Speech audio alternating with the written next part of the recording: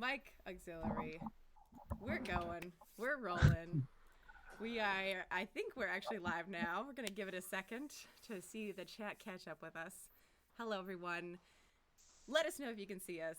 Let us know if you can hear us. We are about to get started, and we want to make sure everything is good to go before we dive into our whopping 7.5 hour stream today. Drop an emoji in chat if you can hear us. Or if you want, because we don't have any custom emojis, you can just type rats in all caps. That's going to be our custom emoji for the day. Rats in the chat if you can hear us. We are so excited to be here with you and excited to share from, I think, almost every single animation team at Riot Games. Lots of rats in the chat. Let's go. Okay. Hello, everyone, and welcome to the stream. We're so excited that you are choosing to spend some time with us, the Riot Animation team, in celebration of animation, game development, and, of course, the LightBox Expo Online. My name is Lana Bashinsky. I am a senior animator here at Riot Games. I will also be somewhat of an MC for the day. So I'm going to take a second for a quick note up top. For those of you who aren't aware, their situation in California is currently experiencing like a combination crazy heat wave and also crazy wildfire situation. So on the chance there is some kind of power outage, we don't think there will be. But if there is, make sure that you're following us on Twitter at RatAnimators so you can be in the loop if there are any updates.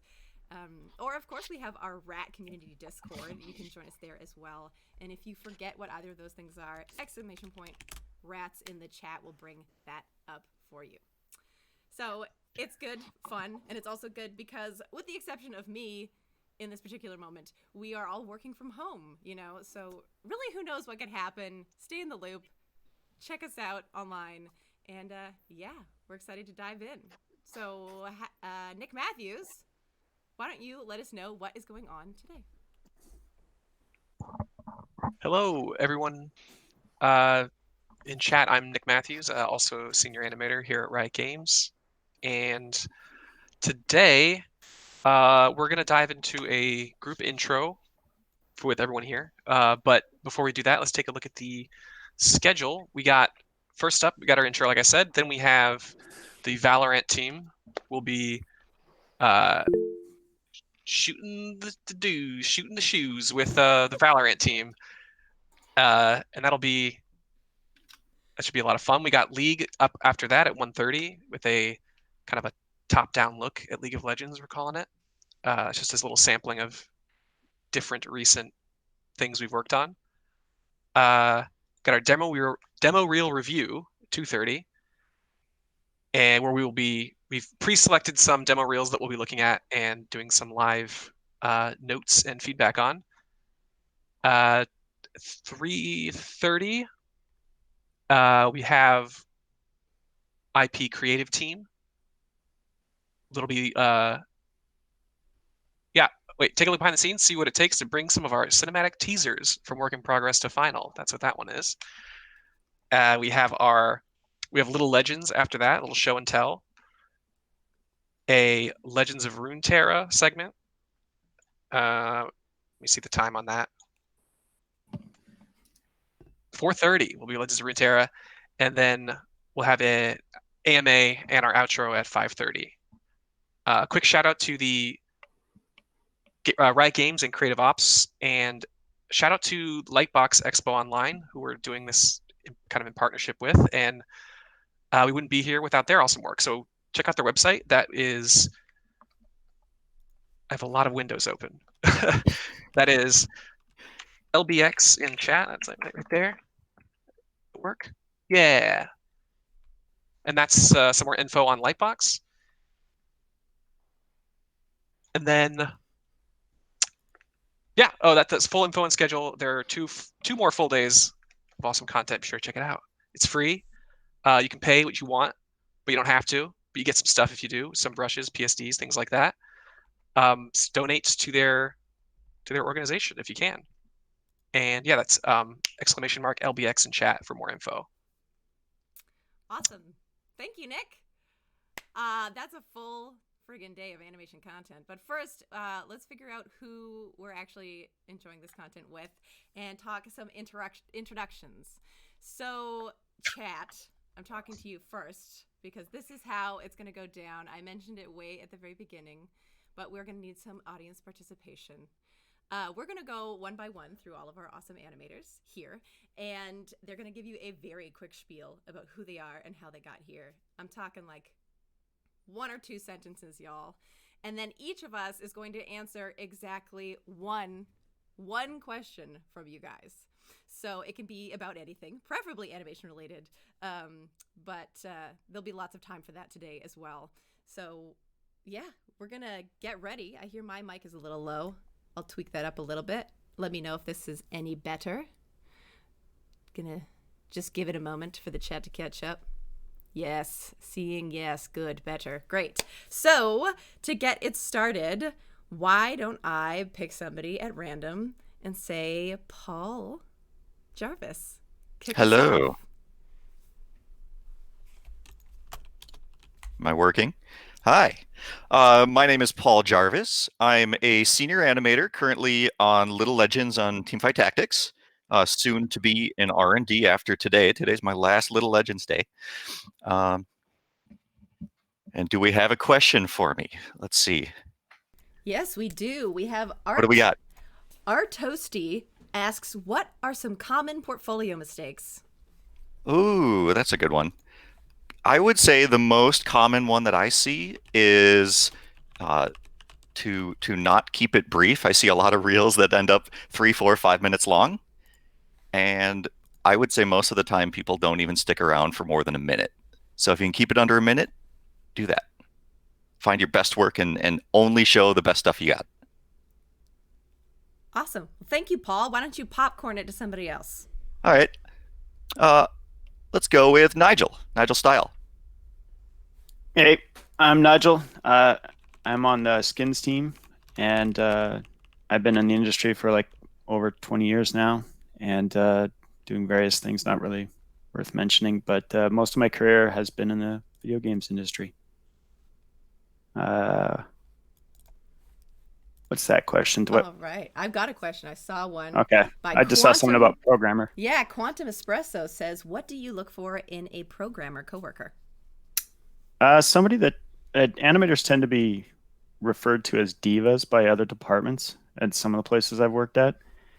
Generally, the programmers that I've worked with that have been really cool and understanding of, what it takes to do what we do and have a genuine respect for, and we have a mutual respect for them, that it can go a long way. So that's someone that really wants to contribute and not treat our departments as like, I don't know, warring enemies or anything like that. That's something I would look for. Right on. Well, thank you, Nigel. Yeah. Popcorn it to somebody else, dog. Matthew Johnson. All right. Thanks, Nigel. Hey, I'm Matthew. Senior animator on the skins team. Been on League of Legends for about 5 years now. Been in the industry for 15. Been an awesome journey. Before this, I was at Insomniac Games and loving my time so far at Riot Games. What kind of questions you got for me? I've got a question here from Miko Farts. Right. Is it better to show off range of things within your reel, or is it better to be more focused on a particular area? Oh, it's a good question. I do think it depends on your audience, like where you want to apply. I think if you're going for a game studio, it's really, really great to have a demo reel that has game work on it. Specifically, if you want to be more of a generalist and animator and kind of work everywhere, I think that is a moment to show that breadth of work, which is fine.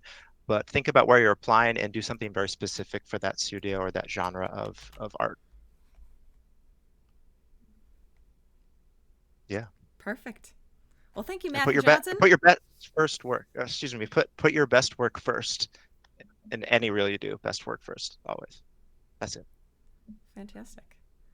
Well, Matthew, will you popcorn it to somebody else? Am I going to ask all of you to popcorn it to somebody else, so y'all are going to remember? I We am do going this in to stand-up popcorn every day. to We'll get A9. it eventually. I popcorn to A9. Okay, hello everybody. My name is Einar Langfjord, and I am a Norwegian animator now living in LA. With the the fires and all of this is the exact opposite of what I'm used to. Summoner name is right, Bainar, and I'm an animator on the skins team. All right. Any questions for me? All right. I saw this one from Death on Time. How do you usually consider visual effects with animation? How does that work for you? The best way for me is to really be in like close contact with the VFX artist I'm working with, and discuss like even before I start going out and doing my work. It's like, oh, what ideas do we have together? What can we possibly do together to make this great? And I also usually want to either make an After Effects mock-up of what I want from the effects, or just do something in Maya to kind of show out my idea. And that will help the VFX artists kind of understand what I'm looking for. And as they give me their VFX, I can give them like slight feedback on how to change it or if it's perfect. And once we've decided on something great, that's usually the best results with VFX. Okay, I'm gonna popcorn over to Chris. Bless Right you. up. Bless you, Einar. Right. Hi, good morning from the West Coast. My name is Christopher Singh, otherwise known as Riot Omu. I have been at Riot for 5 years working on the skins team, and I've been in the industry for also 5 years. All right. Question for Christopher is, did I ask this one already? Rabbit_masks asks, is fan art good or bad to have in your portfolio? Ooh, that's a good question. I would say it's interesting in the context of animation, at least. Like, I know, for example, Riot has released a couple sort of rigs and stuff for League of Legends characters, but in this situation, it's like ultimately for demo reels or portfolios, you want to gear a lot of your content to the goal that you're applying for. So, for example, all animation studios or all game studios have different styles that they're looking for or different skill sets that they're looking for. So as much research as you can do to sort of figure out what kinds of things that they value, if you can always gear stuff towards that, then that's always good. I do think that fan art is one of those things that really shows your interest and passion for a certain fandom or a certain like IP, and that kind of excitement always gets expressed through that avenue. And I wouldn't say it's necessarily a bad or good thing. I think generally speaking, it's more of a positive thing. But in terms of like,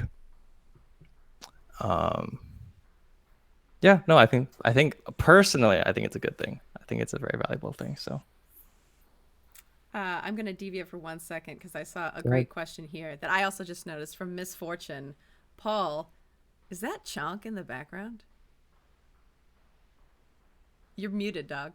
I'm muted. Hi. Yeah, that's my boy Chonk. Very nice. I love the strategic setup. Very, very cute. Okay, I'm sorry, Christopher, please popcorn away. yeah, you're good. I'm gonna popcorn to Mr. David Gibson. Hey, that's me. Hi, everybody. My name is David Gibson. I'm the lead animator for the Valorant team, and I've been at Riot now for just a little over a year. And before that, I worked at a couple other game studios, and I was in film for a little while, for about 8 years prior to that. And yeah, what's next, Lana? Okay, this is great. Tutuf says, do you work with the artists who are doing the concepts for a skin or a character? And do you tell them if it's animatable or not? Yes, on Valorant, we work very closely with all the concept artists. A lot of times, the animators, even animators, tech artists, VFX artists, all the way down the line through audio are involved during the concept phase. We have time to weigh in on, if we just even like it or think it's cool or it could, some other ideas we might have. But also, when it gets down to the technical things like, oh, the sleeves that's going to be kind of hard, for deformations, or that cape is too long or is going to cause problems for us, that kind of stuff we'll sort of throw out. But yes, we do, very much so. And I'm going to popcorn it over to Josiah Haworth. Hello. Now you all know my name. I am Josiah Hallworth. I also work on the Valorant team, and I I've been in the industry for 6 years now.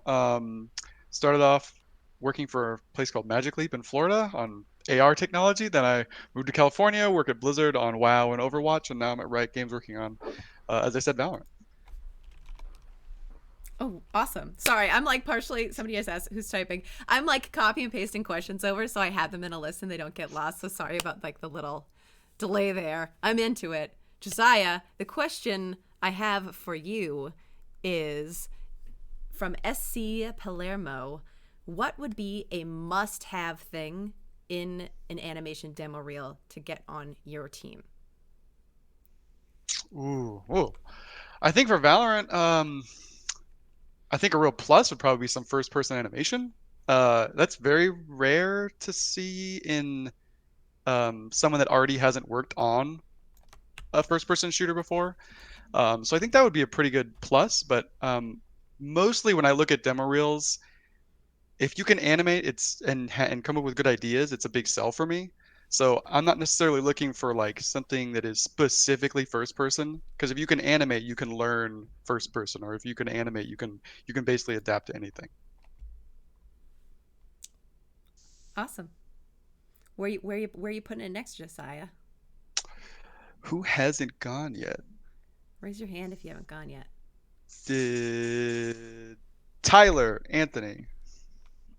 Hello, my name's Tyler. I've been working on the skins team for an entire year now, and before this I freelanced for 5 years working on everything from Disco Elysium to Borderlands 3.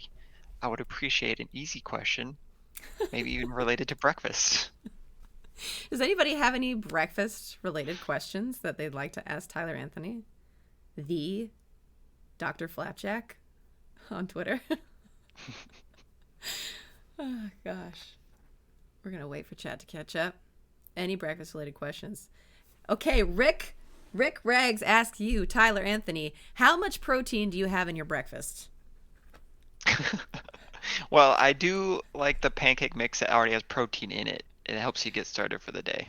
That's great. And because that is an easy question, I'm going to throw another one your way. What is the best way to animate an egg? With the rotation controls. Nice. All right. Popcorn Jason. Oh, hi. I'm Jason Hendrick. I'm a principal animator here at Riot Games. About 15 years of experience running around doing like cinematics, film, games, that kind of thing. I supervise and animation direct a lot of cinematics here for our creative department. And yeah, I animate on animate on things like the Champion promos. All right. Question for you is from Abido-san. I'm sorry if I pronounce your usernames wrong. They're usernames. What do you do when you feel really proud of your work, but after publishing it, you get a lot of critique? I think that's something that's like always happens, and I've been doing it for such a long time. Like I probably end up doing it to myself as well. It's just like a necessary thing that's just going to bound to happen, where a lot of the times you're limited by the amount of time you have to work on something, the resources available. So I guess it's just like take what you learned from the critique and apply it to the next thing you're working on. Like that's basically a sign of growth. So I wouldn't take it as a negative thing. Usually when you don't get any critique, it means that the audience you're creating something for probably doesn't care as much about it. So I think it's a necessary evil, so I like it. Nice. Where are we going next? Hands up if you haven't gone. I'll go for Skylar. Hello. I'm Skylar Sura. I'm a principal animator at Riot. I've been animating in games for about 9 years. I spent most of that time here at Riot, and a lot of that time at Riot working on prototypes for R&D. So I'm kind of like a little bit of a hybrid between an animator and a tech artist. Build a lot of stuff in engine as well. So that's kind of me. All right. Question for Skylar is, So many good ones. Okay, so this one is from LOKH6. From an animator perspective, what are the best traits that a producer that can have? That a producer can have. Well, I think that for me personally, animation, VFX, and sound often end up being at the tail end of production. So there's all this stuff that has to happen before a thing ever gets to you in the stream of workflow. So a lot of the producers I've worked with that I've had the best time working with are ones that really understand that there's these people at the tail end and try to craft the production to make sure that those people aren't the ones who are always getting crunched at the end. It's very easy in a fast moving situation where you're building a lot of stuff to have the people who are at the end always be the ones that eat that really intense time at the end. But I've had a handful of producers over the years that I've worked with who have really, really respected that and tried to really put the fire into the people early on in the production to make sure that these people at the end, us, the animators, the divas, I guess, as we were saying, get our time to shine too, and don't have all that pressure on them. So I think that, the most important quality that I like to see in a producer is just a really good understanding of each piece of the production line and understand kind of how long each of them need to make something, and then plan accordingly. So. Awesome. Oh, and I got to pick somebody. Yeah, so this is where I just stare and tell you. I'll go to Adam Turnbull. I don't think he went yet. Hello. Can you hear me? Yeah. Oh, good. Hi, I'm Adam Turnbull. I'm a senior animator at Riot. I've been in the industry about 10 years now. Been at Riot for 3 of those, mostly on the League Champ team. But I've just recently moved to the Skins team. Yeah. Question me. All right. So this one is from Jay Defont. Hi, everyone. I wanted to ask, in terms of work on the Skins team, do you usually hop between characters and create different animations for them, or stick to one character and create a set of animations for them? I've only been on the Skins team for 2 weeks, but I can try and answer that. It does say in terms of work on the Skins team. I think that just works in terms of work on any of the teams. But you know what? Okay. Talk about Skins. I'm sorry. I mean, I can mention both, I guess. Champ team, we generally get given one champ, and just kind of ride it through to the end. Sometimes we support another champs if we have time, but usually it'll be one animator per champ. Now that I'm on the Skins team, I am working with more than one person now, right? There's 3 of us on one skin. Does that answer the question? It does, but that was kind of a flub on my part. So instead, I'm going to give you another question. I get 2 questions. You do get 2 questions. I'm sorry. God. So Dally_Doodles says, what is it like working from home? And do you think that studios in the future will continue to make animators move to another country for work? I do like it, but I also miss the office just because of the general interaction with people you get in the office. It's just a different way of working. I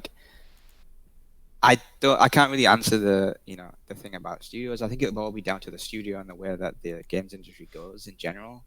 I guess if enough studios do go that way, it's going to be hard for some not to, because they're going to take all the people that want to work from home.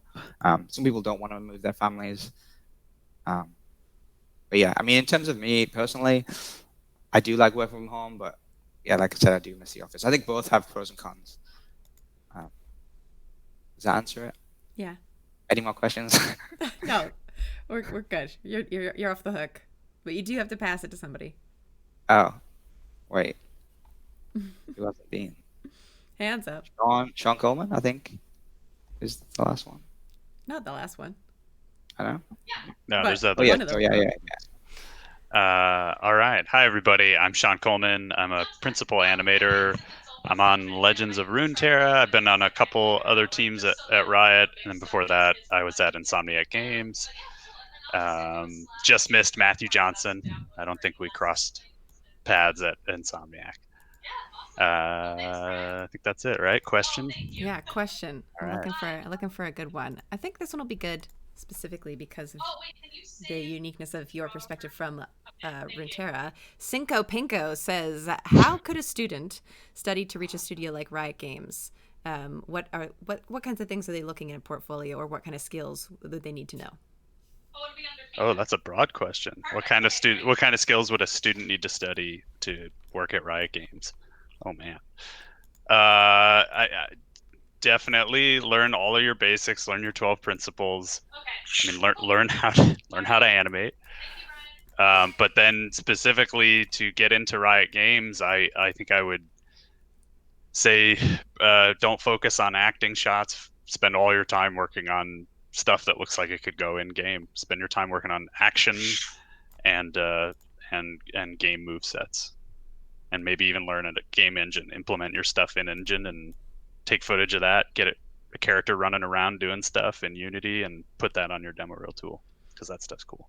All right, I'm going to toss one more question your way, just because I think it's mildly related. Do you ever, and how often do you, if you do, shoot footage of yourself before you start animating? Do you shoot reference, dog? I never shoot reference. Honestly, I'm the worst animator, because a lot of the stuff that I'm doing right now is there's not a lot of ways to shoot reference for it. So I'm a bad animator. I don't shoot reference very often. I do stand up and I'll act it out and I'll look in a mirror and stuff like that, but I don't shoot reference. When I used to do cinematic stuff at acting based cinematic stuff at Insomniac, I would shoot reference for that. But no, I don't shoot a lot of reference. Other animators are much better about that. I'm a bad role model. Hey, can I jump in there for a sec? Yeah. I don't think that makes you a bad animator. I agree. Yeah. No, you're an amazing animator, and it has nothing to do with reference. So. Oh, thanks. I think it's important to have that insight too, Dave. because it's true and feel good. Oh, that's right. I think it's important to have that perspective, because I think in school a lot of the time they'll be like, you'll get teachers being like, this is the only way to do things because that's the way I learned. And so hearing, like, I shoot reference all the time. I don't think that makes me a good animator. So it's just fair point. Yep. Interesting. Yep. There is different also strokes. Somebody did submit a Legend of Runeterra specific question. We're doing great on time. I was really worried that the group intro is going to go super long. So I am going to take a little bit of liberty here and say you're on the hot seat for one more question.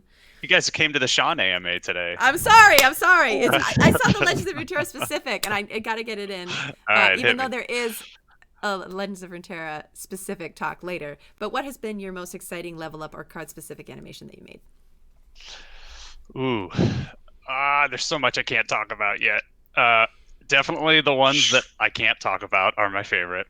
If you ask any artist what's the favorite thing they've ever worked on, it's the thing they're working on right then, because it's the thing they think is the best they've ever done. But of the things that are released, probably Tarek I'm most proud of as far as a level up, because it's really fast, quick, and the animation, there's actually not much to it as far as animation goes, but as far as like crafting the scene and everything came together really nicely on that. And if you really want to learn about that, you can come back at 4:30 and I'll show you how I built it and how me and other people built it. Heck yeah. The plug. Cool. I love it. Yeah. Who hasn't gone? Who hasn't gone? I got to pop it over to Show. My man Show. Yo, hey, what's up? How's it going? My name is Sho. I'm the animation lead on League of Legends Skins team. I've been in the industry for 20 years and been at Riot Games for about 9.5 years. Before that, I was at EA Games. I've done first-person stuff. I did a little bit of cinematics work, a little bit of working with motion capture, but it's been pretty diverse. Well, that's great, because I have a question. And I've been specifically saving it. This is from J Flat All the Way. I'm currently a student in animation, and after graduating, I was planning on doing freelance, but I also want to be in the industry, which I assume means like a more solid full-time job. What do you suggest as somebody with such a varied history? Sorry, what was the question again? The question is, somebody is a student, and after graduating, they were planning on doing freelance, but they also they're thinking, like, I think it says want to be in the industry, but I'm reading that as like want to be at a studio. Yeah. So do you have a suggestion, or do you have a thoughts on those two different options? Well, definitely, like, each person has their own individual goal as to like what they want out of their career. I think someone that's a freelancer, they want to be a freelancer. There's major success in that, and you get the freedom to hop around and do a bunch of stuff. Working for a big studio definitely has its perks because there's more stability there, and you get to work on these big teams and everything, and learn a lot. I definitely recommend trying both out if you're unclear as to what you want to do, and you have a little bit of freelance work, but you sort of want to check out the game studio, then do the freelance stuff for now as you work your way into like building a portfolio that'll get you into the game industry. But there's no right answer. It's basically like what you want. Yeah. Hell yeah it is. All right, who's left? I think it's just a couple of us. Hands up if you haven't gone. Nick, man. I think that's Nick. it. Go for it, Nick. Alrighty.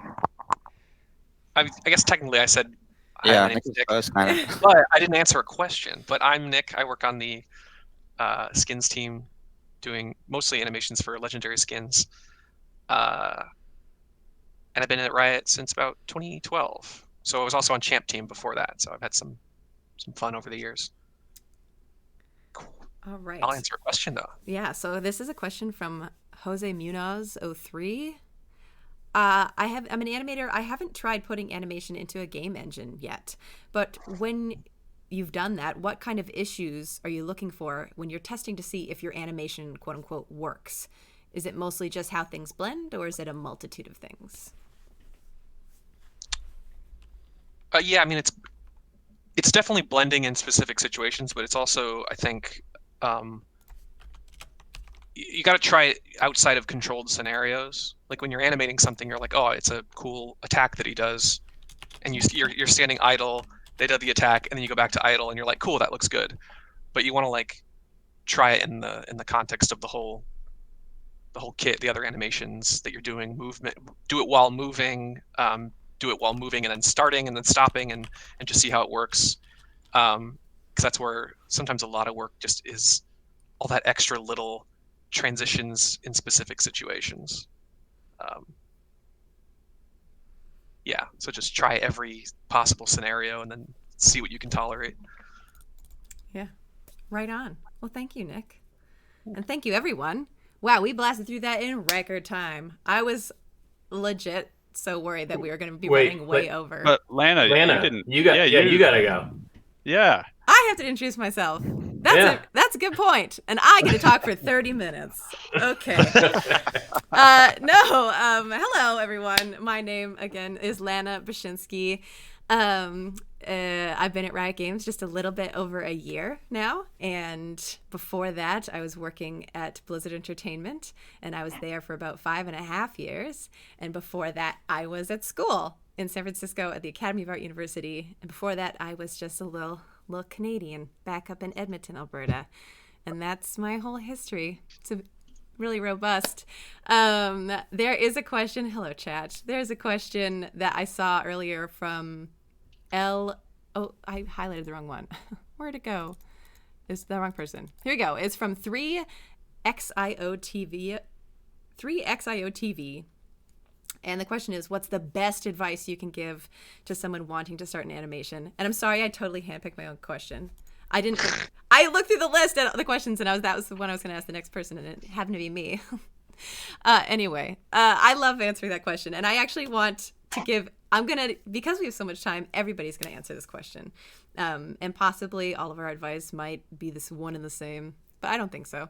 But it is one of my favorite questions to answer because I think, aside from the obvious of like, know how to animate, the best advice I can give someone wanting to start in animation or any industry truly is to get involved with the community that surrounds your industry. There are wonderful events like this, when the world is open. LightBox is such a wonderful place to go and meet people who are of like minds, and not necessarily there to like meet the pros and like get in with the nitty gritty and try and like rub elbows with people, but meeting people on your own terms who you might do collaborative work with, people who you might just become lifelong friends with because of a shared passion, and people who could sure give you demo reel reviews, but also maybe somebody who is just starting out, and even if you have a little bit of experience, you can help them up, and then everybody's sort of helping each other with the things that they know how to help with. I think it creates not only a richer industry, but you'll have also a richer experience in your career, rather than just a fight and trying to elbow everybody down. Get out of my way. This is my job application. It's way better when we're all helping each other out. I see some tea times in the chat. Hell yeah. Those who know, they know. But yeah, that's my answer. And I'm just going to sort of open the floor for a sort of general discussion on that now too. Like, we're up front, up top. People want to do what we're doing. They want to be working from home in our Google chat with us, right? What is your best advice for getting in the industry, y'all? Anybody can take it. I'll start, I guess. I really liked Lana's, but I'll talk from a different angle, from like a craft perspective. One of the things that I think is really important when starting out and learning animation is to just not be in love with your animations. This was something that was really hard for me, even as a student. I wanted to like sit there and like noodle on them and make them perfect and make them beautiful. But I think one of the best things you can do is like move on to the next thing. You know, I like to say to students that like one of the easiest things to learn is polish. One of the hardest things to learn is just like making good animation and blockouts and having creative ideas. And a lot of that just comes from like doing a lot of different shots, a lot of different things, trying a lot of different ideas. And it's also just a pretty good mentality to have for the working in games in general. I mean, I work on like prototype games. I've thrown out like entire projects worth of animations multiple times, like hundreds and hundreds of animations. They've just gone into oblivion, you know what I mean? And you have to kind of be okay with that, even on like a given champion or any given thing you're working on. None of it is really safe. You know, the ability could change, the timing could change tomorrow, and you have to be okay with and excited about like moving on to the next thing. So that's kind of my advice, is to try to love the process more than the thing you create, because animating games is a lot more about doing it than it is about the final product. And it's great to be proud of it. I mean, I have a lot of things that I've made that I'm proud of. I have a lot of things that I've made that I'm not super proud of, but I'm pretty happy with my career in that I've got to like work on a lot of animation, even if a lot of it never saw the light of day. So that's kind of my 2 cents about it.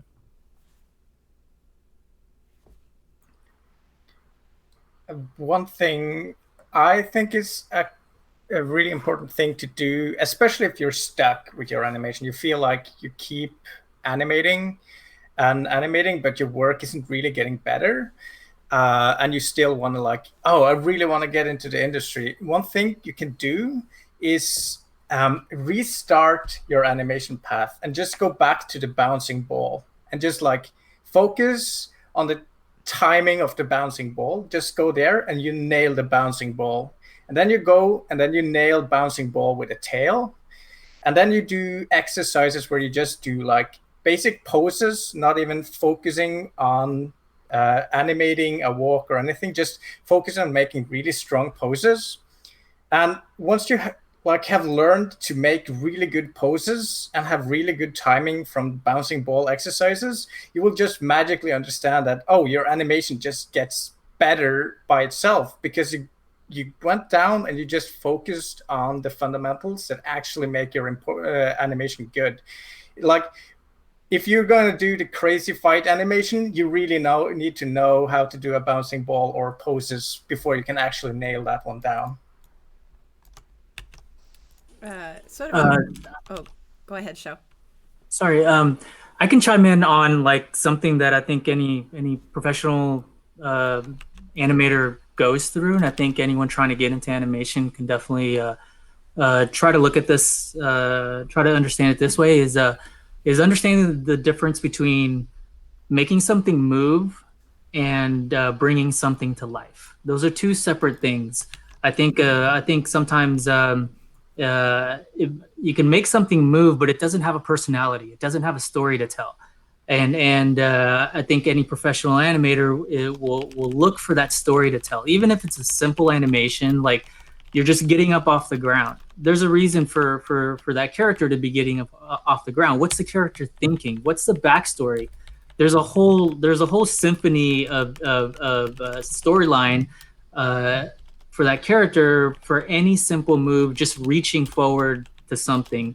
There's always going to be some sort of backstory. So I think focusing on that, if you want to become a professional animator, think about the backstory and the reason for the things, for the way things move, as opposed to just something moving for the sake of moving. And I think that's a very, for me, that was a very eye-opening experience in art school when I realized the difference between that. And it really it made me actually realize that I was an animator when I started to look at things a little bit differently there. So try to keep that in mind for sure. Yeah, I definitely think of animation like there's like obviously technical skills that go into it, whether it be like your technical ability to draw things or your technical ability to work with a computer and understand what the graph editor is doing or how to use Tween Machine. Like there's technical skills, but like when it comes to like creating a really compelling piece, it does lean more into sort of a thespian side of your brain. There is more like acting involved. So it's very funny to be talking about characters and you're talking about like you're creating a video game, especially working on something I feel like Valorant or League of Legends. It's like it's fast-paced, it's competitive. The most important part is the player's experience. But even knowing that we're considering all those things, I'm also considering the experience of the character who we're creating. Like they're throwing that attack that way because they feel like they're having a sigh. Like what's the internal like subtext that's happening within this character is like another layer that's happening with it within anything. So creating a compelling experience is not just making the movements happen, but making the movements happen that are unique to this person that you've created or this creature you've created, like whatever it may be. Really great point. To kind of add on that, Lana, as well, to bring it back to the first comment you made with the initial question, I think community is one of the most important things you can have as an animator, because when, let's say you're a student, you're in art school, a lot of times we have tendencies as artists to kind of, heads down, really focus on our work by ourselves sometimes. But the reality of it is when you go out in the industry, it's a collaborative process, right? Wherever you're working with other people, other animators, especially in games as a game developer, you're working with engineers, designers, concept artists, production people. So definitely learn the fundamentals of animation to make the core of your actual craft strong. But knowing other animators and in the animation community, but also in the game development community just in general, that will help you be a better animator too, right? Like getting the experience of working with other people on a project. Let's say you make a Unity project together with a couple other artists at college or abroad. Like that's the experience that actually helps you faster in your career sometimes, because being able to communicate your ideas before you actually put them down on paper, so to speak, that's very helpful in how you work. You get like especially on skins, right? Like we work really fast with tons of other different disciplines, from start to finish in the thematic phase and the development pre-production phase into the phase of me actually doing the animation for a recall or a legendary. But the fun of that too is that process. So if you can get really, really involved working in a collaborative way with other disciplines, I think that will really help propel your animation career as well, not just in the craft side of things, because you also have to learn and experience those skills of communication to get your ideas through to the team you're working with. So even if you're in college, some students have this idea that once they graduate, they're going to go out and then go find people and then go start networking. But the reality of it is you should be networking now. Even if it's your first year and you just started and you want to do animation, start networking now. Reach out to people on LinkedIn, reach out to other students, join forums where you can get your work reviewed by other people. But the best thing you can do, like Skylar everyone else has said, is not be so attached to your work. Be ready to start over, throw it away, get the creative feedback, especially from non-animators as well, other artists that don't necessarily know the craft of animation, but can say, hey, here's what I'm feeling. This is kind of what I hope to see, and maybe it's hitting it, maybe it's not. But getting everyone's perspective, not just from animators, is also really helpful and critical, especially in the industry. So lots of different things you can do, but just get out in the community and have fun and just keep working on your craft. Yeah, there's a question here in the chat from Shiver J that I think is really good for Jason if you want to take it. Are cinematics usually involved with the jobs of being a game animator, or is there a separate position that focuses on narrative animation at Riot? As somebody who's sort of experienced both halves of that, do you want to chat about that? Let's do it. So I think Riot's it's a bit of a unique studio for this. Like traditionally at like other studios, you'll have animators that focus primarily on cinematics or things like that, and that's all they do. Like at Riot, there is a degree of that, but it's kind of like you go where the need is. Like previous to what I'm doing now, I worked on TFT and on the champ team, and so basically I had to like flex different muscles. Like my background is primarily in cinematics because I worked in it for about like 9 years prior to Riot. But for Riot, it's like when I was working on TFT, I was also supporting supervision on cinematics as well. And it's like you'd have to like context switch on the fly. And so it's like a unique situation where it's like you don't really get tired of anything you do, like because it's always like you're always lane swapping, or at least you have the opportunity to do that more here than other places I've been.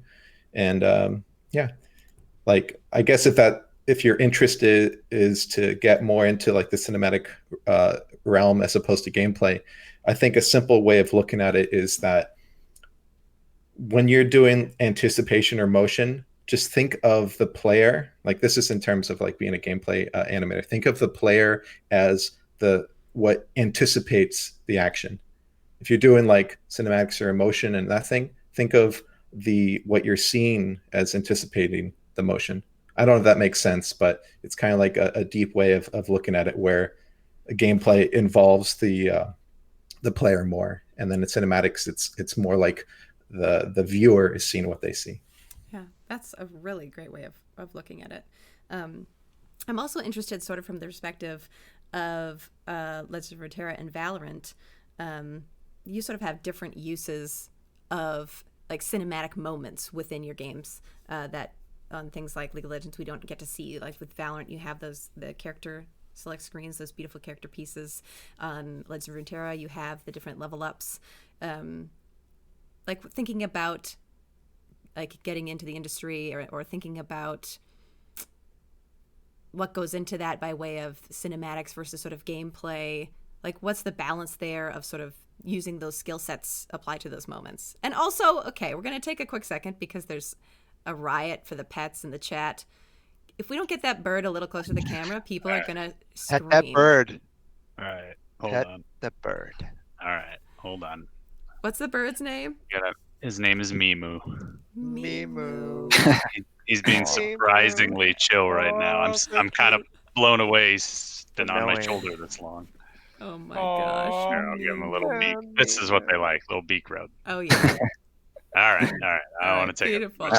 Sorry about that. Anyway, there's Mimu chat. Enjoy. Teamwork.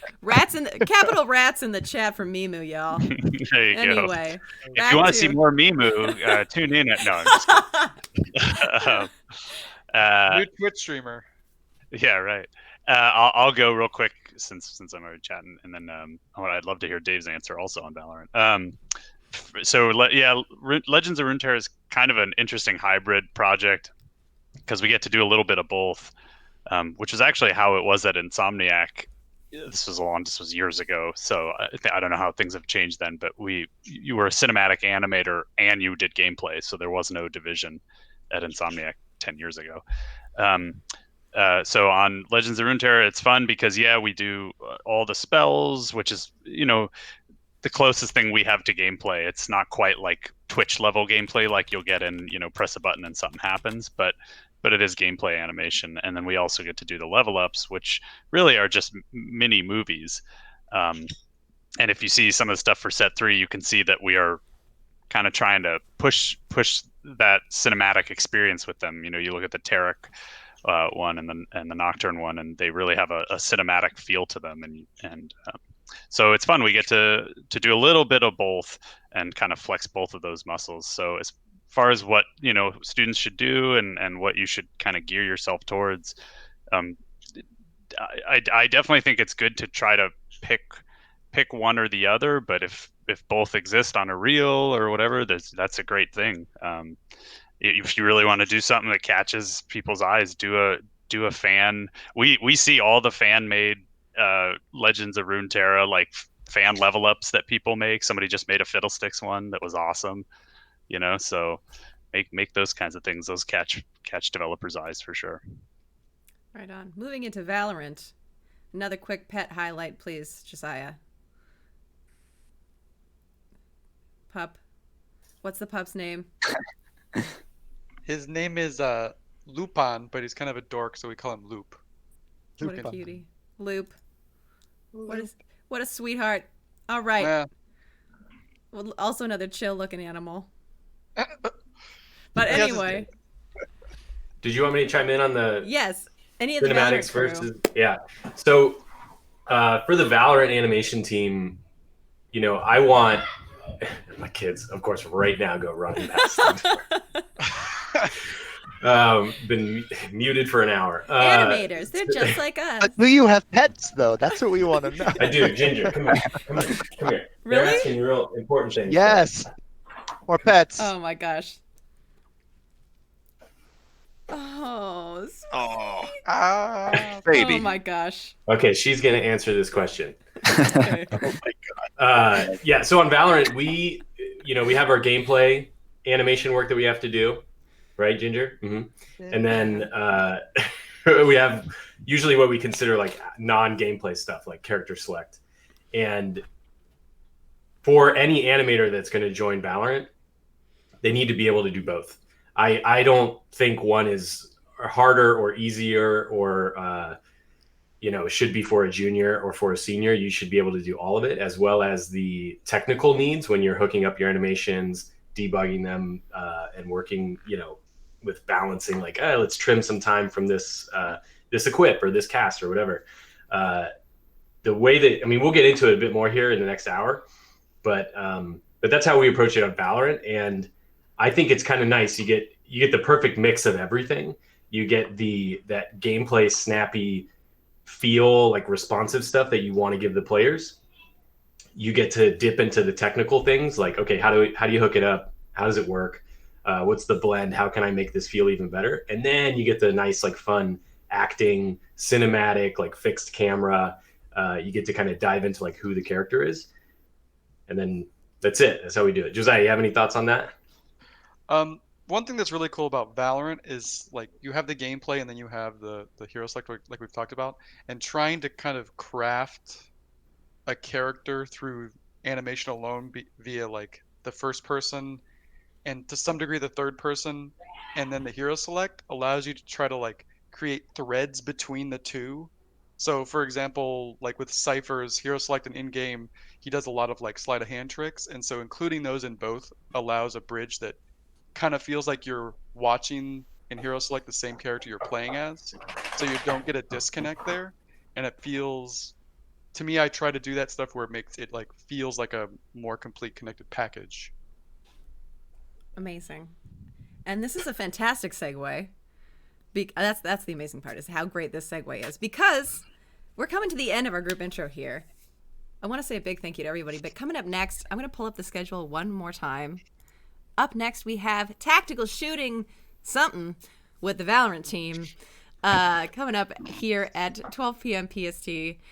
But in the meantime, does anybody have any final thoughts before we head into the rest of the day? Here we are, group intro. Do we want to do like the pose for the photo, like this classic of our rats, baby, rats? Everybody just hold a freeze frame, and I'll screenshot it from the VOD later. What kind of pose are we doing? Any pose you want, Rat- dog. Rat's pose. Rat's pose. Do we do all the same one? What's a rat pose? What's a rat like that? It's don't your know. interpretation of a rat Is pose. it like sly? Sneaky. Okay, great. Rats. Dogs, Anyway, cats, rats, birds. rats in the chat. Rats Oh, here. the cat. Cats, cats Hello? and rats. I know I Paul, can't get Ollie. She's sleeping. I don't want to wake her up. do you want to get the All full cat intro, animal. Paul? Oh my God, this is Burger. Burger. Burger. Squirmin'. Yes. Well, everybody, thank you so much for joining us and all of our pets for the group intro. We're really excited to be hanging out with the Valorant team, more of which who aren't even currently here, and we're going to meet them again in just a couple minutes. So sit tight, stay tuned. You don't have to go anywhere. We got nice transition screens. It's a really pro stream. But yeah, thanks everybody, and we'll see you soon with Valorant. Thanks, y'all. Bye. Thank you. Bye. See ya.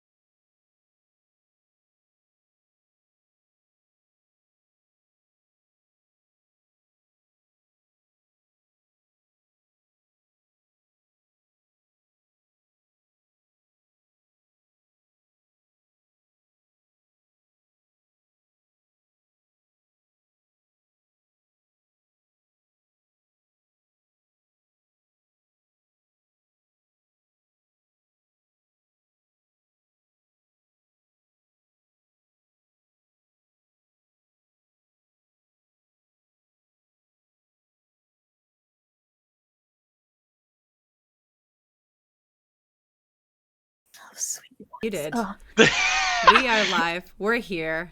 Oh On the no, not stream. yet. Oh my gosh. Don't. Yo. Don't. I'm too new to streaming for you to make it seem like anything's wrong. Hello, everybody. We are back. I'm so excited. If you are just joining us, my name is Lana Pashinsky. I'm a senior animator here at Riot Games, and I'm going to be your MC for the day here with the rat. But more importantly, right now, we are about to get tactical, shooting the we don't know if we're allowed to swear with the Valorant team. The stuff. Shooting with Valorant. Anyway, I'm done. I'm done talking for this section, and I'm going to pass it off to the incredible David Gibson. Take it away. I don't know about that. Hello, everybody. There's two of us right now. There are two of me. Oh, God. I got to get one of those. My kids, boy, they would love that. Let me see here. So my name is David Gibson. I'm the lead animator for the Valorant team. I don't do anything. Everyone else that you see here does stuff. So don't lie. Yeah. Real quick here, I'm going to go around and just introduce everyone because I'm looking on the stream and there's no names or anything. And Lana disappeared. Oh, I see some names. What I'm going to do is I will start. Let's start with the lower right of your screen. Mr. Lorenzo. Oh, God, I hope I get this right. Coliori. Yes. Yes. Yeah. I woke up in a cold sweat last night. I was like, how do I say this? Lorenzo is an animator on the team. We'll get into everyone's background more as full frame. Lorenzo used to do cinematics, and now he's a game developer. And there's a lot of good juicy stuff there to dig into. Oh no, we switched around now on the screen. I know. I was gonna bigify every single person, but I think it's gonna switch the order every time. So everybody just give a really big wave when it's your face. All right. Well, all right. My plan is just gone, but they're the same on my screen. So next up with the llama is Paul Mombriquette. Oh no, he's gone. Oh, he's got a Canadian flag. There we go. That's his Canadian flag. Paul's an animator as well on the team, and he has a illustrious and storied career in game development and animation that we will get into. And then next on my screen, we've got the guy with the wig and the visor. That's Adam York. Now, Jesus. Adam York is probably best known for animating the bird in the opening of the Spirit tradition. He used to do traditional animation. Paul, did you do traditional animation too? Not on purpose, no. Okay. Not on purpose. There's a little horse maquette that Adam used to use to make sure that he was on model when drawing Spirit for the movie. Oh, whoa, that's cool. Adam and I go way back. We've worked in game development for a while together, and we used to work in films together. And he lives 10 minutes from my house, so we're real close. And next on my screen, we have Billy Lamb. Give him a good wave, Billy. Billy is an animator on the team. All right, too many air horns. Tone it down. More air horn. Billy, you were a cinematic animator. This is your first game job, right? As a game dev, or no? No, I was at Amazon Games for a while. Oh, that's right. You were at Amazon for a little while, for a hot minute, and before that, you were doing cinematics at Blizzard and a few other places, right? Sony ImageWorks too. Yeah. I think we were there at a similar time. Yeah, I did film for a while. Yep. And then next up, we'll do Josiah Haworth. Who, if you guys were here, where's the horn? Oh, we got a mask. Josiah is an animator on the team. And how long have you been in the industry, Josiah? I think I said earlier, 6 years, I think. 6 years for Josiah. Yeah, something like that. Yeah, he's worked on such projects as WoW and Overwatch, and now Valorant, and something at Magic Leap. Yeah, I worked at Magic Leap for Cool. a year. Yeah. So you can see already everyone has kind of a different path to get to this point. Now, next up, that's all the animators. Oh, we are missing one animator, Sean McSheehan. And he is the brains behind. Yeah, pour one out for Sean, because he just had a baby. And he could not be here today with us because he's dealing with babies stuff. And he is responsible for, what would you guys say, like all of the gun animations in Valorant? I think Billy did some, but 99.9% of them. Yeah. Sure, yeah. Yep, including like the dragon skin line that we released not too long ago, and that kind of stuff. So if you have any specific questions about that we can't answer, we'll get in touch with Sean and we'll figure out how to get those answers to you somehow. Next up, so that's all the animators for the animation team. But I asked all of our tech artists to be here because you're not an animator anymore in CG if you don't have a rock solid tech art team. So let's start with Jue. Down, she's in the top right on the stream. Jue's been at Riot. How long have you been at Riot now? 6 years. 6 years. And when you first started, you were on League, right? Yeah. Yeah. And then you switched over to Valorant. And we wouldn't have a game if it wasn't for Jue. Dave, So, explain to the chat what tech art team does. you got it. So tech artists, as an animator, we'll have a modeled character and then a rig, right? And that model character needs to be skinned and set up so that we can make a move around and set keyframes. More so than just that, our tech art team also handles making sure that all the characters, all the skeletons, all the skell meshes, all that sort of stuff is set up and implemented in the game correctly, as well as things like cloth, hair, that kind of stuff that needs to be simulated during the game. They'll set all that up for us. They handle a lot of our kind of like silly requests when we're being divas, like we discussed not too long ago. Basically, the main question is, can I have more bones? Can I have more controllers to animate? Can I have more bones? This looks And on like crap. Valorant, Can the you help answer me? is no. Sometimes, and we'll get into that. Usually no. Yeah. We have to be very smart with the bones that we have. And then the other thing that our tech artists do a lot, so pipeline things like, oh, we need to export an animation, write those tools for us, things like pickers and pose libraries, stuff like that animators need. But also, you all help us when we're implementing animations. Sometimes we run into a problem, or maybe all the time we run into problems, and then we send up flares and yell for help. And that's when our friendly tech artists swoop in and fix it for us and make it all work. Does that answer? Is that a pretty good answer? Yeah. Sound Yeah, good? no, that was great. All right. Then next up is Alyssa Diaz, tech artist with the amazing red hair. And Alyssa, you joined Riot about a year ago, right? A little over a year ago. Just over a year ago. And before that, you worked with quite a few of us at Blizzard on Overwatch. And then before that, where were you? Right before that, I was at ILM. All right. Industrial Light and Magic. So again, you can see everyone's got kind of like a different path to get there. So the reason I'm asking everyone kind of like to go into this a little bit is that I think we might get some questions about like, oh, how can I get to Riot, or how can I do this or do that, or how can I get there, do these things.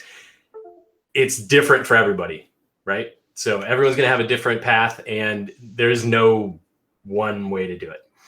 All right. And then last but not least is the newest member to the Valorant animation team is Sarah. There you are. Sarah Anderson. Yeah. So Sarah is a tech artist, and she joined us in February. Yes. Right before the world went to and we were all forced to work from home. And so we all got to, I think we had lunch with Sarah once, and then we've only ever seen her like this since this whole thing started. So Yeah, I was on campus for like 2 weeks before we all got booted home.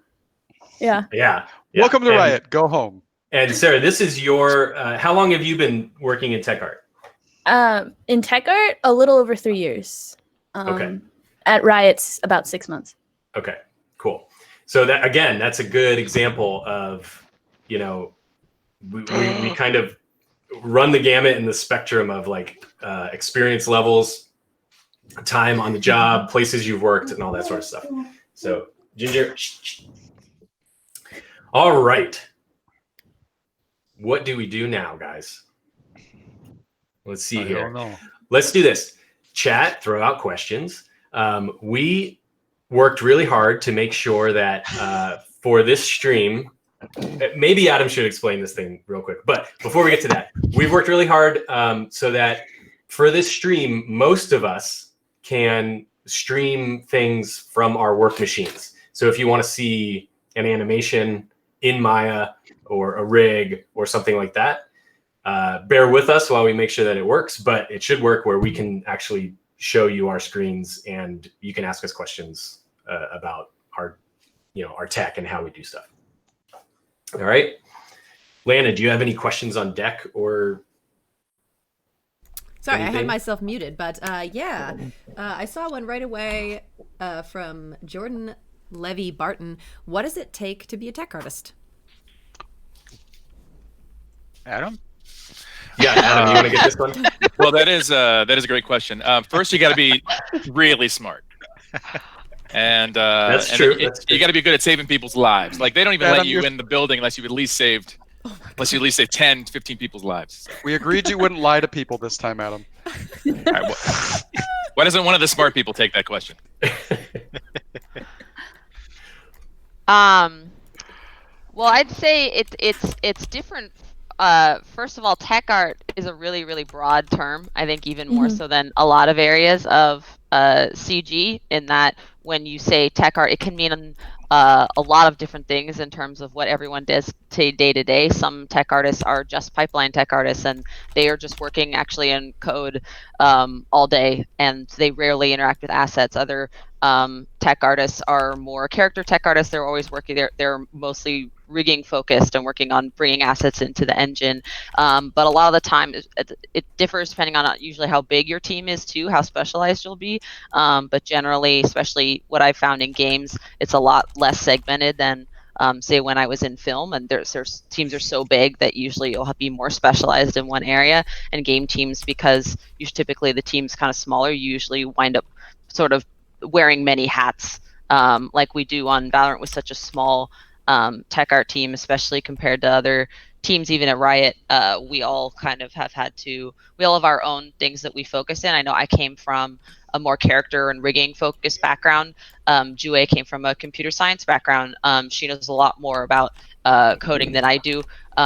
So we all sort of have our specialties, but you don't have to be basically it can differ depending on what path you sort of take. Jue, do you want to add to that, or?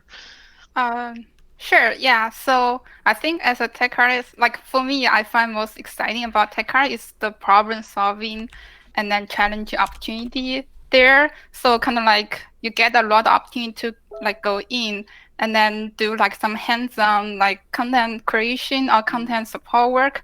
Also, you can step back and think of those kind of like challenges like in the bigger scope, and then kind of like see if you can solve the problem from the root cause. So I think like tech art is a very kind of like very interesting kind of thing, but like I think you can find yourself enjoy it a lot if you love like problem solving and then helping people. It also varies very much between studios, the definition of tech art. Some studios, tech art and character rigging are two entirely separate jobs.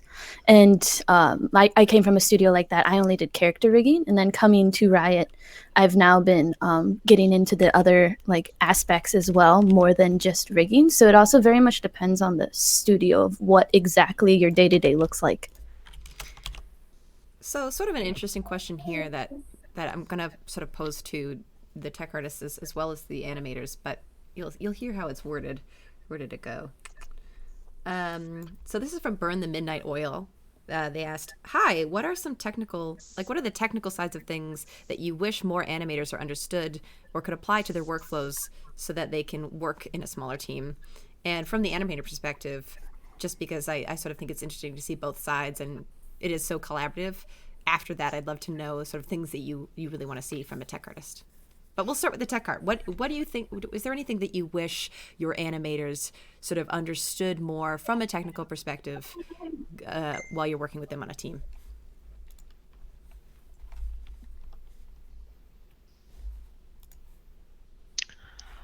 I think like definitely help. Like simple rigging knowledge. Like, hey, do I need a do I need a bone here to actually so that I can animate something? Stuff like that would definitely help. Like, I know like some of the smaller team doesn't have a rigging person, so maybe the animator will be the person who actually set up the rig for himself or herself to animate. So I think a simple it doesn't need to be deep, but like simple rigging knowledge would definitely help. I think also knowledge of limitations. It helps to know kind of, but it's really our job to sort of impose limitations in some ways, and it's not always a fun job because it's like you want to we're obviously trying to do the most we can within any constraints that we have, but it helps for everyone to kind of be on the same page in terms of how okay, if someone has this crazy idea, what is actually what having it intuitively what the tech might be needed to make that happen, and is that something that we actually have the bandwidth to do. I can speak to the animator side of that, where a lot of times I think for tech art, what it's nice to have with tech art is patience, because a lot of times for animators, you don't really know what you're going to need until you need it, and a lot of times there's just that iterative process back and forth, and that can be really taxing, and you need a tech artist to sort of just go on the journey with you and maybe just be patient. And also our tech artists have been great because they've been able to give us a lot of stuff for free. We've been able to sort of iterate on things that we'll animate something in basically like a core element that is shared among all the rigs in our game, because our team is a lot smaller than the league team, and in that space, we don't really have to focus on a lot of minutia. We can have broad strokes that affect that those animations then will sort of be sent out into the whole scope of the game, and that's tech art brilliance right there. And I think it's also in problem solving, just trying to find the process of elimination, trying different things. If you're having a problem exporting something out, try and do a few things that will narrow the actual issue for the tech person, because if you don't, you're going to present them with this wide range of why isn't this working, and if you can narrow it down for them, your response time with them will be a much quicker turnaround and make their job so much easier. And it probably winds up being your fault anyway, that some stupid thing that you've done. So it's better to try and get that out of the way first. Awesome. Yeah, I really appreciate our tech artists because there's a lot of back and forth that goes on. And another tech artist that worked on Valorant, who's not here right now, is Jeremy Ernst. He helped us out for a few months, but he was awesome. And I was working with him on the Reyna rig. And I saw in chat that there was a lot of love thrown to Reyna earlier, which is cool. But Jeremy was cool because after he finished rigging Reyna, he actually threw in some cool animation just to test her out. That he had. I mean, if you guys don't mind, I would love to share that just because it's kind of like a fun little thing that he did. Why don't you perform it right now, Billy? I would perform it. Hey Adam, can we get an air horn for Jeremy Ernst? Yes. Oh, there we go. Can we also get rats in the chat for Jeremy? Why not, man? Let's flood it. Yeah. Let me see here. Can you guys see this on my screen? It's coming. Yes. Yes, there, Billy. All right. So the nightmare continues. This is what Jeremy sent to me after he rigged it, just so I can see how she deformed.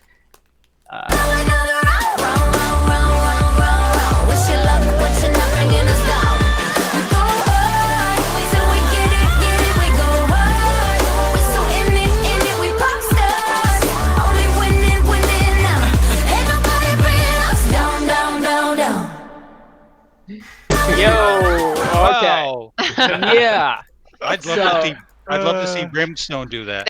I gotta say, who wore it better? I prefer the Brimstone version. Yeah. Yeah, no, Brimstone was the best. Maybe we can pull that up later. But no, I was just saying, like, Jeremy was awesome because he did that, and it allowed me to see how the character deformed really quickly. And there was like some issues with her belt that we had to work out rigging to make it look nice. So, got a lot of fun out of that. He just threw in some KDA motion capture that he had laying around, and that was fun to see. Thanks, Jeremy. You're the best. So, speaking more to the specific process of what's going on behind the scenes with Valorant, can you just, for anybody who might not be familiar with game dev, can you walk us through the process of coming up with new agents and their abilities, and discuss a little bit about how they impact the game overall? Like, what different teams do you work with to discuss bringing a character to life? And I forgot to copy down who asked that question. Great question. But there's like a ton of demand for anything you can show behind the scenes. I'm just going to pitch that out there rather than naming off people. I see you. Anything you guys want to show off, please pull it up at your discretion. All right. Does someone want to walk us through the process of making a character for Valorant, or do you want me to do it?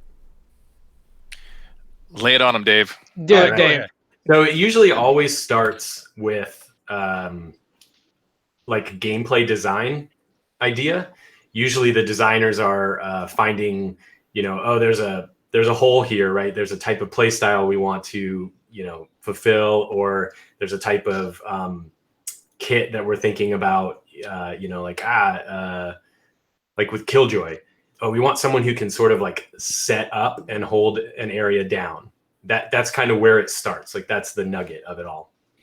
And then from there, it'll go into concept, and you'll have concept artists just create hundreds of different designs. If it's male or female or a robot or this, or it has a dragon or like whatever, like you just anything goes at that point, right? Just try to find what's cool, what fits the kit, what feels like it'll kind of fit in the game. And then once the concept gets far enough along and everyone's feeling like, hey, we're getting pretty close here, that's when all the teams will start to weigh in.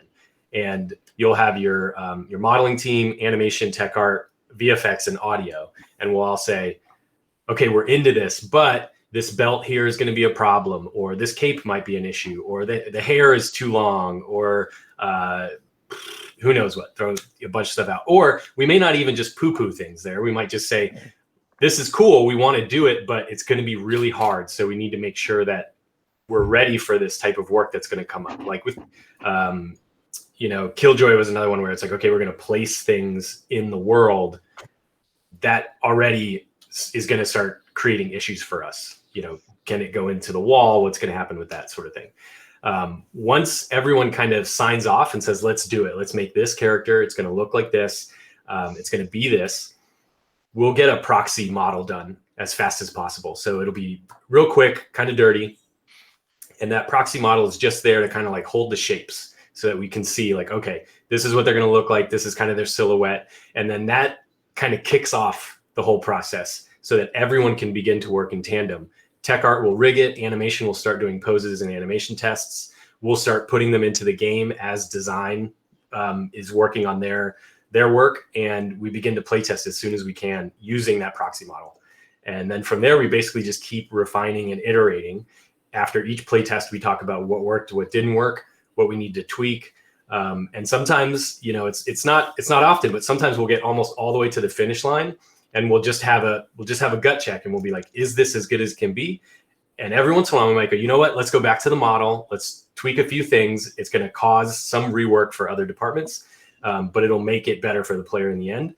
And then that's pretty much how it goes. It kind of becomes a little bit of a waterfall. Once we get through that early proxy prototyping phase, then everyone is working in tandem, and every day when we play test, we see the updates come in for every single discipline.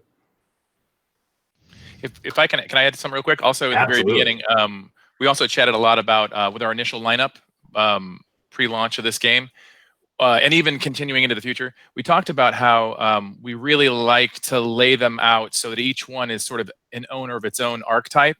A lot of times, no matter where you are, where you work, or what you're working on, a lot of people are always saying like this character should be the most epic ever. Like I know we just did the most epic ever, but we should make this one the most epic ever. And that is a blanket of bland. It ends up being nothing. And so arguably in the beginning, if you can, you want to really streamline. This is the smartest character. This is the most evil character. This is the sexiest character, so that we can really lean into those and sort of set the ends as we move forward, because it keeps things more unique in their own space.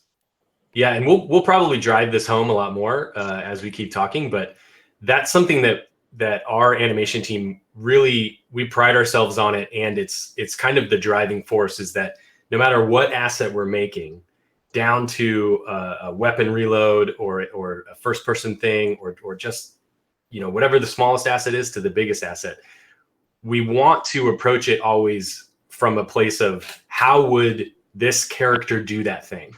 So I've seen a lot of questions come up where it's like, how do you keep personality and show personality and stuff in first person in a show?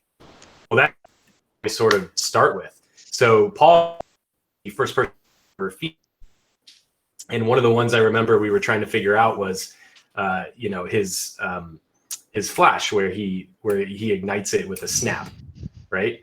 Well, he didn't always do that. It just kind of turned on, and we went round and round like, well, what would Phoenix do to make that fire start? You know, like what would the coolest thing for Phoenix to do? And he's kind of full of himself, you know, that kind of stuff, and that's where it all kind of starts. And then from there, we usually just try to do like quick poses to figure out like, okay, is this reading? Does it feel like a snap? Does it seem fast enough that like it shows confidence in the snap, or do we want it to be a little slower, like he's bored? And like there's a lot of things you can do there just by moving some frames around and changing poses. So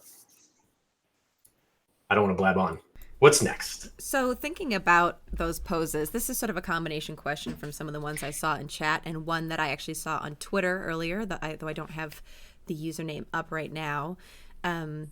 Josiah, you talked during the intro about wanting to really connect the character in like the character select screen with the character that you're playing. And considering you only get to see the hands of the character you're playing, do you just get to see the hands, really? Sort of what does this animation look like behind the camera? And is it difficult to translate something that you can have live within this full body into something that you realistically can only see from the wrist down? So I can actually pull up, if you give me a second, I can pull up the Cypher rig. The Cypher rig for one of his first person animations, and we can take a look at what that looks like, if that's cool with everyone. For Cypher, and for first person in general, there's a lot of cheating. So kind of giving the perception of that you're at eye level and where the shoulders are they're very fluid.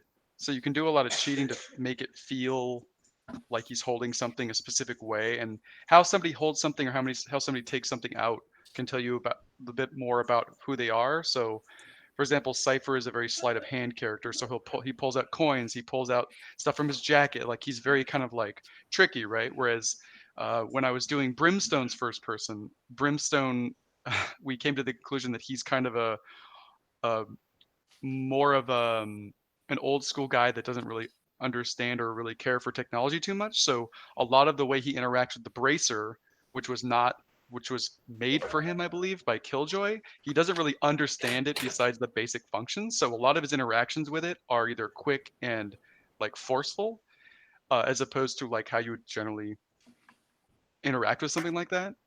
Yeah, I think something you touched on earlier, Josiah, too, was you're saying it's just all a big cheat. It's all a big magic trick in first person. You basically do whatever you have to do to the rig and the geometry to make it look and feel the way you want in first person. Lana, how's that snack? They can't see me. Super crunchy. Oh, you guys can still hear me. I'll mute myself. That's so funny. So you guys can hear me. The chat can't hear me. Like the stream can't hear me. I forgot. I have to mute two different places. I'm so sorry. That's all right. That's all right. It looks great in post. I will mute myself. I'm eating lunch. I have to sit here for 7 hours, dog. Yeah, I hear you. Josiah, do you have that file open Yeah, yet? I just got it loaded. I'm gonna have to switch over to the OBS thing. So yeah, while he does that, the short answer really is 1P is the one sort of bit of relief we get in game development, in that we have a fixed camera that we know the viewer is always going to see, and that's exactly why, to Dave's point, it's a great cheat, and it's a great space to be able to cheat and just fit things in. I mean, if maybe Josiah is going to show us something great, because it's like super. You can bork these things so that they're completely twisted, and players never know. It's a total magic trick. Yeah, and quite often we'll think of the staging for an ability with that 1P in mind before we even consider the 3P, just because we have to stage it before that one camera. Yep. Yeah. It's all lies. We shouldn't even be telling you this. It's all How do you guys lies. How do you guys typically start your 1P work? When you have to start an animation in 1P, how do you guys usually start it? Ooh. Great question. Great question. I mean, I think all of us work pretty differently. We all have sort of our own workflow that works the best. I always start off with just shooting some reference. So I'm like the reference guy. I love shooting video reference, and I can speak to that a little bit more about my process and workflow. But yep, I jump in, I just start moving around, get that GoPro camera right in front of you. It's really good for referencing. Yeah, Billy has a workflow, like plugs the GoPro so that his hands get in front of it, and then he'll just try different hand poses and movements, and then he'll what do you bring it into Maya, and then you'll like time warp it a little bit to kind of get it snappier and kind of play around with the timing. Oh, there we go. So can you guys see? I got the Maya up. Yeah, we see it. I'm two people in the meeting now. You're 3 people, dude. Dang. Oh god. All right, so this is Cypher's like 1P rig. So what you're looking at is basically a disembodied version of the character. So he is basically comes in like this, and then we pose it out to be where we want. So you can see that I'm really cheating this shoulder way down here so that I get the read that I want. And I'll just play this. You can see what it looks like in game over here, and then this is what the actual like Maya file from a third person perspective looks like. And then, so like there's different things like we do his jump.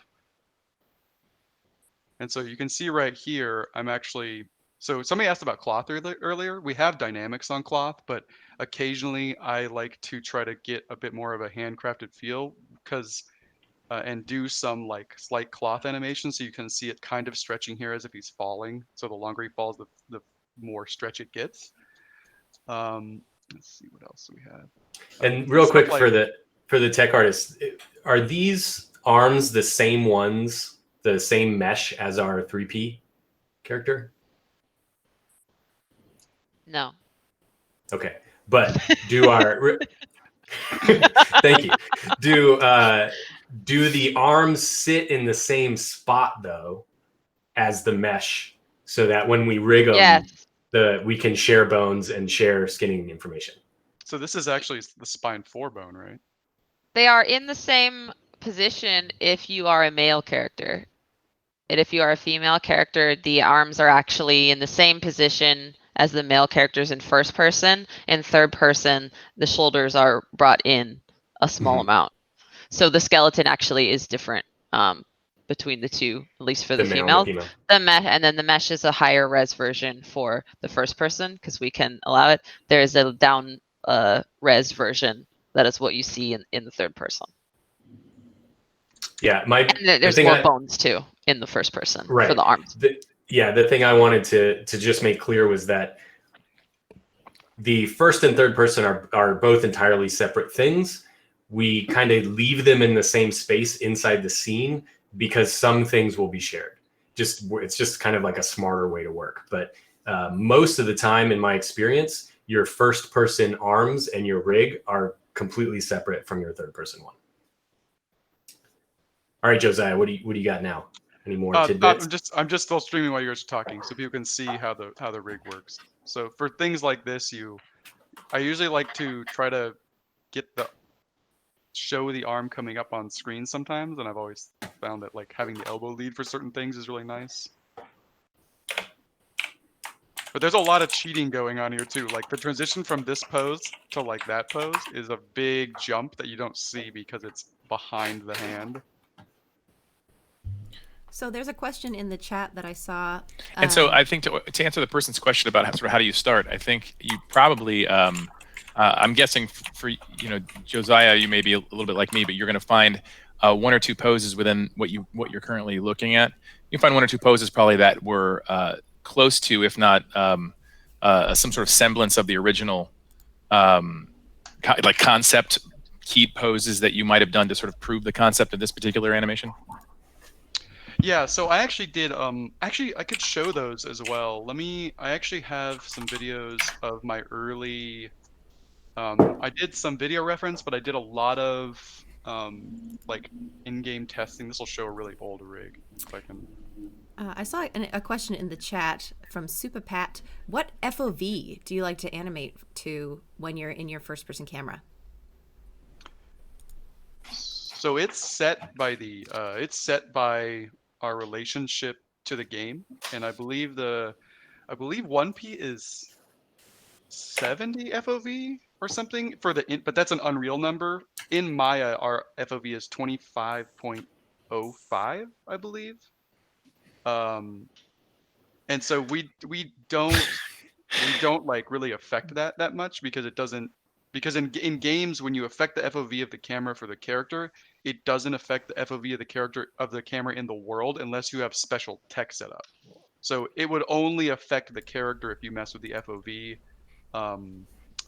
in first person. Yeah. Now, usually the FOV that you want for your first person hands for the mesh that's there, that's going to be something that you're going to work with your engineers and your designers on just to get kind of like close to where most everything's going to sit. And I think for us, it probably sits around 45, right? Yeah. So that sounds good. We know that like that's kind of the baseline FOV. And FOV is tricky because the number in Maya is different from Unreal, different from other engines. So let's say our base is 45. What we'll do is, let's say we want to do like a punch. When the punch is going out, in order to make it feel even better in first person, we'll crank that FOV for like 1 frame. We'll just like pop it up real crazy so that the arm gets like super stretched out and then comes back. And it's those little tiny moments where we'll kind of play with it. You should feel it. You shouldn't see it when you're playing the game. Do you have a version of that, like Josiah, where you animate the camera? Because I'm sure that person also was probably trying to drive it, like the camera is a character in the first person animations.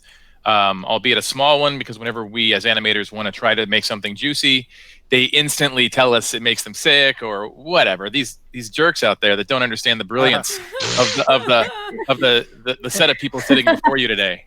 But this is being recorded, right? And playing all the riot. Yeah. Oh, don't worry. Yeah. I'm looking forward to going back to campus. It'll be great.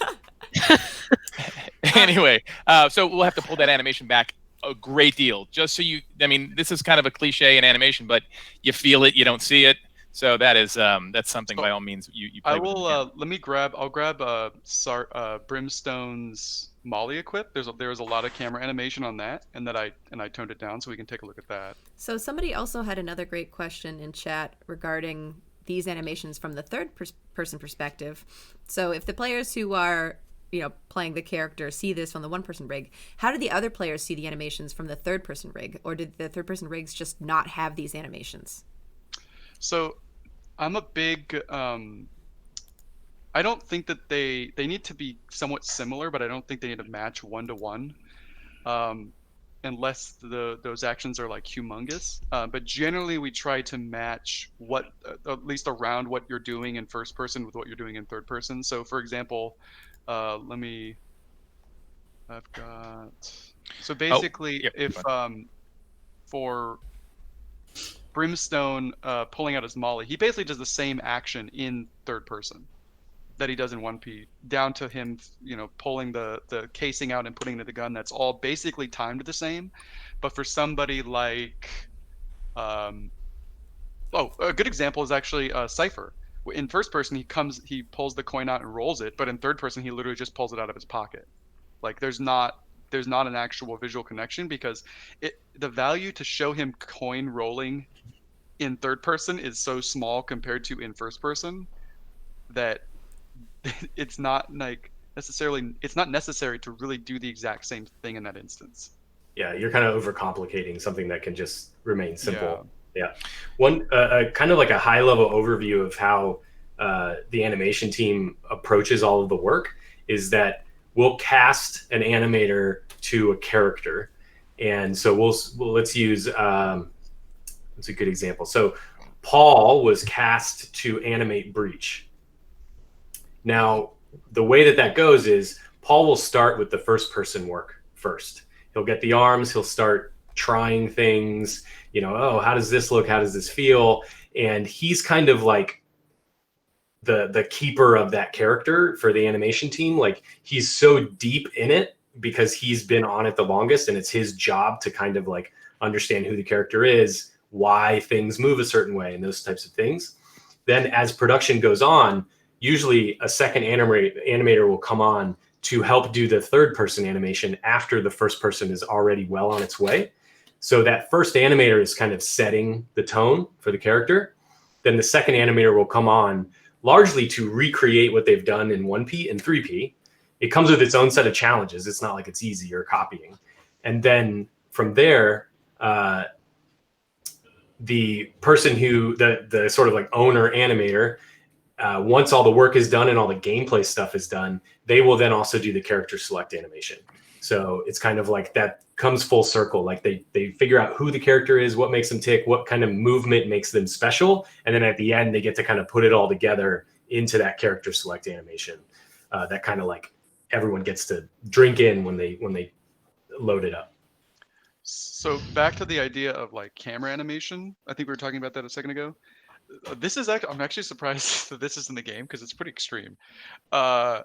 But if you look at this, basically what we're doing in this one is this is an overall controller that controls, that I have made everything be a child of, so it all moves together. So you can see when I move it back and forth, this gets bigger or smaller because it's actually zooming in or going in and going out. But in this instance, I kind of let it go, and then you can see that it rotates slightly when he hits the thing down. He puts the bullet in, and then rotates slightly down and up and back when he loads it in. And you're talking about the camera, right, Josiah? I'm talking about the camera because the camera is. Turn those blocks off template maybe? It's kind of hard to see. Oh, that's right. Let me turn those back on to. If it's easy. Yeah. So what Josiah is talking about, you guys can't see me on stream, I don't think, but watch the corners of the screen when he says that it's he's rotating it. You'll see the screen kind of shake a little bit when he puts the. You can see the diagonals of the. You can really see the boxes moving. It's a lot better. It's a lot better this color. And those boxes are moving because of the camera. Those boxes are not actually animated. That's the, right. The boxes are not moving. So you're getting this feeling, but you're getting this feeling of kind of the attempt is to try to get this feeling of like, oh, he's putting it's a kind of a heavy gun, so he has to lean forward a bit and then back and then pull his back to pull the gun closed, and then it lands, right? Yep. And for first person animation and in our game specifically, you need to be able to fire right away. And if this isn't ready to fire and the camera is mostly not back at 0, it'll create a pop and you won't shoot where you want. So it's got to be back to like basically 0 camera animation at a certain frame so that you can actually shoot where you want to shoot. Yeah, and the boxes, that's kind of a good trick just for any animation. Rather than animating your character or 1P in a gray void of nothingness, throw some boxes in there, throw a checkered pattern or a grid or something, because then it's gonna let you see the spacing of all your movement. And especially if you're doing camera animation, you have to have some point of reference. So that's why we use those boxes.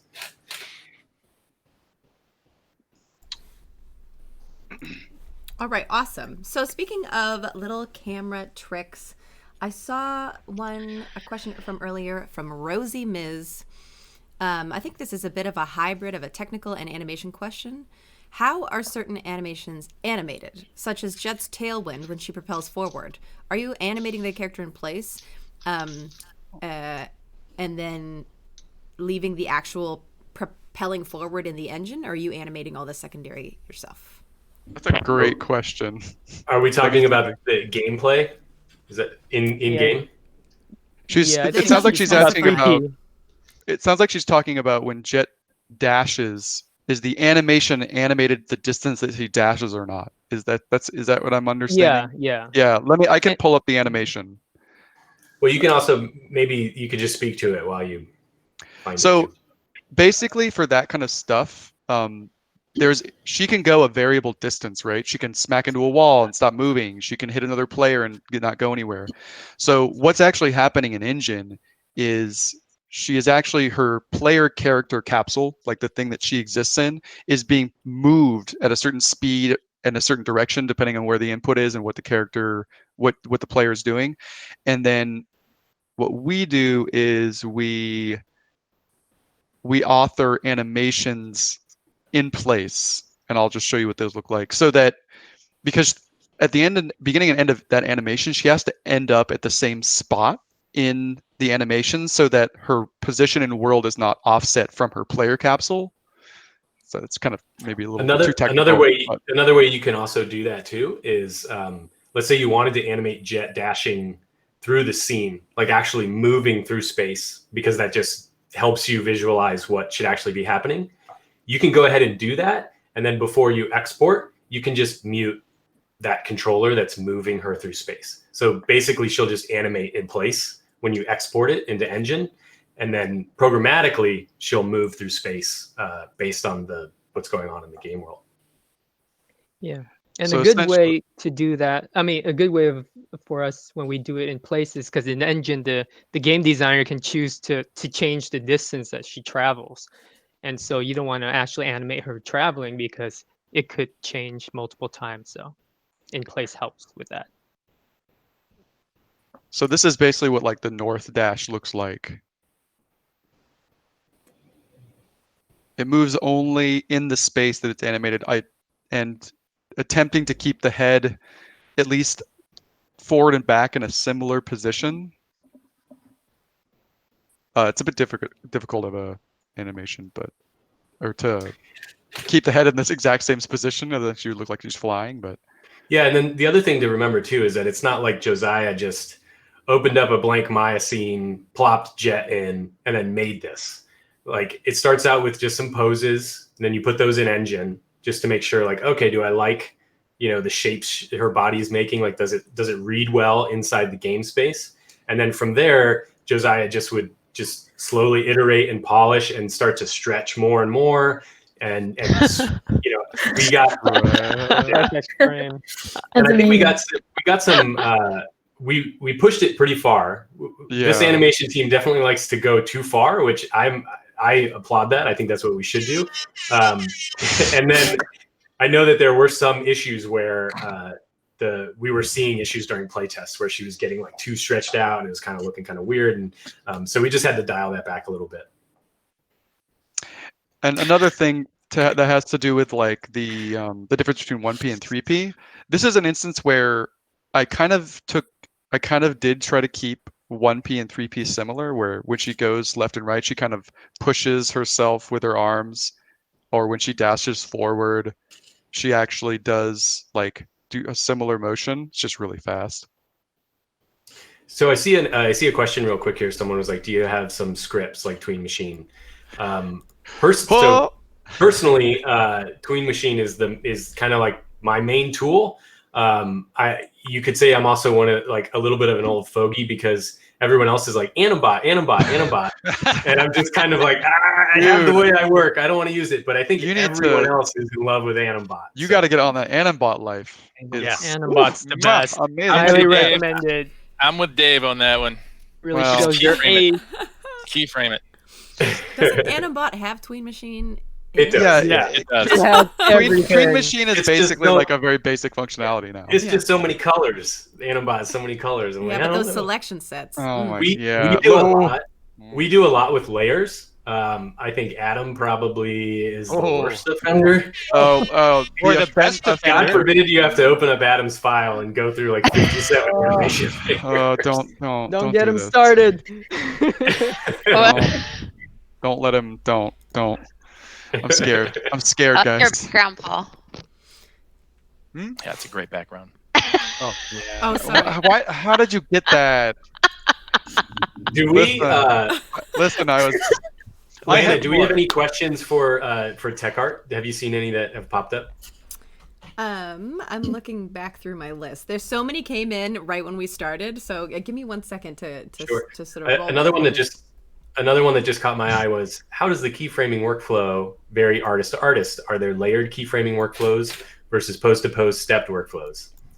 I would say it's very different on this team. Both of those are keyframes. I think we've all worked on animation teams where sometimes people try to force a workflow, which in my opinion is just going to lead to mediocre result, and your animator is kind of going to be unhappy if they have to work a way that they're not comfortable with. So as long as an animator, my view is that as long as an animator can deliver the final product, I'm okay with the workflow sometimes being like a complete mess. Like, you're talking about Adam, right? I'm kind of talking about Adam a little bit. Oh, Jesus. It's amazing to watch because I would say, like, out of us, if I was to pick, I'd probably say like Josiah, myself, and Lorenzo. We tend to do a little bit more of a pose to pose, like very clear, tight blocking when we do it. Adam's is a little bit more like, I don't know, like a kid with Wild a West. paintbrush, Wild West. just slapping the paint on there. And If I could defend myself Yes, real quickly, we don't need to absorb 90 minutes with this, but we certainly could. The idea that basically I keyframe as well in the beginning and we just post things out and prove them. Yes, that's what we all, I think that's probably pretty standard. But after I keyframe and get my blocking done, well, then I treat it like a symphony, and I literally will just start with just the core. I will mute other parts of the body, and I will get just the chest, or maybe just the chest and the head, to sort of just start moving the way I want them to move, and then I'll start adding in other things. And so yeah, I'll use layers because Mozart, Chopin. Oh boy. Oh boy. Like it's just a way to approach. I'm giving respect to a career that I respect. Very good. What? Very What? Good. Yeah. Well, Listen to him. with that, That's ridiculous. excellent defense. Just some good questions rolled in for tech art. There's a couple, but let's start off with tech art. What was one of the most challenging characters that you've worked on from a purely technical perspective?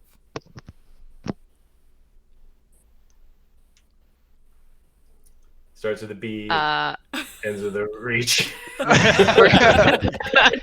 I almost said, I keep getting them confused too. I almost said brimstone. I'm like, no, I mean breach. It's so hard. It's still hard for me to think of brimstone as brimstone and not his former name. His working name. Yeah. His work name used to be Jeff. We just used to call him Jeff. It was Jeff. It wasn't Jeff. Not Jeff. Yeah, Breach did have just because there's so many pieces, it was kind of a pain to work with. But I think probably, I imagine since like Jue has been on the team the longest of any of us, I think, especially certainly of any of the tech artists. I'm sure you have stories from before, or like, so you've seen some of these characters go through so many different iterations. What do you feel like over time, what turned into be the biggest?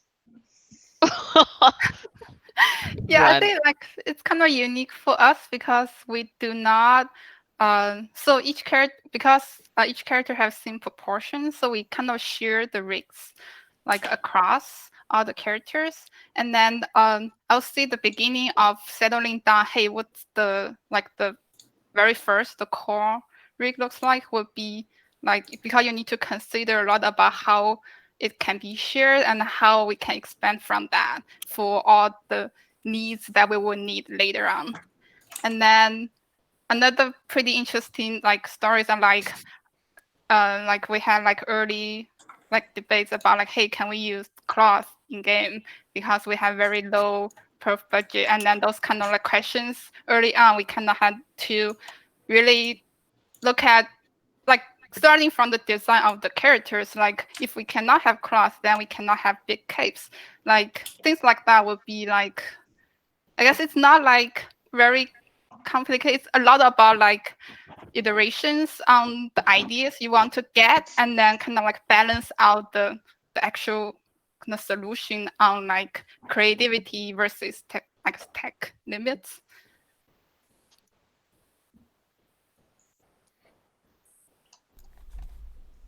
I agree. I think like it's sometimes what you expect to be the most complicated does not turn out to be actually the most complicated. Sometimes it can be the simplest thing. Like I just spent a ridiculously long amount of time trying to resolve this thing with we did not want Hunter's cape to Sova.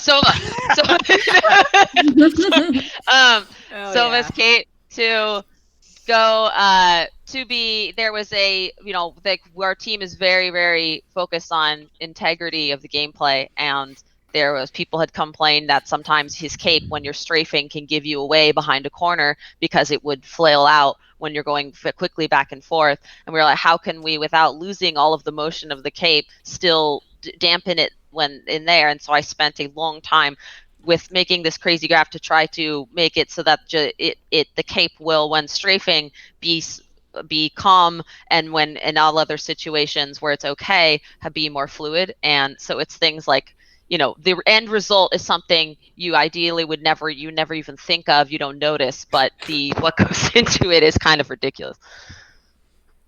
It's one of those jobs I feel that if it's going great, you know, that's something that nobody's picking up on it.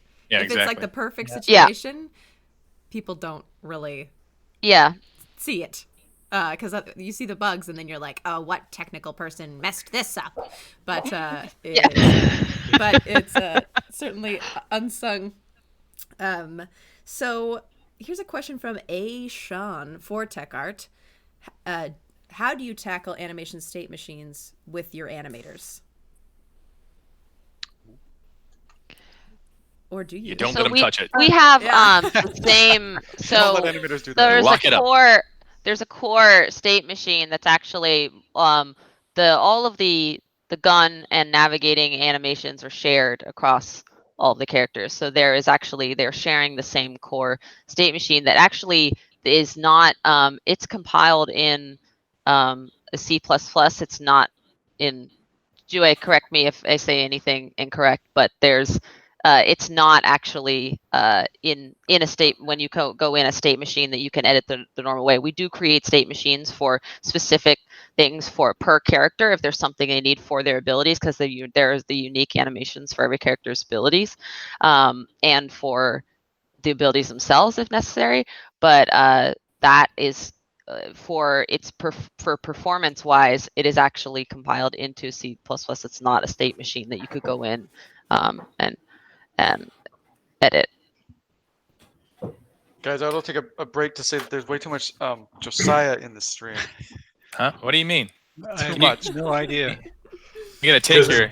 By the way, Josiah, what are we looking at on your screen? We had a chat request here to pull up the Maya window. If you can walk us through this business. Oh, so this is yeah. I'm not sure what's going on with this part. Don't know what's going on with that. That's fun. Looks great. But this is kind of an example of how much cheating you can do in first person. So like you can see like, well, this is not supposed to look like this, but basically how to get the feeling of the throw, like, but then you can see basically how far, like look how far this is off. Like the shoulder control is from the camera. Its default position is there. So yeah, like, and those stretches are what, 1 frame, maybe 2? Yeah, so this is animated at 60 FPS. So these are one frame. Yeah, see, so that's what that looks like between the two. So this is running very quickly, and the goal is like, hopefully you're never seeing this, but you're feeling it, right? So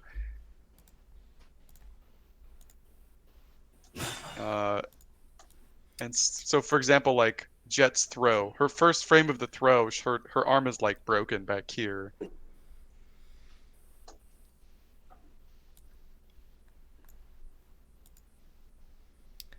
So we're getting also some questions about the guns specifically. I've seen a lot of questions about like wondering if we could see any of the actual gun models, or wondering what the gun rigs look like, because there's different gun skins that you can get, right? So how does that work when you're working with these files and doing the different animations per character per different guns? I think are Billy and I the only people here that have worked on guns? Yeah, I think so. Okay. Yeah, I think Okay. So you did too, Lorenzo? No. You mean skins, right? Gun skins? Yeah, skins or guns, because it's kind of the same. The rigs are like set up similar, right? Because they need to kind of copy animations and work for the base level. It depends, because so all the guns, there's a core set of animations that all the guns share. Or I mean, each gun has their own core set of animation. And when there's a new gun skin, depending on the skin, you could have a different animation for that gun, for like the equip, the reload, the firing. The dragon specifically is one of those that, you know, the gun was a totally different rig. It was basically a dragon. And that was a lot of fun for our friend Sean McSheen to animate. So when he animates, let's say it was the was it the Guardian, or no, what's an animation of Vandal is okay, Vandal has let's say the Vandal, right? I'm actually gonna pull up the Vandal. I didn't animate this. I'm just gonna open the file.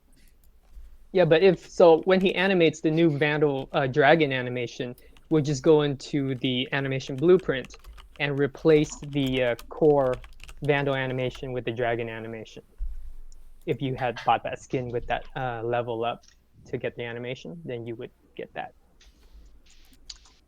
So while Josiah's finding the file, we've got about 30 minutes left on this stream.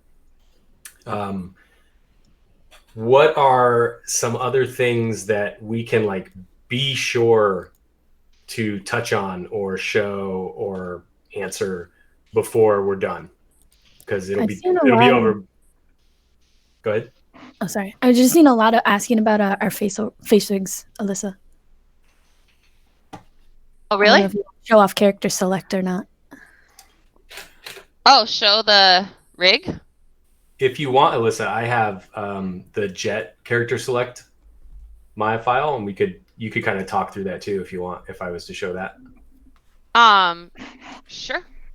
Because I thought it's a good example of a lot of the nice rigging tools that we have for noodle bones and stretching, and we can also look at her face. It's pretty simple, but. All right. Sure. So first things first, while you pull that up, I see Josiah does have one of these gun models up. We're going to pull that up quickly. Oh, come on, Paul. Lord.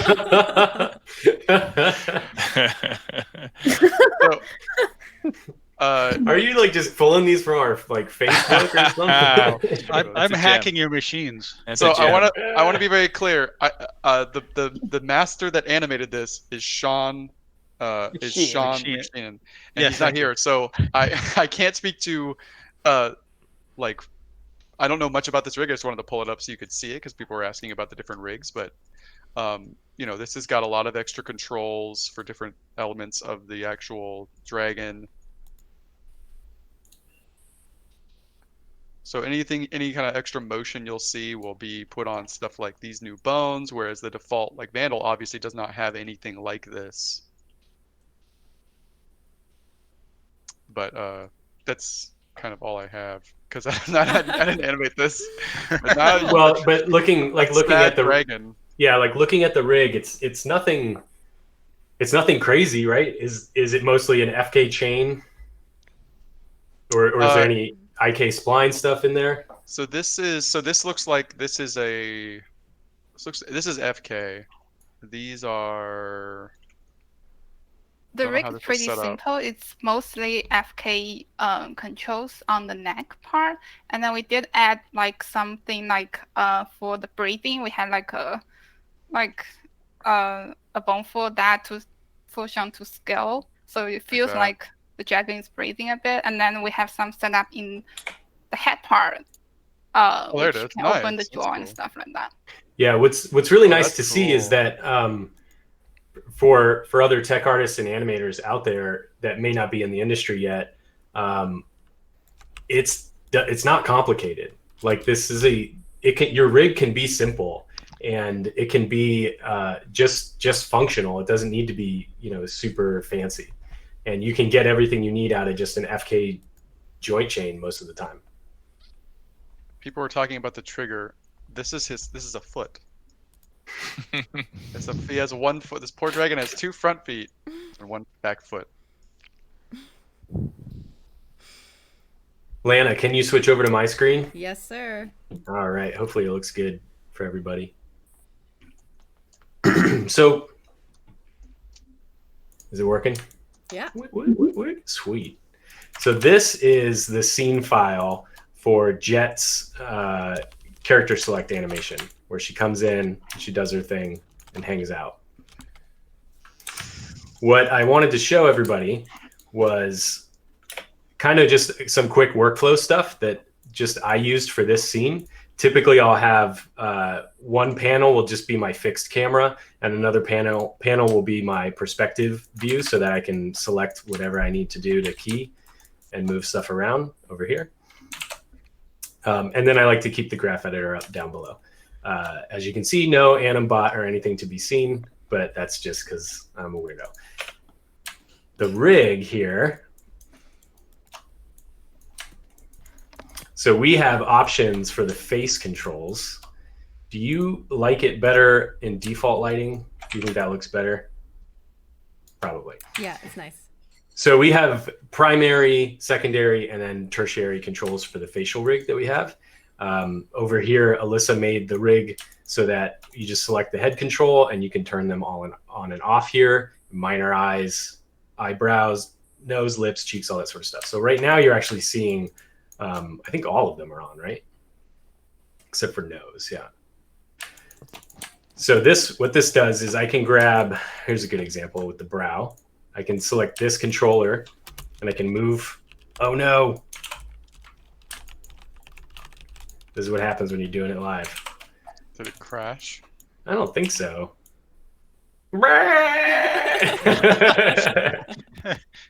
Don't look. Oh no. Oh my god. I think it's your video card is probably freaking out. It's not doing stuff. You know what? Now Maya's crashed. All right, switch cameras. Yeah. Switch somebody else. Maya's crashing. Abort. So I want to make it clear. Yeah. You work in Maya. That's your life. Welcome to being save here. often. Save often. Everybody But that's a asks, really cool what does face it feel breakdown. like? Go ahead. And to be clear, that was not a problem with the face rig. That was a Maya problem. Yeah, yeah. Wait, I had to be switched wigs. Yeah, 110. 10 after 1. That's a wardrobe change. The wardrobe Oh change. my god. Get with the program, guys. I'm sorry. Okay, well, in the meantime, something that I personally have heard a lot about in like the last 24 hours, and I saw in the chat about 1,000,000 times, people asking about reference, specifically Billy getting called out for being the reference guy. Yo. Yeah. I'm the reference guy. Could you talk more about why you're the reference guy? All right. Maybe give us a taste. Yeah, I mean, it's just an animation workflow that I found to be really helpful, and it helps me a lot with my speed as well. I think it just for me because I studied acting throughout college, and I'm a big movement guy with martial arts and gymnastics, so it just comes automatic to me to be able to do a lot of different movements or getting into the head of the character and act it out. So for me, that workflow works really well. So I made like a 6-minute video that goes through sort of my reference workflow. If you guys want to see that, we can just play that. Maybe you could play it and kind of just talk over it All right. a little bit. I mean, there's some talking over it, but I can also add stuff to it. Yeah. All right, let me pull that up. Okay. Let me share my screen. I mean, it looks like Alyssa's got the face rig up. Her Maya's behaving. Ooh. Let's see if that works. Is this working? Yeah. Looks great. Yeah. Okay. I don't know why. Yeah. All right, it didn't. let's jump So back to the face rig, and then we'll go back this to is the just Okay. Yep. give you. Oh, is that remote?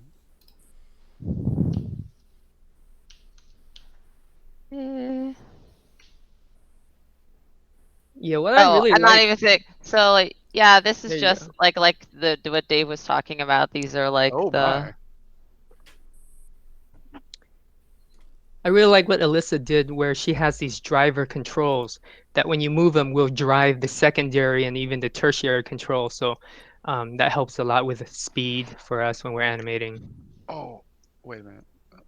Another really fun thing about this face setup is all of our characters actually share the same, and correct me if I get the wording wrong, but they share the same vert order and vert count, correct? Sorry, yes, all of the faces share the same vert order so that we can share the setup between characters and then just edit it to customize it for that character. Yeah, and so that makes your that makes your tool super powerful. Oh and Lord. Screen grab. Very nice. Very nice. Oh, radiant smile is a good one. Yeah. He's beautiful.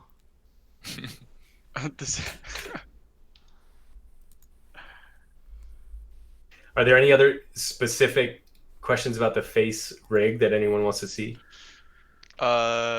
Choose inclusion. Someone asked about triangles. I don't know. We're not modelers. I don't know.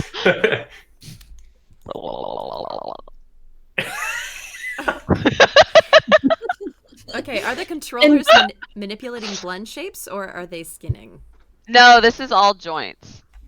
So that's sort of why we don't use any blend shapes. We're actually in the process of trying to see like there's any way that we might be able to afford them, but we haven't because of perf reasons. We're very restricted, so we went for this is all joints, and it's 4 max influences that we have to deal with, so that's why it's very difficult, especially around the mouth, to avoid any kind of janky skinning things, because you only, each vert can only be influenced by 4 bones, so it does put a lot of oh, here we go. So,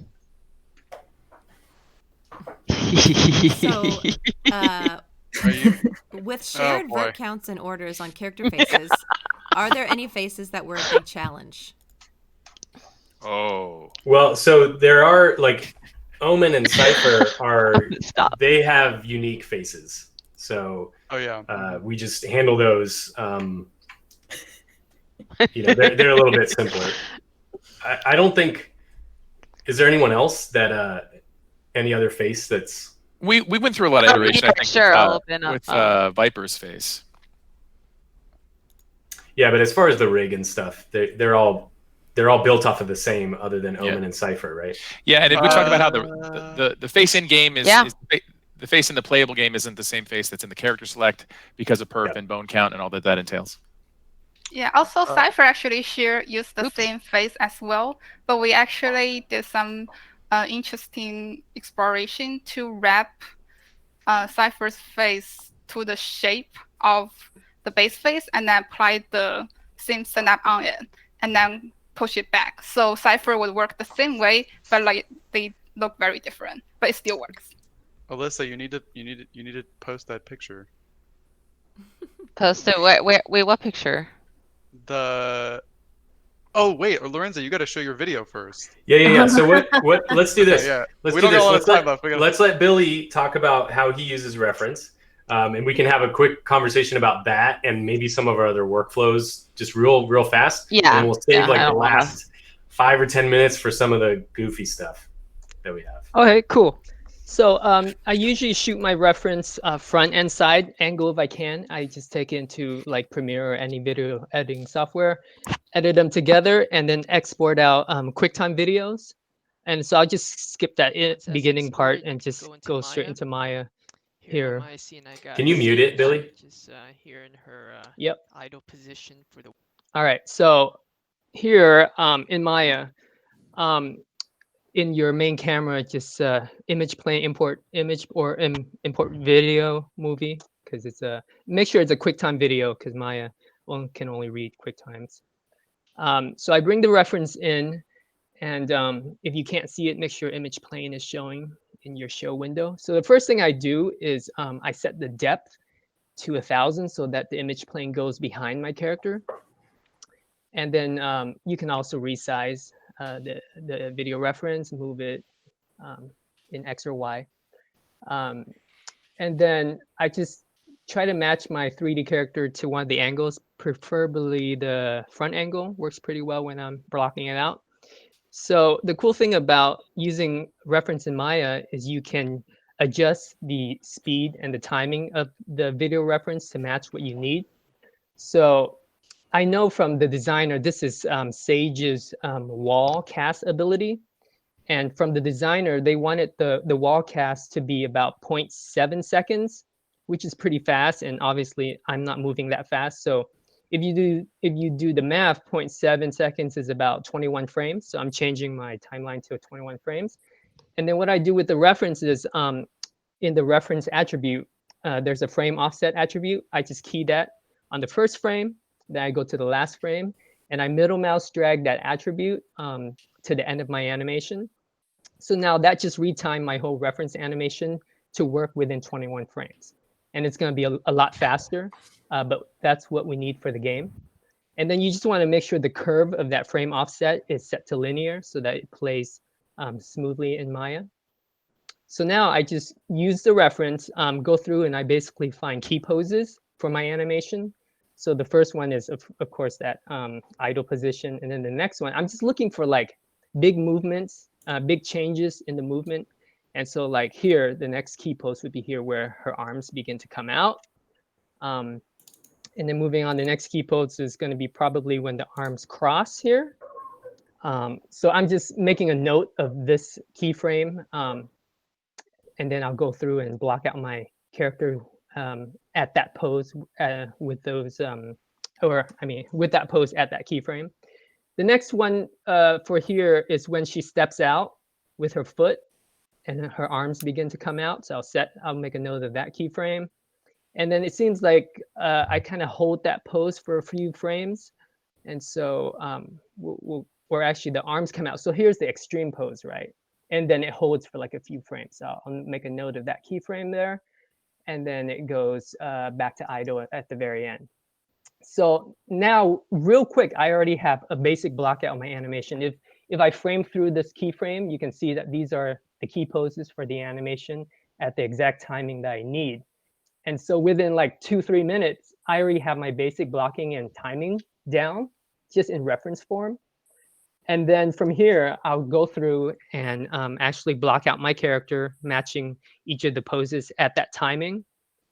And so I'm able to get my blocking pass done really fast, sometimes within just a few hours. It just takes a lot of the guessing out of it. And so once I block it out, then the fun part begins where you want to just forget about your video reference at this point and just look at your animation and sort of see where you can push the animation.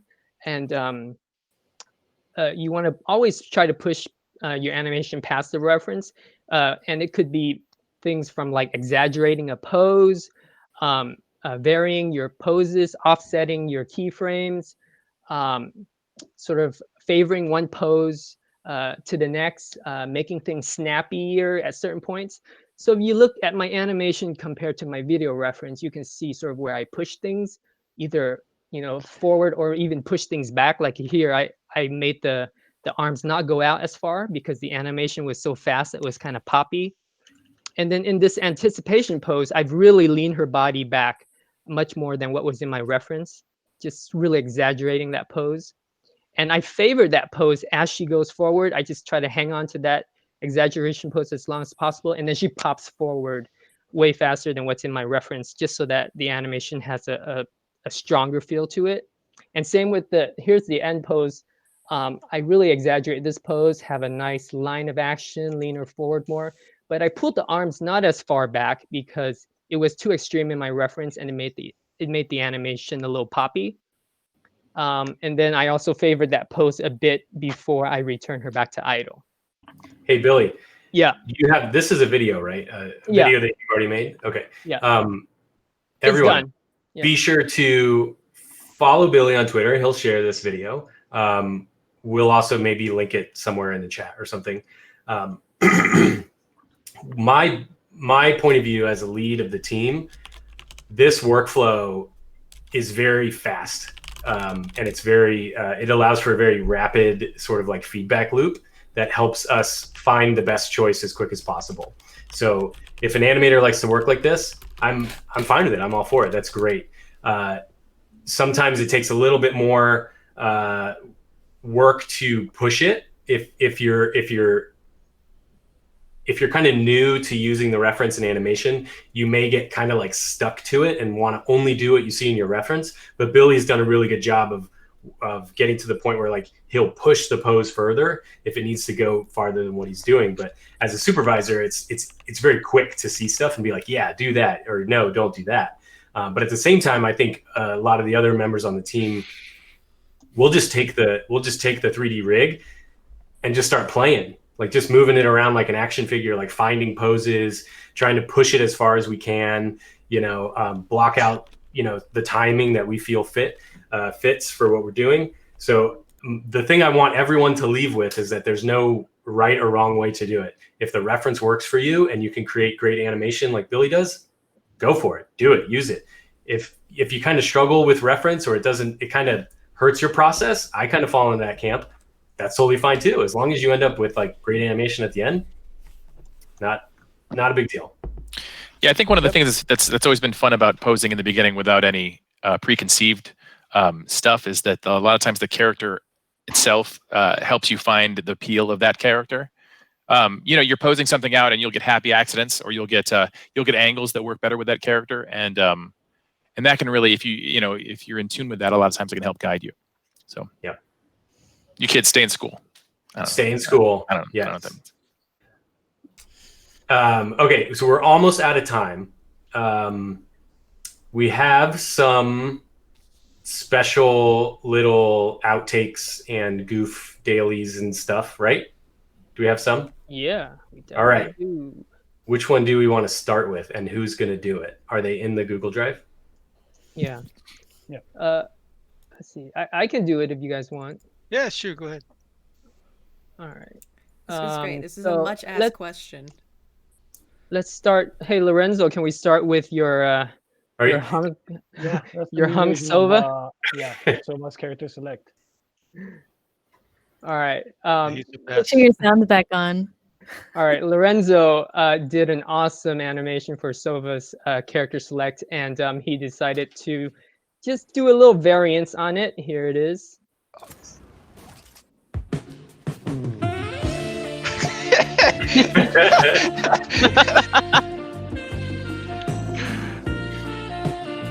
Yeah. Alyssa, now's the time. So yeah, Silva is just such a hunk, good-looking dude that we just had to go there. Popular request earlier, just so we get that out of the way. Yeah.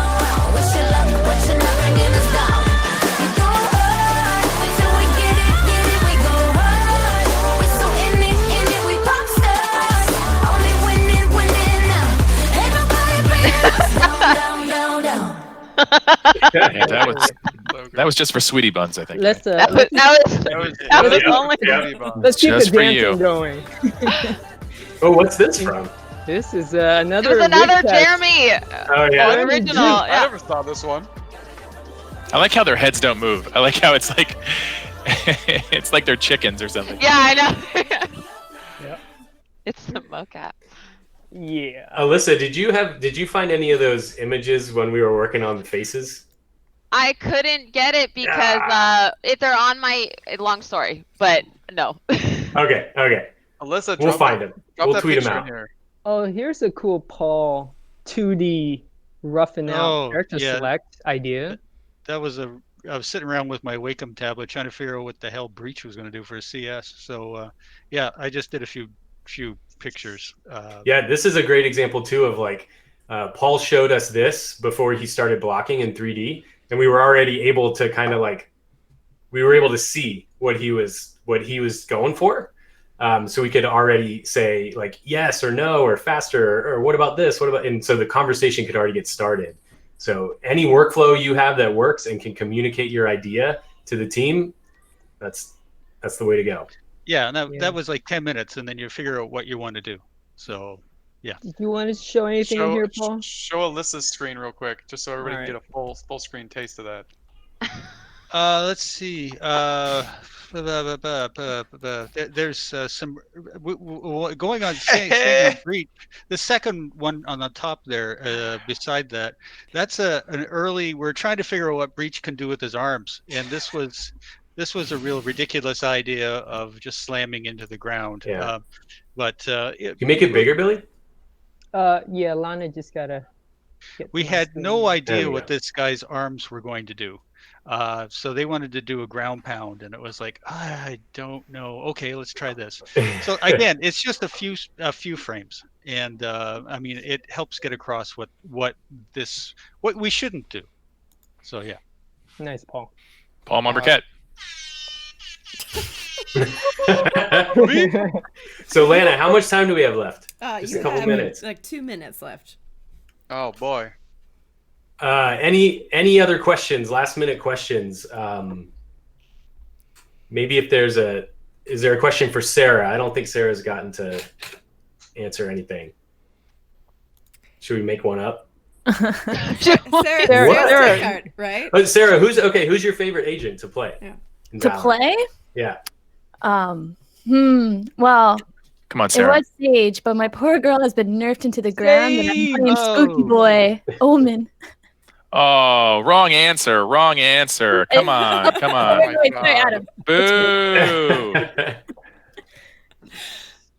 I saw someone just asked like, oh, do you guys hire fresh grads?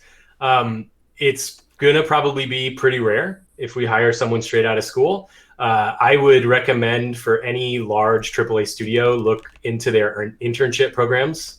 That will get you, exposure and a foot in the door to just kind of like meet us all and work with us, so that then you can kind of make an impression and we can see how you are in a production environment. But otherwise, just keep working on your animation skills and your tech art skills, and keep applying. If you are a fresh grad, please apply. There's nothing wrong with it. Even if you think like you don't meet all the requirements, like go ahead and do it if you see an opening.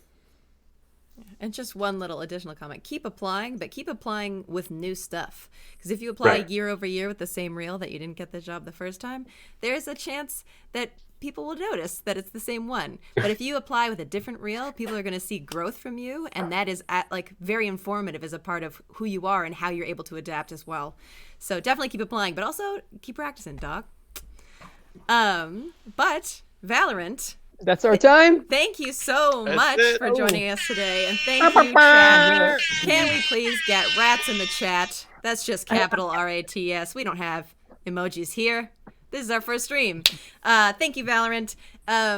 Something I forgot to put up at the beginning, but we do have contact info for most of it, if not everybody who's going to be participating in the stream, just on Twitter there. And stick around. Up next, we've got a top-down look at animation in League of Legends. Thanks, everybody. Thank you, Lana. Thank you. All right. Thank you. Thank you. Bye. Bye, everyone. Bye.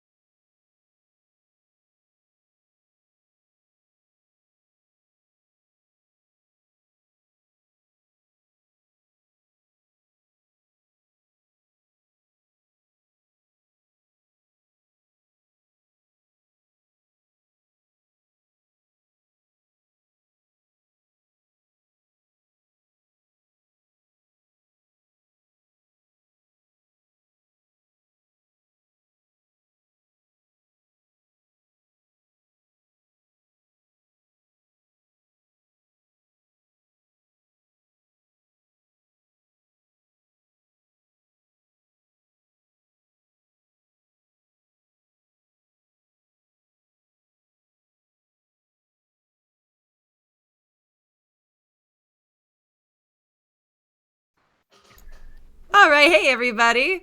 Hello. If you are sticking with us, thank you for still being with us, going on our third session here as part of the LightBox Expo Online from home. Very exciting.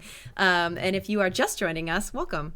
My name is Lana Bashinsky. I'm a senior animator here at Riot Games, your MC for the day. And I am here with the League of Legends champs and skins animators. Not all of them, but a bunch of us who could spare the day to hang out.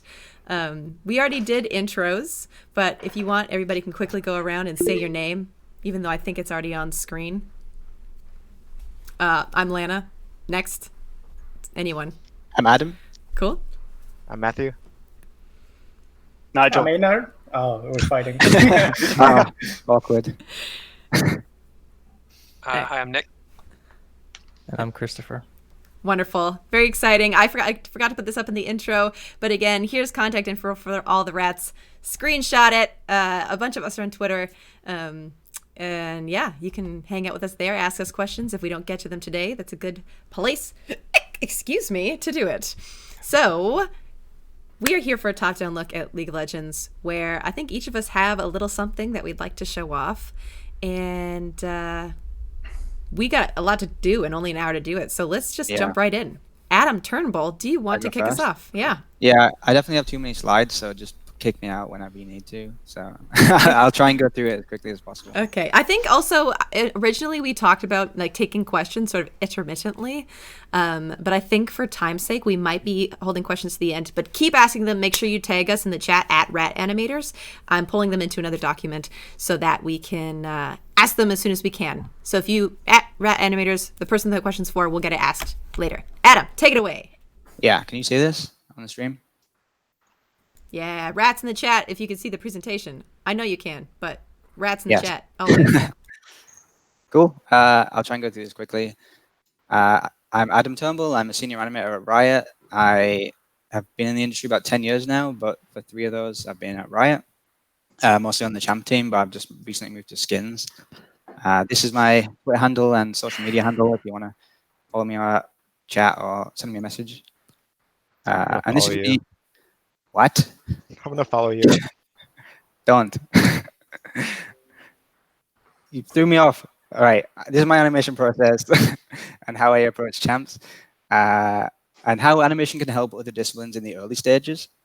So a lot of it is about like pre-animation, about the stuff I kind of do before I actually get into making specific assets for characters. And everyone has their own process, even just on champ. But this isn't the right one. This is just one I usually do. I've been pretty much doing this process since Kaiser. Speaking of champs, here's a bunch of champs I've worked on. My very first animation was this one down here on, this is Laugh. I helped out. And then from then, I pretty much went on to Kaiser, Nunu, Yumi, Senna, and Yone, and just kind of helped out on a bunch of others. So the first thing that we do as animators really is trying to work out who they are as a character. So working with a lot with concept and narrative to begin with, kind of what they're doing in the game, what's their kind of purpose. And that kind of seems obvious when you're working on a character-driven game, but it's easy to fall into that trap of just making something look cool without actually thinking about who that character is. I definitely did that and still probably do that. But it's always just good to like step back and think about who that character is, kind of inside and outside of the game. And then kind of how do we show that stuff visually, and which parts do we want to show in game and which parts do we just want to leave to kind of be in their backstory, in narrative. And this kind of stuff is more important than ever now too, because things like cinematics and comics are coming out around League, and they're not just game characters anymore, even though that is the most important part. They are also included in other things, and the kind of stories get expanded, and it's kind of stuff we need to think about early on just to kind of flesh that out. So just kind of establish them as a real being, not just something that visualizes game mechanics. And this is something we can visually express. And narrative do a really good job at this, setting this up. Like we rely a lot on narrative in the early stages. So here is my pose sheet for Yone. This is something I do for every champ. I do a pose sheet. It's basically just take a day or two, do a bunch of poses based around the concept and the narrative, This is the first one I ever did on the left, and then these are more focused on some of the more game-oriented things like attacks and death and ult, and a few idols. But this left one isn't really thinking about game things, it's more just about who the character is. And it starts that conversation with the team about which direction we want to go in animation-wise. It just gets the team aligned and excited.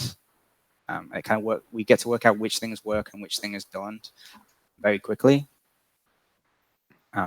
It's also good to have to look back on for reference because it keeps things consistent going forward. If something comes up 2 months down the line, we can always look back at this and see the poses and the character that we decided on and kind of make sure that it all fits. So it just keeps things really consistent. And it also for animators, it's really good for keeping a pose library like this. So I'll just like leave pre-production with 30 or 40 poses that I can go back to and just get inspiration from for emotes or recalls, or just pick and choose what I need, and it means I don't have to start from scratch every time I think of an idea. And a lot of these don't get used in game. It's all about minimizing the damage and trying to use as much as possible, and especially the ones that people gravitated towards in the team. And I would recommend doing this to anyone, even just on a personal project. Just grab a rig and do a bunch of poses, work out who that character is, and just kind of, going forward, it should make your life easier. How am I doing for time? Okay, all right, I'll keep going. So yeah, these are my, again, Senna, Yumi, Hoshi. I have a new one too. I'll go through these quickly, but basically similar thing. It's about just getting the character, like the relationship between Yumi and Book and where the power source comes from, all this kind of stuff. Just trying to build this character and then all decide as a team, is this the kind of character we want? Same with Senna. This was also about working around the weapon and those kind of poses. It's a really big weapon, so just trying to work out how she would hold it in a way that it doesn't hide her, how she might use it to kind of lean against, or any way that she can, not really focusing on anything to do with the game again, just thinking about how she might be as a character. And Nunu and Willump, they're all about friendship and adventure. So just showing their personalities. These don't have to be the best poses in the world, obviously. These are just super quick, kind of like snapshots of what they could do in game, and emphasizing that friendship and that kind of personality that they have together. A lot of these did end up in game. Like we worked out a lot of things, like how Nunu would run around Willump and climb around him, and all that kind of stuff. I'm pretty sure this is his idol in game. Back to Yone. These, again, early exploration stuff. This one specifically was for his basic attacks, which just didn't really work in game. But because we were kind of working alongside Cinematic at the time, we were kind of working at the same time as them. So they were kind of looking to us and we were looking to them for just ideas. And this one didn't go in game eventually, but the kind of style of it did. But it's really cool to see early things that would have normally got lost kind of get used later in things too. So it wasn't just lost work. It was kind of, it still went towards something and went towards his character. And then this is his ult pose. It didn't change that much. This is what it's pretty much like in the game. He's just slightly more crouched. And again, that kind of went into the cinematic too. Another example is the splash. This was the first pose I ever did for Yone. And we really liked it. It just didn't really work for his idle pose because he's very contained. He's kind of hiding his swords. We really want him to read like his silhouette to read like a dual swordsman all the time, especially from game cam. So this didn't really work to kind of show that aspect of him. And I know Esmond did a lot of different poses. I think he put out a video of a bunch of different poses that he did. Generally, we'll get a good selection. We'll all kind of decide as a team which one we want to go with. And it was cool that it kind of came back to this one because we all liked it as a Yone pose. It just didn't really fit anywhere in game. So it was really cool to see that we kind of came back around again and did end up using it. So then, yeah, because Esmond did put it in the game, in the splash, I really wanted to put it in the game too. So I ended up needing a pose for the taunt, which is this, because he starts slashing instantly before, and when it kind of looked like an attack or an ability. So to get around that, we put this pose in to kind of have that pause between the actual action. Another thing is things like creating rules. I always do this for every champ too. I like to create rules for champs just to keep them more grounded, and it kind of narrows down your choices in a good way.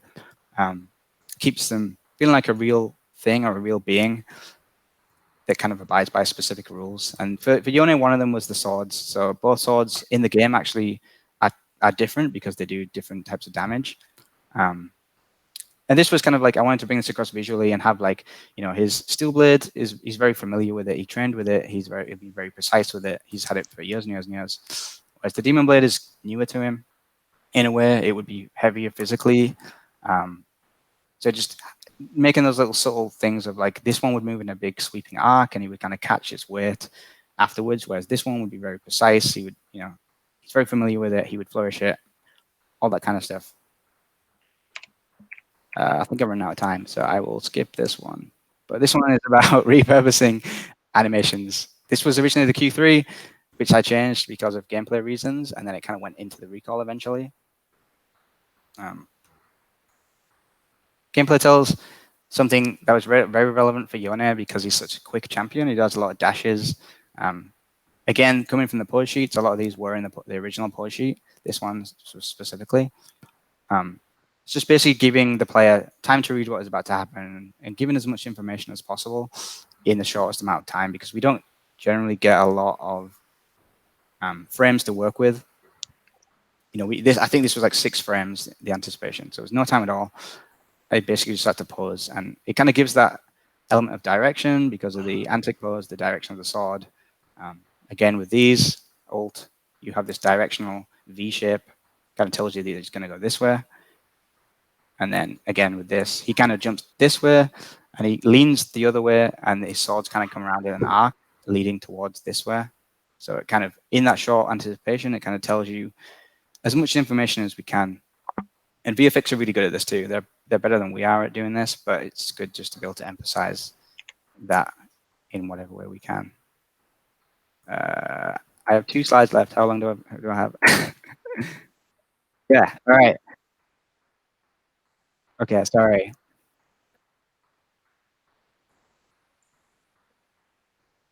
Thank you. Oh, I had myself muted. Sorry, chat. I'm saying it's fine. Go Adam, go. Okay, all right. So yeah, I've worked on a lot of champs that are linked to other champs for some reason. Like Yone and Yasuo and Nunu and Willump and Yone, Yumi and Buck and Sten and Lucian. They're all kind of linked in some ways to other champs. So just trying to emphasize that stuff through animation too, with things like visually showing the Q, Yasuo. They train together, so they probably share some techniques and all that kind of stuff. And then things like the dance, they both have an instrument, they both play a similar tune. And then this is different because it's within the same champ. These aren't separate champs, but they still need to feel like different characters. So Nunu and Willem, technically the same champ that you choose to play as, but giving them this little friendship between the two of them, giving them a little secret handshake, and then a different kind of relationship with Yumi and Buck, but just kind of emphasizing that kind of stuff. Move on. Connections. This is very similar, but it's kind of more of an Easter egg type thing, and just a way to use emotes to expand the feeling that things are connected. Like they're all in the same world. So linking the characters in different ways or things like that. So like it's not really canon that Yumi and Yone would be doing this together, but the idea that I had was because we were using the same fish, it would be cool if the fish went into the book and then came out in a different spot, and then Yone that is the kind of end of the fish's story in a way. It's more like a little Easter egg, but it's cool just to make those connections. And narrative do this stuff too with voice lines and all that kind of stuff. And it's actually fun to see this stuff. Players respond to this stuff through fan art. I got a bunch of Yumi and Yone fan art sent to me because of this, and that stuff's really cool. Even though technically, like I said, it's not in their story, it's still cool for that kind of stuff to happen. Okay, last slide. Again, going back to cinematics, this was kind of a reversal of that, where I hadn't done the Spirit Blossom recall Yeah, for Yone, I was trying to look for ideas, and then we saw an early version of the Spirit Blossom video, and part of that is Yone getting this vision. These kind of Spirit Blossom petals float by him, like it does in the recall, and he gets this vision. So I just wanted to play on that aspect of it. So when you do see both of them, you can kind of connect it as if it's the same character. He's going through the same things.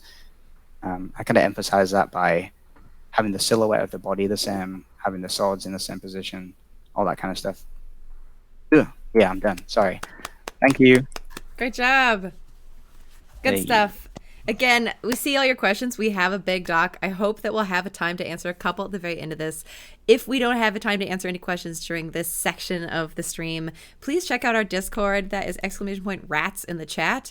We'll get you a link to the Discord. Ask us there. We have a questions and answers section, but also we can probably go through and just answer on our personal Twitters and stuff too. So keep in touch, and we will definitely answer as many of your questions as we can. Who is up next? Let's keep talking the Spirit Blossom train. I saw you unmute, Christopher. Oh, no. I was going to suggest Nitro go first, but second, but that's fine. I can. You unmuted. Now that's it.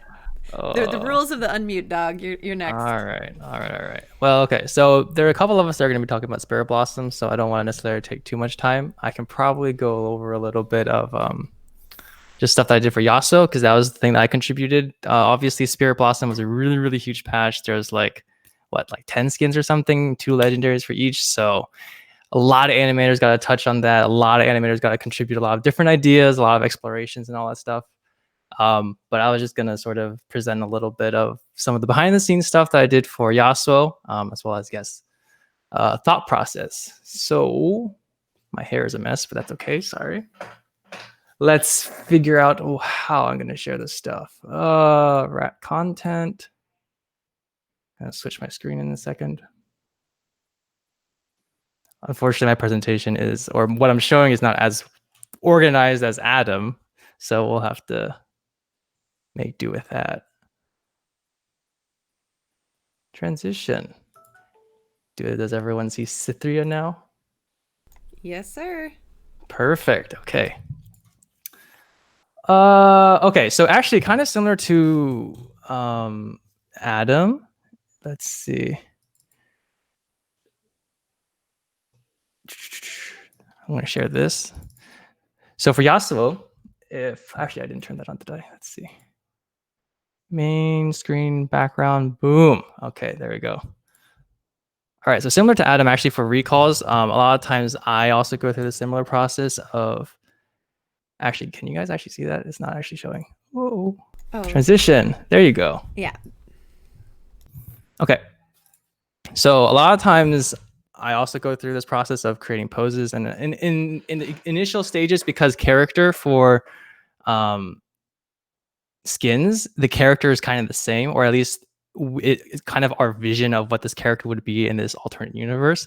A lot of my pose explorations for a lot of these characters in the recalls is actually just trying to find some things that would be very appealing in terms of shapes, colors, staging, and then kind of like trying to identify poses that could link well into each other, right?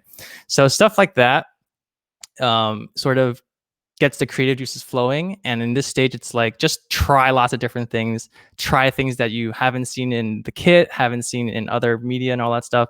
And then basically present it to the team. And the team will basically be able to look at that stuff and be like, oh, A, B, C, or maybe F.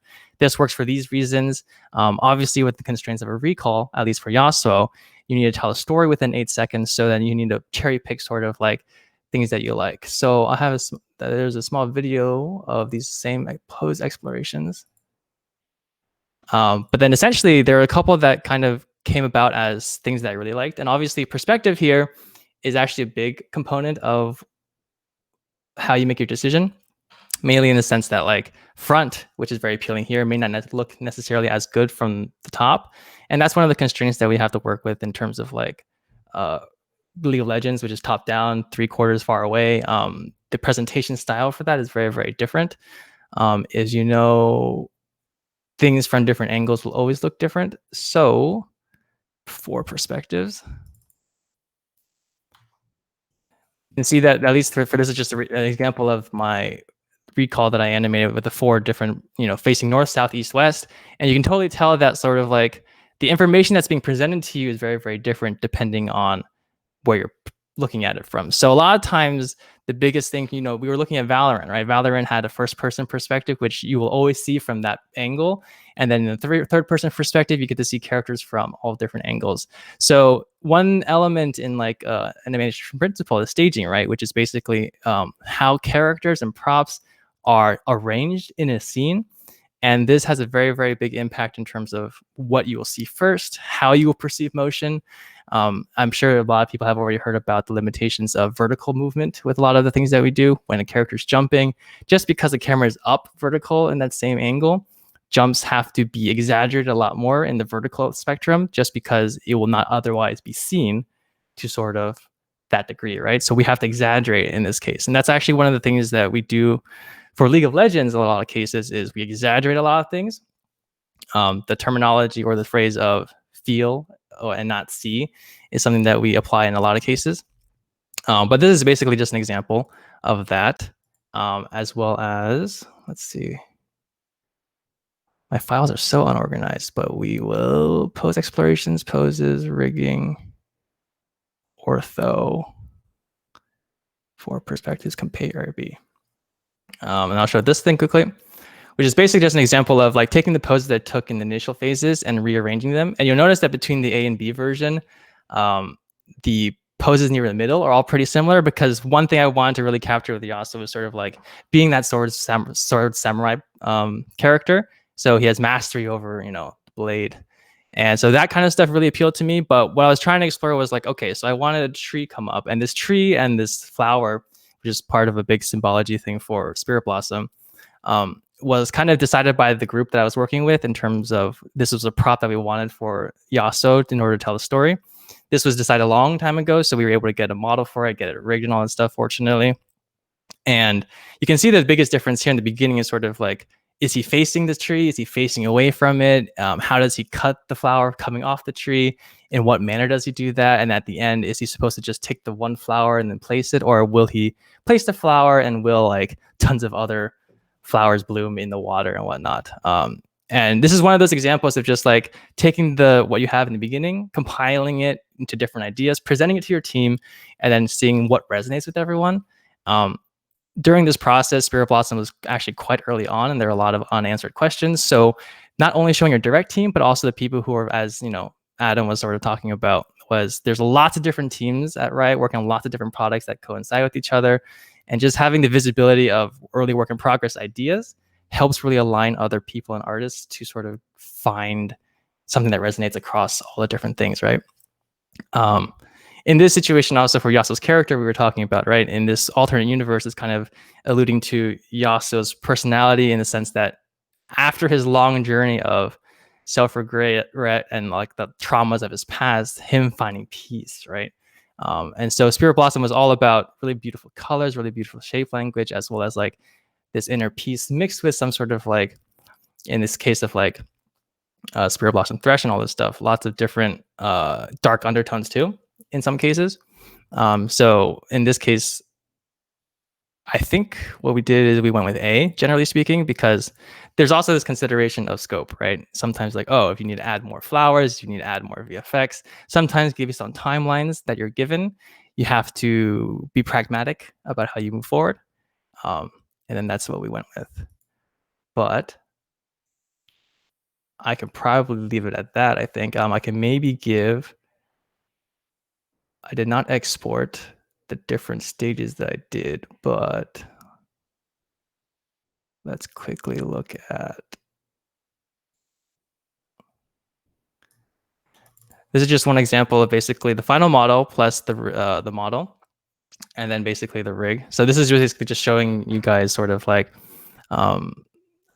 what we as animators have to play with or have the opportunity to play with in most cases. And you can see how all the controls and all that stuff that we get to work with. Yeah, that's just that. And I think I'd like to actually pass it on to the next person who's going to talk about more Spirit Blossom stuff, because there's probably a lot of stuff to go over there. Awesome. Fantastic stuff, Christopher.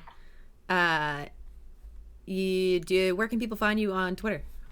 Oh, my Twitter handle is @RightOmo with no spaces. You can also find that in the chat. I made a little command, !LOL, that's got all the presenters as their and their respective Twitter handles or social media presence there.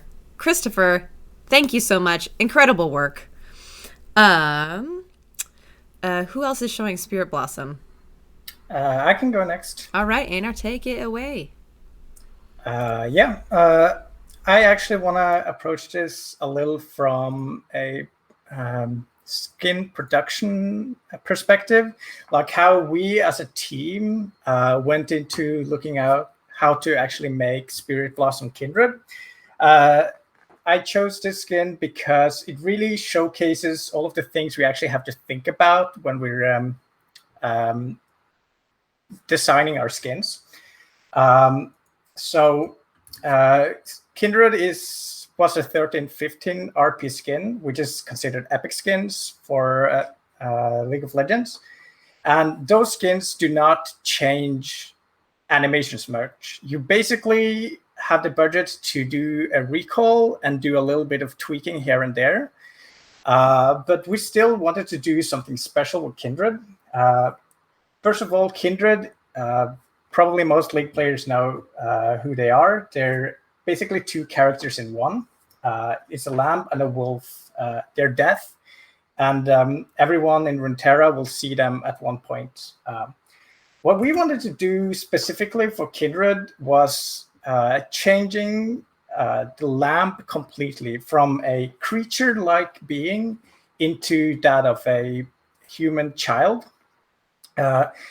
Most characters we work on when we make skins don't really change very much between their base design. It's more like an alternative universe. Like Yasuo will still be Yasuo either if it's in space in the Odyssey universe, if it's a music producer, if it's in the Spirit Blossom universe, he's still going to be Yasuo. But we wanted to take Kindred a step further and completely changing how Kindred looks. So one big problem with Kindred and turning her into a child, especially Lamb, turning Lamb into a child, is basically the proportions are all wrong.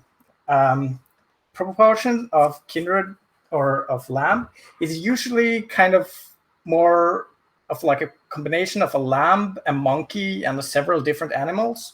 And that sounds probably to a lot of you like a child, but from a proportion perspective, it is not. So early on, when we're working on the concept, it's very important as the animator, the rigger, and the modeler to actually look into how can we actually find a design that we can use in game without breaking anything. The first thing we realized with Kindred was we cannot have human legs. There is no way we can have human legs on this character because the in-game animations are like on hooves, and she jumps on in a lot of like weird ways. She stands on her leg in like very inhuman ways. So we decided to make her more like a fawn-like being. Another problem with Kindred as well was its neck area, its head is far above that of a child. So we needed something to really cover up the neck. So we gave her a lot of fur. We talked about like giving her a lot of fur to like cover up the areas so we could hide as much of the problems as possible when we went forward. Her hair, we turned her hair into like what the ears are. And we looked for a lot of like different areas of where we could change things. Also, we looked into having a skirt, but some of her animations are a little risky with the skirt on. She jumps around like upside down, so we decided to go with some more puffy legs. So once we have an idea of what our design is supposed to be, we try out the proxy model. So we try something to see, does everything read the way we want it to read? Does it look good? So the modeler throws out something for us to test. We try it in game. We try it in Maya. We look how it looks in different poses. In this case, our initial design worked pretty well, but her arms were very like how do you call it, more like slim, and it felt really weird in the how long they got. So we decided to take a next step of like adding clothing to the arms to kind of like hide that as much as possible. So this is the final design we landed on, and at this point people can focus a little bit more on their crafts. But there was one thing we really wanted to do with Kindred, and that was to actually show her human face during her skin. And there's a very, very, very thin line between something, a little cute girl that is like very appealing, and something like horrifically creepy doll-like. And it was really important for us that when we show Kindred's face this time, she has to actually look like a living human being. And in League of Legends, we don't usually make face rig for cheaper skins because it's not very noticeable in game.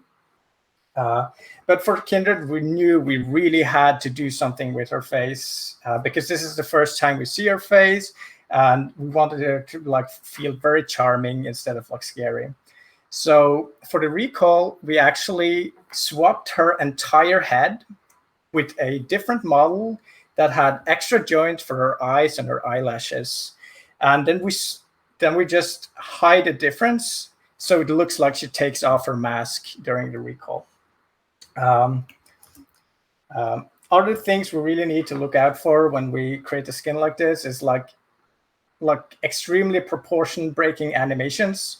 Like her dance did not look good as a human character. It's like breaking her own neck, and also her neck one in her idols are like really off as it just stretches off proportions. So then you have to go in, you have to fix that in order for that to feel correct. And then we test a lot. We have Kindred players go in and test the character, see if everything feels correctly when you play the character. And once we're at that point, we're like, oh yeah, this definitely feels like Kindred. There's nothing that feels really off. We're like happy with the base animation kit, and we can focus more on the recall. For the recall, I worked on this one. It was important to the team. We wanted to show her without the mask, so she's kind of like serene playing music. And the team was really excited about a little like Meep having the mask on and playing with Wolf in the background. So we added like a little show where they're kind of like having a theatrics together, but it's all in a safe environment. Wolf will not eat the little guy. So yeah, that is kind of our process for making a skin in the 13, 15 tier. Awesome.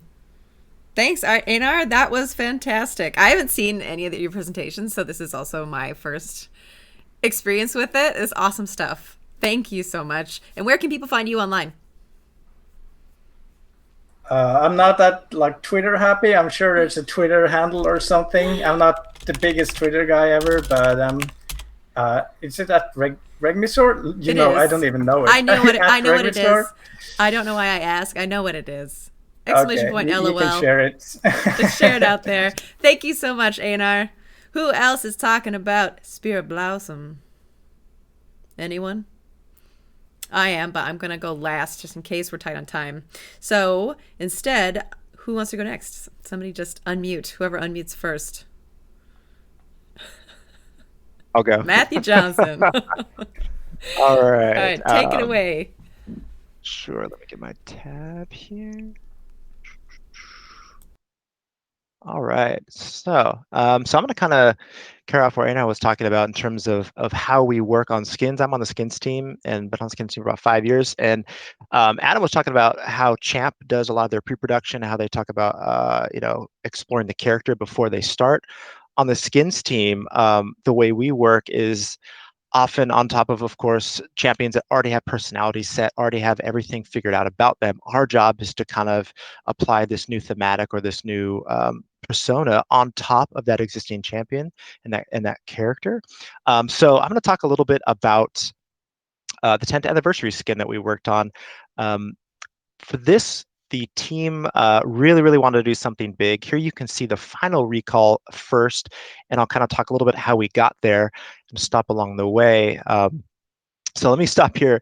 This was the original concept that Julian on the team actually did for 10th anniversary Annie, and you can see Tibbers here is a little kind of scary, crazy scary, but we wanted to do something super fun and almost a little trolly just to kind of celebrate, our culture and community with League here. But you can see that we've got such a large gap of different ideas going on with Annie, her personality, her looks. And a lot of you guys have asked, hey, are animators involved in the early concept phase? And the answer is definitely yes. We're very involved with giving feedback, talking about color theory. Animators, it's our job as well to talk about things like the backpack, the silhouette reads, like, hey, how do we think this new version of Annie's going to read in the game on top of her base animation set? So a lot of that feedback is iterative over and over and over again. Specifically for the 10th anniversary, this had a lot of eyes on it, so it was really fun for us. This is where we landed on with the final concept, and then Julian fleshed it out with the team's feedback. But you can see that Annie has come a long way back towards closer to what her base might feel like. But for us, this is like Annie going to GDC. She's going to E3. She's having fun. She's got all of her passes on. Her Poro backpack here, we were actually curious about putting this on Tibbers himself, but we thought that might be a little too big for for Poro King. So there's all these little design elements that don't just come from one discipline, from concept specifically. It comes from everyone on the team, which is one of the things that I love about being on the skins team, is the collaborative process.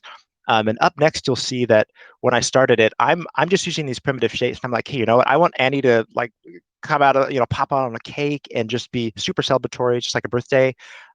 This is my first pass blocking for the recall, but you'll notice this is Hextech Annie, because one of the things on skins that's fun and challenging at the same time is we move so fast, but we don't necessarily have the full model for our new thematic ready to go. So oftentimes we're blocking out our initial ideas with pre-existing champions or the base model. And then as the team progresses, we're adding new things. You can see here we've got more of a proofed out concept for these props in the recall. But it's really fun because our character artist, Jordan, he took my initial primitives and made these out of them, which was super awesome to see in the game. Here you'll see a final animation. But one of the things that I love showing people is just the kind of amount of scope creep we can have. Normally on recalls, we don't have this amount of props, but the team kind of wanted to really push up the, I don't know, the idea of what a 1350 actually is. So for us, we kind of overscoped what we normally do, and we just wanted to add tons of new content for her. You'll notice in the game too, she has a lot of extra stuff on top of her base animation set. Like Anna was saying, on 1350s, we don't normally do a bunch of animation changes. But for her and sometimes other champions, we'll make that choice to put an extra effort to, like in this context, her base run. We actually added all kinds of jiggle. Some of this is hand keyed. Some of there's you've got dynamics in the Maya scene itself. But we felt this added a lot of fun character for her, and you'll see a lot of that on the Rift as well in her full kit. But it was really fun to add that along the way to kind of see how much it added quality-wise. There's a lot of little things you can do with secondary animation to really add on to what you're doing. And I wanted to give you guys a little preview of this quick process of how splash art also went through their work. Let me start this over. It's kind of going quick. But even splash artists working with the team will take feedback from everyone involved and go through quick sketches of what it might be like. The team will have a splash review. We'll talk about, hey, the elements in the background, we're not, some of these we love, some of these we don't. Can we add foreground elements? And as the splash art is moving through its initial concept to more polished phase, we're actually looking at how the model stacks up with the in-game version with the final splash. It's very important to us that we kind of have a match with what we're doing. So that's another great process that is really cool about working on skins, is kind of having those cross-discipline collaborations, as we talked about before. Yeah, I'll keep mine short and sweet. Here's the final model that Jordan actually did for Annie and Dibbers here.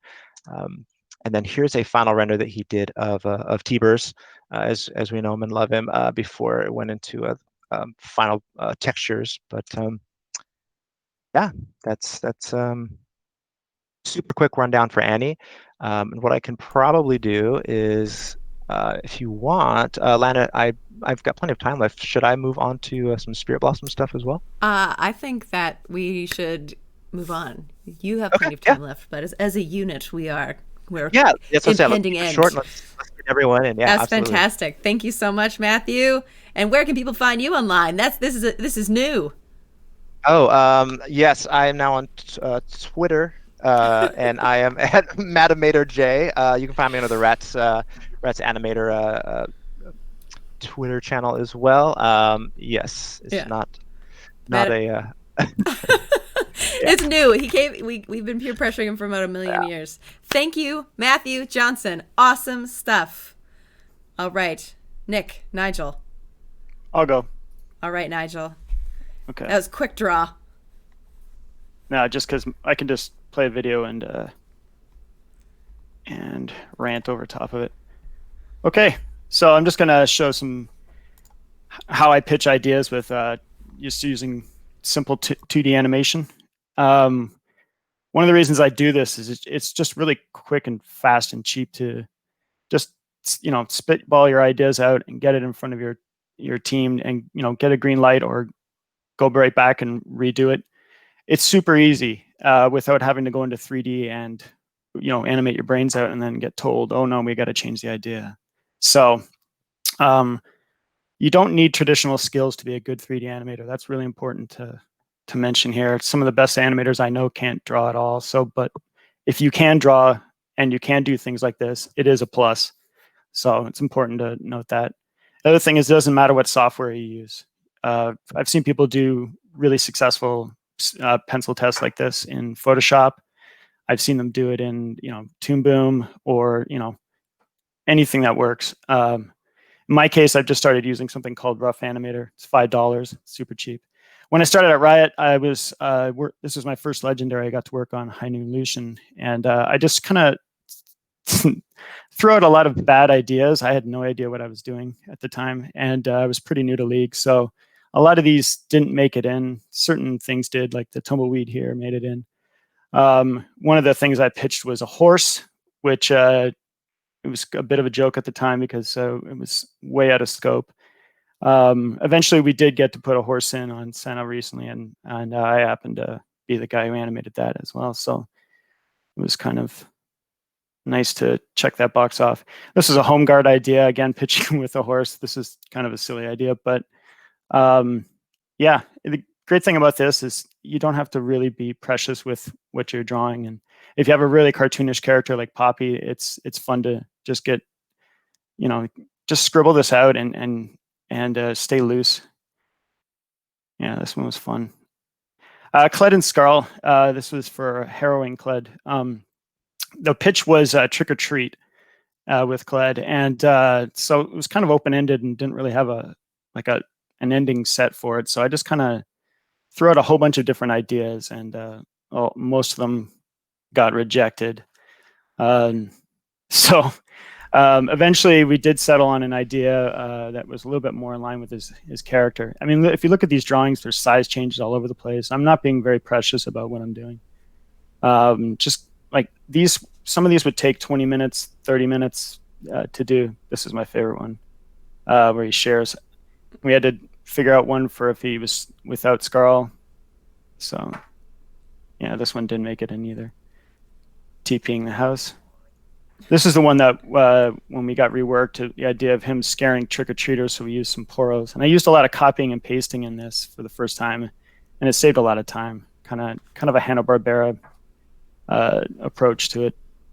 I'm dating myself with that reference, but this was a personal highlight, Corgi. My family's had corgis for over 40 years.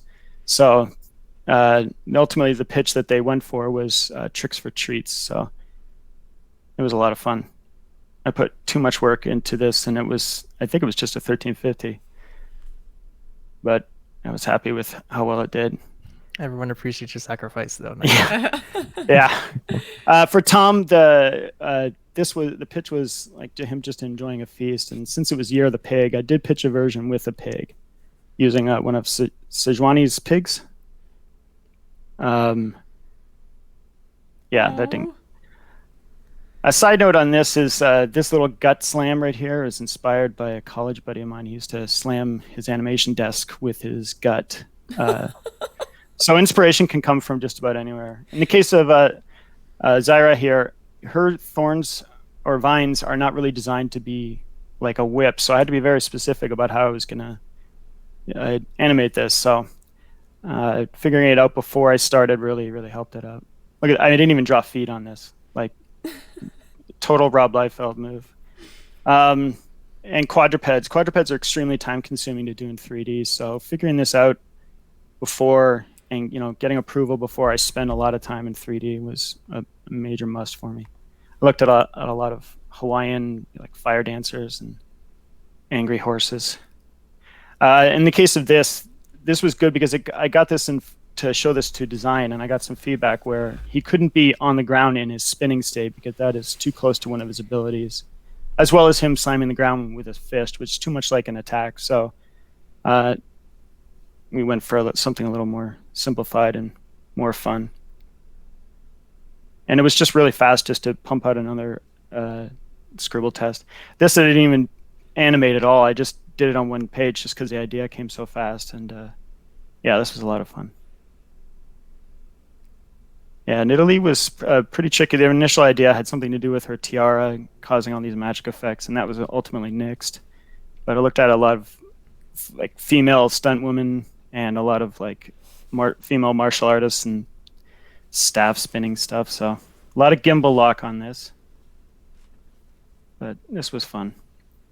For her cougar, excuse me, for her cougar form, I love to draw big cats. I spent a lot of time at zoos, so this was just pure fun for me. And I drew this a lot faster than people realized, so it was just me having fun. But I had to keep it fairly contained in because you're not really going to see this recall as much because most people won't be recalling in that state. For Yumi, I was pretty intimidated to do this because of Adam's great work on the champs. So I just wanted to really push the idea in 2D form and get sign-offs and see if people liked it from there. Just to nail it as best I could. So it was pretty fun. For anyone watching and thinking that this is really intimidating, we think so too. Nigel, you're incredible. No. This is just scribbles. 20 or 30 minutes, no big deal. The important thing is like not to be precious about it. Just throwing things at the wall and see what people. And since I work remote, this is very effective for me to pitch over Slack chat and just throw these ideas and get people, looking at them right away, so I don't waste time. I mean, if you want me to share you with my stick figures, I can totally do that. Yeah. Look, like stick figures. Some people use simple shapes for even a straight line will help. So this image I will That's forever it. remember. Okay, I haven't said this enough during this panel, maybe, but can we get like a big rats in the chat for Nigel's 2D work, please? Big rats. 2D. Woo! Also, thanks. Twitch thought everybody saying 2D was something that needed to be modded for some reason, which made me laugh. Anyway, on to the next. Nick Matthews. Hit it up, dog. Yeah, I'll just I can just real quick piggyback off of what he's saying. I couldn't find the video on my work PC, but in terms of like 2D, can you see this? Is this? Oh yeah. See, I work on the iPad, and this was just like I had to do like a 2-person dance for the Star Guardian, Zaya and Rakan, and it was like a whole like tango inspired routine, and obviously trying to do that with characters right off the bat is kind of insane. But you could see like that's really, really rough draftsmanship in comparison. But it's still super helpful when you're doing anything complicated, even just as like a proof of concept for people that. That's good stuff. Yeah, because like especially anything complicated, multiple characters is really good. Another example I could show. Let me move my little thing down here. And do he mentioned set. We worked. Nigel and I worked together on Senna, and so that was another thing I did, since there was like a big horse character. I just did real rough drawings of like a horse kind of bucking her up onto him and kind of hitting a pose. Super rough. That's all you need. Yeah, and that kind of ended up. I don't remember if this is the final one or just something along those lines, but one of the later videos of that actually kind of coming together. And no, it's not the final, obviously, but yeah. But yeah, that was kind of a annoyingly complex thing to plan out. So being able to do it 2D not only proves it to the team as an idea, but saves you a lot of headaches from trying to go straight into 3D. Other ways of planning, I had I know we talked about reference in the earlier part of the stream. I found this little bit of like me waving my arms around in front of the camera at the office for doing like for context, I work on Nigel and I, we work generally on like legendary skins, so I just kind of do. This was me kind of like trying to do a bunch of arm poses for figuring out Coven Morgana spell casts. So I just kind of it's silly, but you can do it without a camera too. I'll do that a lot without a camera, just to kind of get a feel for what I want to do. That turned into something. I don't have the video. It was for spell 2. She kind of does this. I sort of went off of that. She kind of does this thing where she raises her arm up and then like brings down the that little W area of effect thing. Yeah, more. Oh, I had another interesting. Sorry, I'm a little like disorganized. Yeah, so we had this. So working on the Jax, Mecha Kingdoms Jax, one of the. Am I? We can see. Oh, sorry, I'm hearing something in the audio. Anyway, yeah, we had this sort of like attack test that we did for Jax that was all about kind of trying to get that sense of like, since he's supposed to be like a giant mech, kind of like in the vein of Pacific Rim. This is just kind of like just a quick block out to kind of get the team on board with some of like the way we wanted to handle like the weight. And the camera was just for. Sometimes you can use a camera to sell people on things that something from game height doesn't always do. Let's see. Oh yeah, more. So yeah, just more process things. Speaking of Morgana, there was sometimes you have to do like little mock-ups. So like early on, Morgana, you might have. We kind of had to use of course, the original Morgana before the Coven Morgana was finished as a model. So you can kind of block it out with the just with the basic model, get people bought in, and then follow that up with. Once you get the model, you can kind of mock up the a little bit of the form swap to get people kind of on board with. Oh yeah, this thing is going to change forms. And in this moment, you wouldn't really want to like dive into animating all this, because just a little pose is enough to kind of tell people, hey, this is what's going to turn into. Can we work with that? And then follow that up with. This one doesn't have the actual transformation because that was an in-game thing, but you know, you can imagine here that she like transforms, and then you have all of the that other form. In Legendaries, we end up doing a lot of form transformations, it seems like, because people seem to love those a lot. With Sona, we kind of pulled back a little bit on that because there's, well, we didn't. So she actually turns into this sort of unleashed form as the Psyops psychic skin. and she starts off all kind of like bound up. But we no longer have the approach. We're trying to stray somewhat from the approach that we used in Leona, which was I think I have her queued up here. Leona has more of a, she has this thing where she'll like turn into this fiery version of herself after using her ult, and that lasts for like a period of time or like until she dies. And then designers got a little bit mad at us, and they were like, let's not confuse players too much. You can see, because in her base form nothing really happens. So we do try to squeeze in as much like cool stuff like that as we can. And a lot of that is working with animators to try to sell that on things like, in this case it isn't, but things like, oh, she walks different after this when she's in this form. So a lot of making legendaries is trying to add in all that extra sauce without destroying or without confusing anybody on what's actually happening in the game, which is always a fine balance, and sometimes we don't always win. But yeah, that was just some quick overview stuff, kind of following on what the others said. Yeah. Awesome. Yeah. Thank you so much, Nick. Good stuff. Love to see it.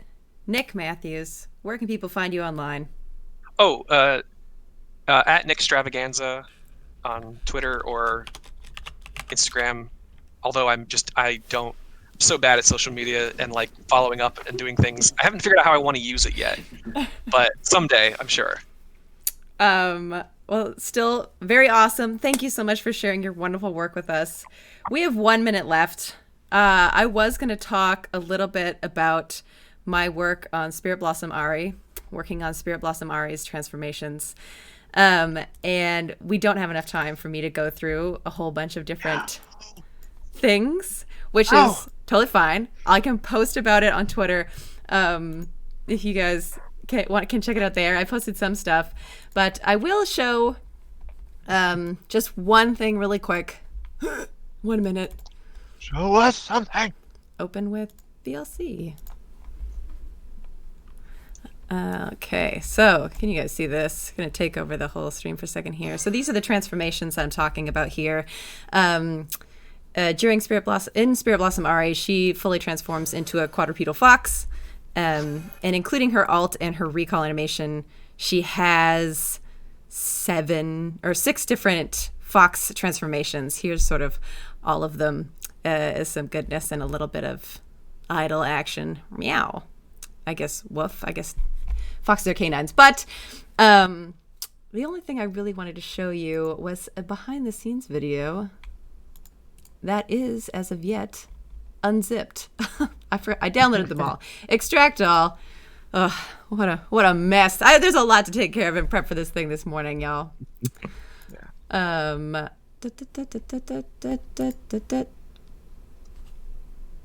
gone. It's gone forever. Oh, I'm gonna open it from Drive. I really wanted to show this one video because I think it'd be pretty cool. So sorry for the delay. League, my name. Because I recorded a couple of videos special for her home guard transformation stuff that show off sort of what it looks like when I'm working on it in the Maya file. It doesn't loop very well from Google Drive here. Or play very well, apparently. Well, how about that?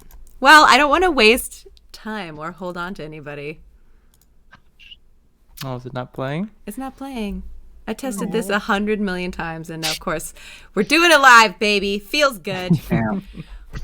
Well, this is you saw the stills. You know they exist. If you really want to see them, you can follow me on Twitter. I'm just kidding. But that is all we have time for. We're a little bit over. I'm sorry that I didn't get to share the Ari stuff, but you'll get there.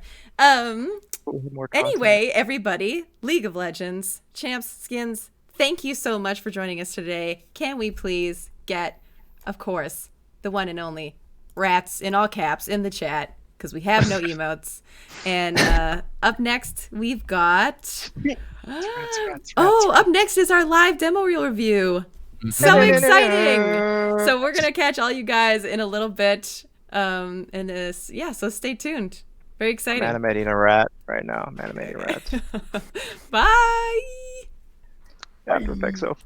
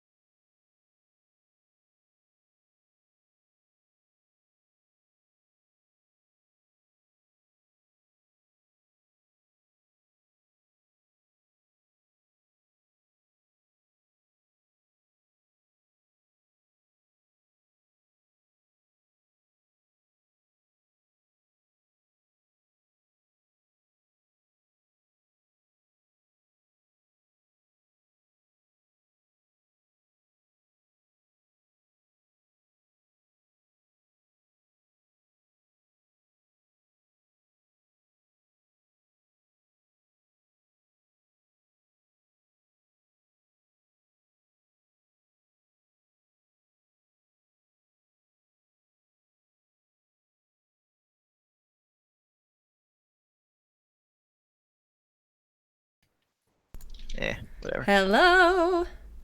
All right. Let me just find my windows. I've got so many open now because we've got the live demo reel review happening. Gonna quickly change the name of the channel here. How's everybody liking the stream so far?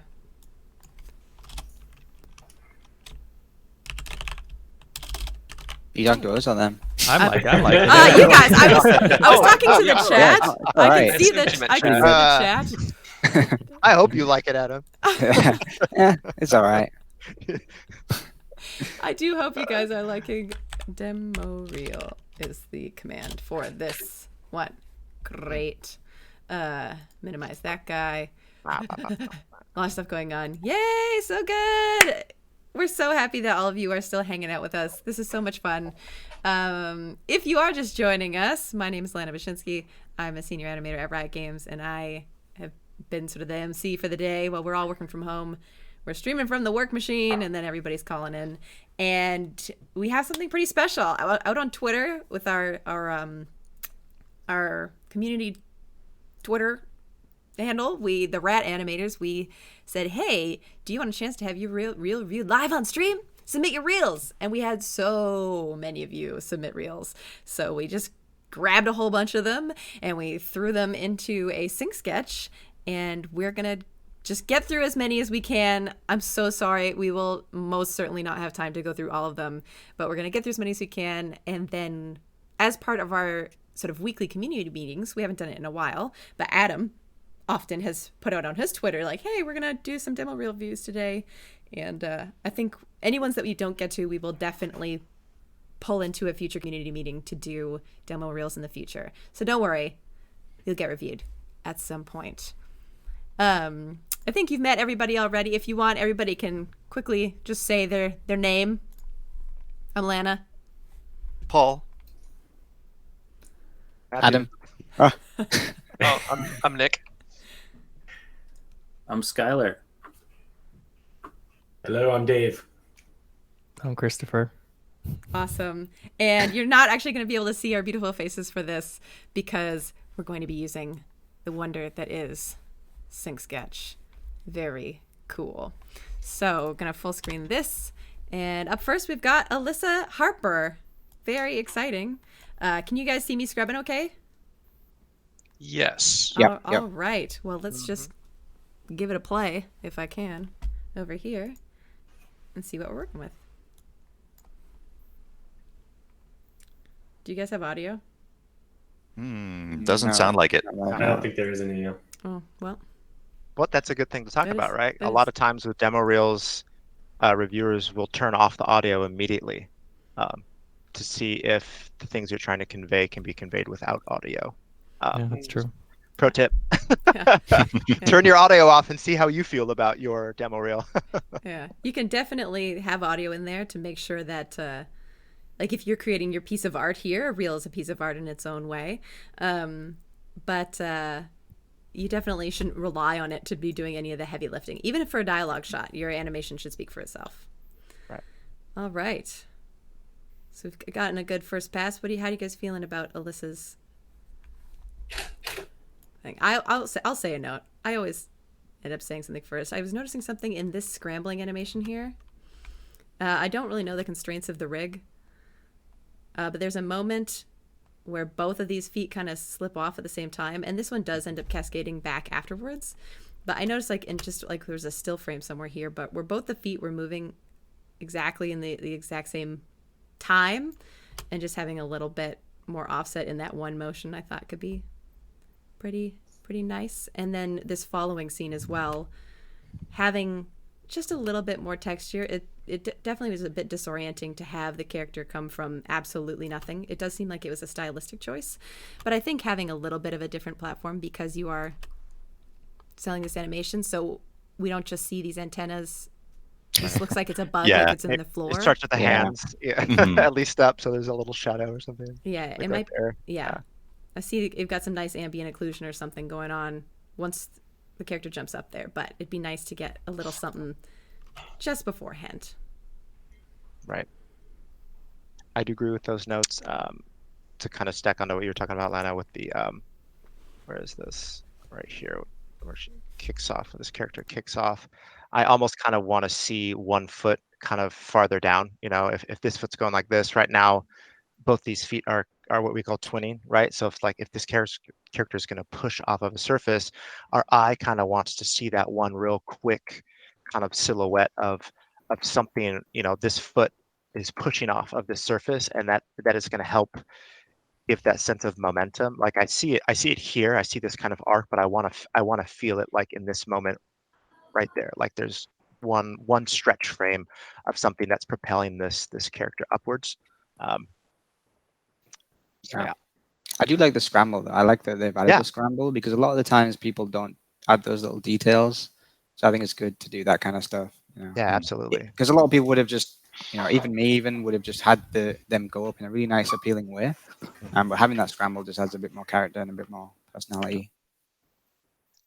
I do think there's some moments, like if I were to apply sort of like a league style as far as feedback would go, I saw some moments up front here. This first character running across. These moments right here, right? Like if I were to stylistically go, hey, if I wanted to give feedback in a more of a league style, I would look at poses like this to kind of hold longer. Like right now, it's very fast. Like it's like boom, and then it cuts to another angle. Stylistically, that can be a great choice, but for me, I almost like that kind of Spider-Man, not overly held, but I just want to see a pose that's just a little bit more outstretched, and then timing wise, maybe it's 3 or 4 frames longer. So instead of like if I often make a noise when I'm animating, right? Like this would be like whoom, like I want to see like whoom, bonk. Like there's sensibilities you can communicate with sound a lot, and animators, at least people I work with, often will communicate like that. Like, hey, right now it feels like bump. I want it to be like whoom, bump. So maybe the cut is longer, but our eye sees this, right? This is the last pose that our eye sees before this sort of deal. So for me, I would love to see a more outstretched sort of kind of arc, right? Like maybe there's one of the foot's doing this and the other one is like pushing off, and then you have this hand coming out here, but just something that leads a little bit more dynamically into this next sort of shot angle. And I think that can be accomplished by holding it just a little more and maybe elongating this pose. Yeah, I'm sorry to cut in again. Oh, yeah, go ahead. Yeah. But in that same sort of area, like for stuff like this looks like it's some sort of cinematic piece. This is more like a film shot. Sure. Something that there's a strategy they use in film a lot. Well, they'll actually sort of show you the same thing twice, and you won't really realize you're seeing it twice. Where in this case, you're cutting right on the action into like the mirrored sort of pose here. But you could actually probably hold this a lot longer and get her a lot closer to this actual location that she's going to hit, and then still cut to her being further away, and it will only it'll only help us catch the fact that she's moving through space to here rather than actually having the perfect cut where the action stops, because there's not quite enough information on either end. Foodie Monster in the chat says, yep, that's called a record. I didn't know that. That's awesome. So yeah, check it out. Google record. But it's a good strategy for helping. Hold. Also moving hold. Yeah. Moving hold, like the moving hold. We use moving holds a lot in League. You notice that all the time. And we could talk about things like that more as we go along as well. Yeah, I feel cameras in general should emphasize the action rather than distract from the motion, I guess. This kind of distracts you in a way, it doesn't emphasize what's happening. I think whenever you're choosing camera choices, I'm not the best at this because I'm not really a cinematic. I'm sure like someone like David or whatever would be better, but yeah, you don't want a camera cut that distracts you from the actual animation.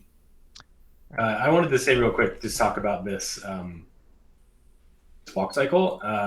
First of all, this character is a very difficult character probably to work with. You just have the shapes are working against you basically for this walk cycle. What you want to watch out for is make sure that you get a nice extension at the end here. So try to push the ankle and the foot farther when she pushes off here, so that you get a little bit more of a shape there on the foot.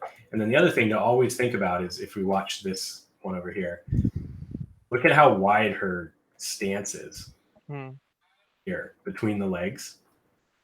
It just feels a little odd, like there's an invisible horse here or something that she's sitting on. So don't be afraid to bring these feet in so that they sit more underneath the center of gravity. Also, don't forget when you're doing a walk cycle to play with, usually this is going to be X, this direction will be X. Don't forget to play with like a foot plant is here, but then it kind of goes out and then comes back. Or it could kind of, it could start here and kind of go in a little bit and then come down. Oftentimes I'll see students forgetting about this axis of the feet. Yeah, it's like the balance of it, the weight. Mm-hmm.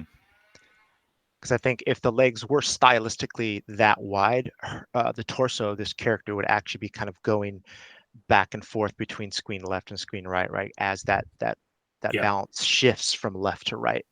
Yeah, weirdly, that works slightly better on the little like hop thing. Hop, right? It's not as like a big a deal because like the feet are catching, so you don't worry as much about the side to side. But yeah, it's definitely in that other one. Yeah, I will say something about this little hop though. If you pay attention to the root, it's feeling pretty soft on the contact. It might be good to get a good amount more bounce on the push off, because you have I mean, they're offset, but you have both feet sort of catching the body, and then they both sort of push off, much closer to each other than a normal walk or run cycle as well. And you're losing a lot of the weight and the physicality by softening that. Yeah, a lot of times similar to I don't know who was, I think it was maybe Matt was talking about like musical stuff. I've actually seen it's funny, I've seen Lana do this in an actual video, but I do it sometimes at my desk where it's just you can like with your hand try to be like ka-dum, ka-dum, ka-dum, ka-dum, and kind of see the texture of a thing and kind of simulate the that feeling of physicality, or even get up and just try to do it yourself. You not even necessarily record it. A lot of times you can like feel with your body where the like extreme fasts are and the and the slows. A lot of times, like the number one feedback I give people is just like make your fasts faster and your slows slower so that it just feels more textured. And that's like generally a good place to start often, to just make something feel a little bit more appealing. If it's feeling soft, is it just take the parts that you think are supposed to be fast, speed, like increase the spacing to make them a little bit faster, and then the slow bits make them a little bit slower. And oftentimes that's a good gauge for getting it towards something that feels a little more physical. Right. And just to kind of play off what Skylar was talking about, it's the same type of thing with this comment. Like when I look at this kickoff right here, I think this can be improved in that way. Like if you were to again do the noise thing, it's like hunk, and this is very linear in terms of timing. I would love to see a little bit more hang time if it were like, imagine, that's a bad art, maybe the kickoff is here and then it's a hold for a couple frames and then boom, down like this. So like if this is kind of the spacing that you might have on your keys in the graph editor, right now this kickoff is very linear in timing. I like some of the poses and what's going on, but you can easily just exaggerate some of that timing. Boom, that sort of sensibility will add a lot to this animation. But in terms of thinking of the time space, it's just a little bit linear for me. So if I was going to pump it up in League style, I would kick off to here. This is slightly longer, and then boom. Yeah, I think you could even like exaggerate the amount of time that the character spends with their feet on the target. Like soaking, you're going to think about like that energy is being absorbed into the crouch, into the target, and then releasing that energy back again in the push. So holding in this moment, contracting before you get that big explosion off the character. And we talk a lot about in feedback review weekly that we have about like the contrast of shapes, right? So if this character right here is getting ready to release energy this way, right? Like make this character more compact, right? Like they're curling up, they're kind of doing this sort of shape, and then in the very next instance, like what Lana was talking about, maybe there's a complete opposite shape, right? Now the energy, boom, it's releasing this way. Maybe the feet are stretched out, and there's one frame of connecting, and then it's this little bit of kind of the moving hold, as I was talking about before, and then to the ground is a really fast movement, and maybe this character also goes down for a frame or two, so we feel more weight, more momentum, and then they come back up into this final pose. So just exaggerating the poses and the timing of them will give you a lot of mileage. I think you're headed in a great direction with this demo reel overall. There's just different little things that you can do to kind of just really amp it up. Yeah, for sure. Yeah, we should move on. I was about to say, yeah. So again, Alyssa, thank you so much for submitting your demo reel. Good stuff. Great job. Great job. Yeah. Up next, we've got Alice. Oh, this got audio. There we go. So we got some audio. We're gonna play it once with the audio. I'm gonna put it pretty low, but here we go.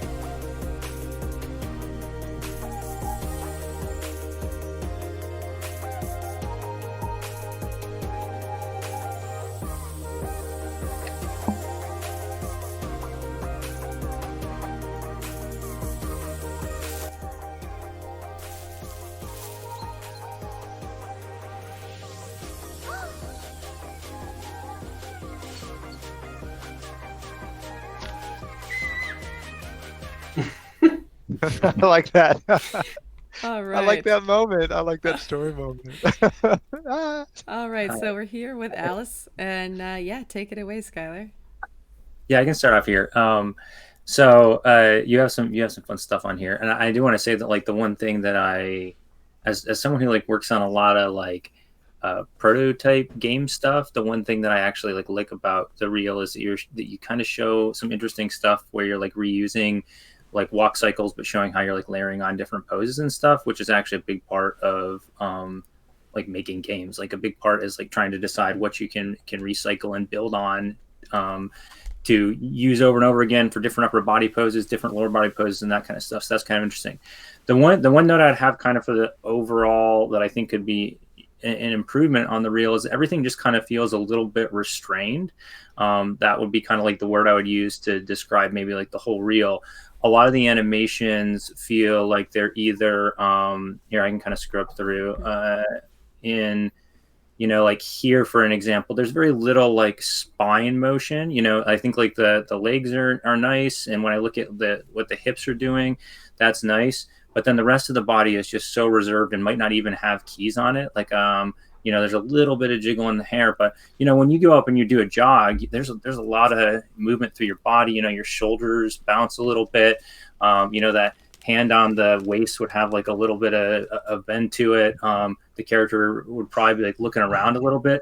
So it's those kind of little follow through. Like there's two things. One is follow through, which is like the rest of the body just like following through with the motion, and then the other one is secondary action. Those two often get confused. The follow through is like the physicality of like the pieces actually following through.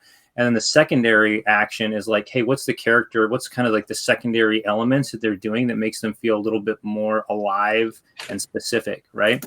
And so when I look at a couple other animations, you have sort of some of the same things. This is another good example of a walk cycle where I think the arms and the legs are pretty much doing the right things that I'd expect. But then the head and the torso just feel very, very reserved. There's very little animation on them, right?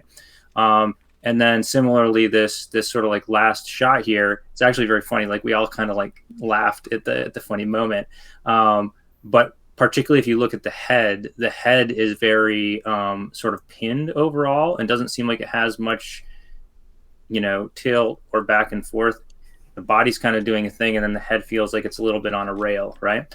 So I think that the thing that would just improve this reel overall would be to take all these animations and just try to start from your root, move outwards, and just try to get a little bit more motion into everything. That would maybe be my number one note. Yeah, I think even just on this little this shot he was just talking about, like thinking about like what's the character of this little guy? Is he kind of if he's sort of like facially, it kind of looks like he's happy and curious. So I would expect maybe something more bouncy in terms of like how he comes over to like look at this. Yeah. I think in terms of placement of shots too, if you're gonna start with an idol, you want to really like push the idol and make it interesting and give it a lot of character. I think like you could definitely move around some of these shots. Maybe it's cool to end on one. Sorry, Lana, were you gonna say something? No, go ahead. I'm gonna tag on to what you're saying afterwards. Okay, yeah. So I would just kind of look at your shots and see which ones are going to grab attention instantly. Because I guess if you really want the first shot, especially to grab people's attention. So if it is going to be an idol, then I would just push that even further. But I would recommend starting on more of another shot, maybe some attacks, or maybe even this one. Mm-hmm. Sorry, go ahead, Lana. Yeah, one of the things that people say, very, very common, you might have heard it before, is like, put your absolute best work first. I think the thing that got all of our attention and sort of made us all perk up in a way with a really positive reaction was this last shot. So just I would definitely like start with that. There's some really cute things you're going, like the cute acting moments, some cute choices that you're making there. So it'll definitely pull people in to want to see the rest of your reels, the rest of your reel. And then the other thing that I would say is that even if you have a super stellar first shot, you still want to have sort of a good amount of variety within your reel. So like looking at your reel, the things I'm noticing the most are, so we got some runs and some attacks and some idols. And then we've got a sort of like another type of walk, and then you show the same thing twice. I know it used to be really big to show the same thing twice in your reel, and if it's like something really quick, I think it's really good, especially if you're having it from different angles. But for something that's a little bit longer than like this, like that's a pretty slow movement, and then this other movement, and showing the same thing twice here, we can just rewind it if we need to see it again. So for these longer pieces, I would certainly limit, even with the camera, the change like that, I would limit the number of times you want to repeat things in your reel, and just again the content of what you're presenting. So we have like an idle and attack and a walk, and then we have another idle and attack and walk situation, and same thing sort of 3 times in a row. So I would say pick your best idle, the one that's showing the most sort of a glimpse into who this character is. What is your best attack? Even if they're not all from the same character, I think having a variety of pieces across the board will always be more interesting than seeing the same 3 types of things from 3 different characters. Especially if you want to take that polish and like work on maybe only half of what you have here, and that way you can focus on making that the best work you do present. It also gives you more time rather than going, oh, I need to work on all of these different things. Yeah, absolutely. Dave Gibson, Yeah, I just wanted to say, think about your camera angle for all your animations. We're very high up for a lot of these. The camera feels like it's like up here looking down. If that is what you're going to do, and there's a room full of League animators in here that totally get it, you got to make your poses work for the camera angle. So like, where was one where she was head down, I think, like this? Yeah. I no idea what's happening in this pose, right? This giant shape right here. Can you even see my little? Mm-hmm. Yep, we Yeah, we got it. Oh, yeah. Now can you see it? The shape. Oh, geez. Yeah, let's make it 25, whatever that does. There we are. So you have this giant circle shape that's right in front. Here's like a little tiny knee I can't see. The way that your poses are hitting here is just creating it's just a very odd shape. Also, looking at a character down like this is never usually a very flattering way to look at them. So you really want to think about the camera angle that you're actually animating to. Even something like this, these shapes, this is very complex in here. All this stuff that's going on right here. The sword is coming out of her face. Just things like that. So if this wasn't the camera angle that you animated to, go ahead and tilt the camera down so that she looks the most appealing that she can in the shot. Mm-hmm.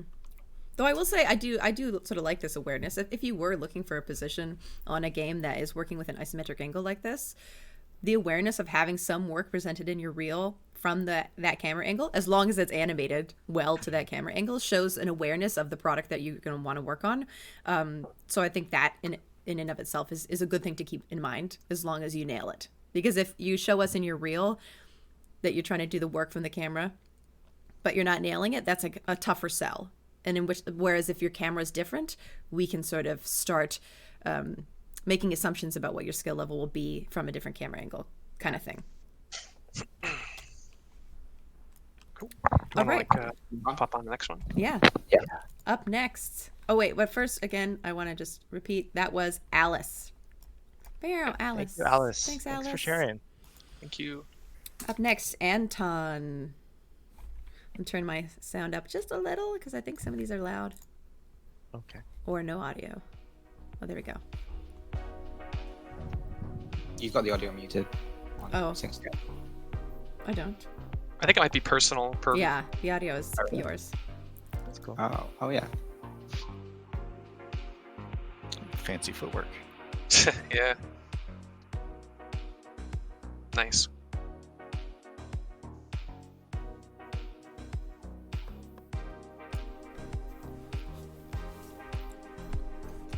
I'm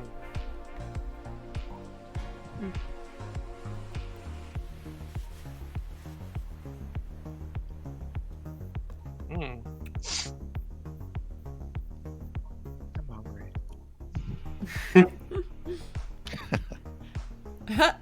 Nice. Cute. Okay.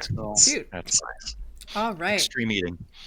So there's one thing I wanted to say right off the bat because when I saw this originally, this stuck out to me so much because I think this little dancing animation is so fun and well done, especially like with the throw and then the slow build up. I was like, what's gonna, oh my gosh, you're jiving. It's very, very cute.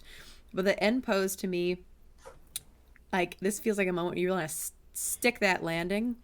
And all I can see is these. I want this pose. These I want it knees, right there. like the knees moving, and I feel like all I want is that core and that body, like as tight as possible, little motion as possible, maybe some secondary stuff. And I keep forgetting I can draw, like in the hair and like the ears, like a little, what's like a really minimal, like twang, like really tight though. Yeah, and it feels like, just like compared to how tight the rest of this dance feels, it feels like a really loose pose comparatively.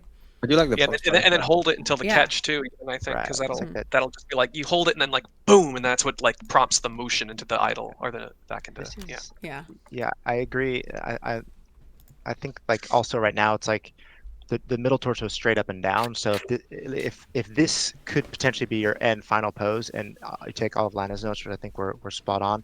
Like I would see how can you like really push these shapes, right? Like maybe the upper torso is like this, and the arm is coming out. Something where it's like you're really getting a lot more exaggeration in this overall shape. I think that could help too. But then you go from this to this pose, and obviously it's like almost a transition back to an idol or something like that. But I do think as far as the demo reel is concerned, I would love to see exactly what Lana was talking about in terms of like that hit, just like boom, and then it holds there, and you feel the impact of the weapon like coming down. Yeah, and having like a little bit more time here because like we don't really see like we want to live in this pose for a bit and like live in that moment where you're like, yeah, I'm a baller. So like catching it and letting the blade sort of settle maybe in something interesting. Just hold that, feel that like stretched out, that arm just locked in place. Boom. Yeah, it's a small thing I like to do, but like right before like let's see if this is the frame. Where's the frame? Yeah, like right before the frame, right before like it catches and it's coming in. I always like to just kind of meet just in that first frame, just like meet the thing coming down just a little bit, so it like anticipates the catch going down. Yeah. And there's like a frame of the arm. Oh, sorry, Paul. Oh, no problem. One thing to piggyback onto, if you've got this like real confident like grab, say say you're going to hold it, based on this other feedback, it would be really cool to carry that energy and that confidence from that catch over into a flourish back to idle too, because I do feel like the idle is just kind of a little step. Like you take the character and the personality that you have in that pose, and it just sort of dissolves as it goes back to idle. Yeah, to the point where I think for the purpose of this reel, like if this is an old piece, you don't want to go back to it. Just hold this pose and cut the idle. You don't need to. You just end it there. Just end it at the baller pose. Yeah. I wanted to talk about a different shot. Go ahead. Scrub away. All you.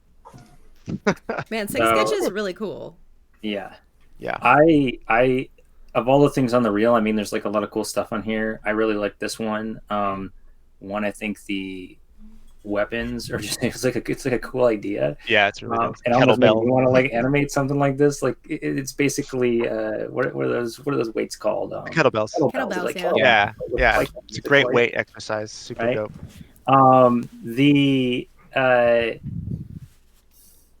I really like the weight in general. The one thing that just felt like a little too, I felt like I was missing something here.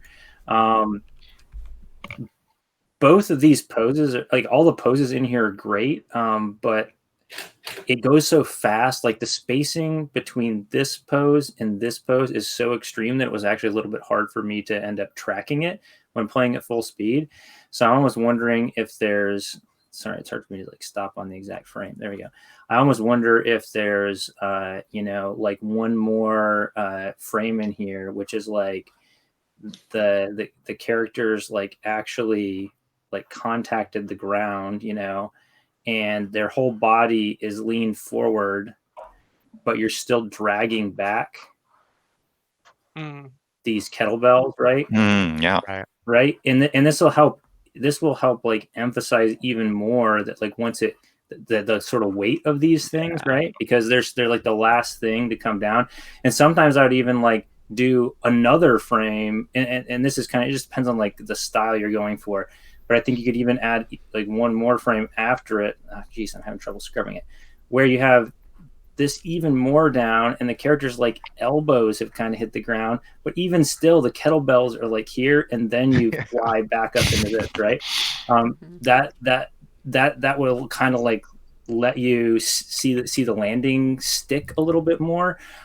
They did stuff like this a lot in there's like this great shot in the Spider-Man Into the Spider-Verse movie where like Miles is like crossing the street and he just about gets hit by a car, and he like jumps into the air, and they do this thing where he like comes down, and before he hits the ground there's like two or three frames where they've almost like stopped the character spacing, and his feet are like on like touching the ground. Anyways, the point being that it's like a lot of times in animation you can like hold on your contact poses for a couple more so that the viewer can like read it really well, and then rock it back up into your big pose change again. Because oftentimes if you have your pose changes like so big from one to the other, it's like hard for your brain to even like register, and it actually like removes some of the feeling of impact from it. But overall, I just want to emphasize that this whole shot here, I think was like pretty cool, and I like it quite a bit. It's pretty creative and neat. I mean, honestly, the whole reel too is very Nice. nice. Pretty good. Yeah. Okay, we got like time for like one or two more notes. Anybody else got something they want to call out? Let's play it again. That's very cute. I would have one note here. We struggle with this a lot on League. Like right in through here. Oh, I can't draw now anymore. Oh, my drawing does not work. Oh. I got invalidated. Uh-oh. Well, okay, I'll just talk it. Right now, her upper and lower torso, if you watch her belt buckle, her upper half is going to the right, while the other part is going to the left. If you can try to get some of this feeling a little bit more connected, for me, I kind of see an upper lower body disconnect, and we see that sometimes in review, and that's often a point of feedback polish. I can draw a little circle here. Yeah, but I wanna draw. It says you're drawing. Yeah, but- Specifically this like blue thing, and this belt buckle. The fact that you have like this clear shape here and clear shape here, you can clearly tell when one is heading one way and one is heading exactly. in the opposite direction. That's exactly what I'm talking about. Yeah. Cool. Sweet. Any final thoughts? Yeah, we have a lot of reels. Yeah, Yeah, I really like okay. it. Let's yeah. Next, that Great job, was Anton. Great job, Anton. Good stuff. Yeah. Up next, we've got Yan Sampson.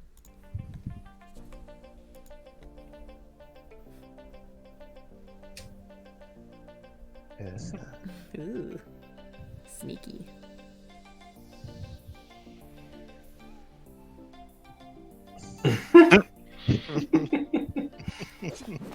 Okay.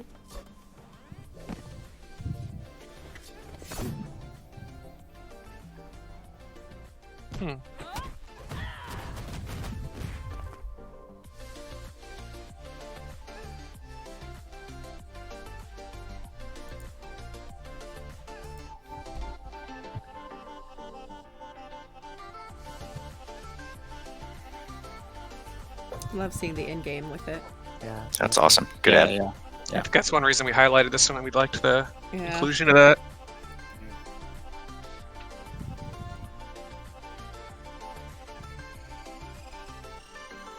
Love seeing the end game, but also, to be clear, love seeing the animation without any effects.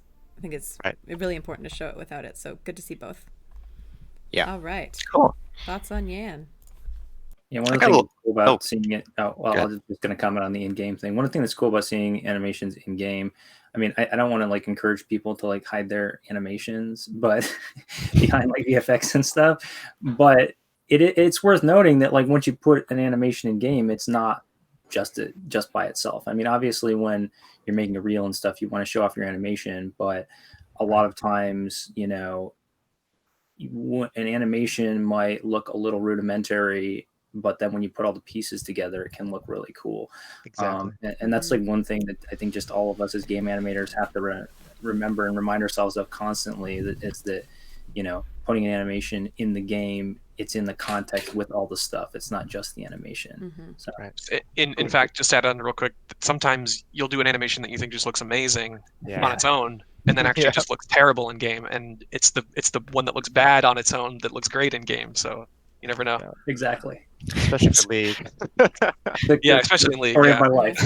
Game engines are a mystery. Yeah, they'll tear anything apart. That's why we over exaggerate things a lot in Maya, because the translation to at least the League engine from our camera view is wildly, it doesn't translate as well as we think it does. So that's why usually our feedback is over exaggerate everything, over exaggerate.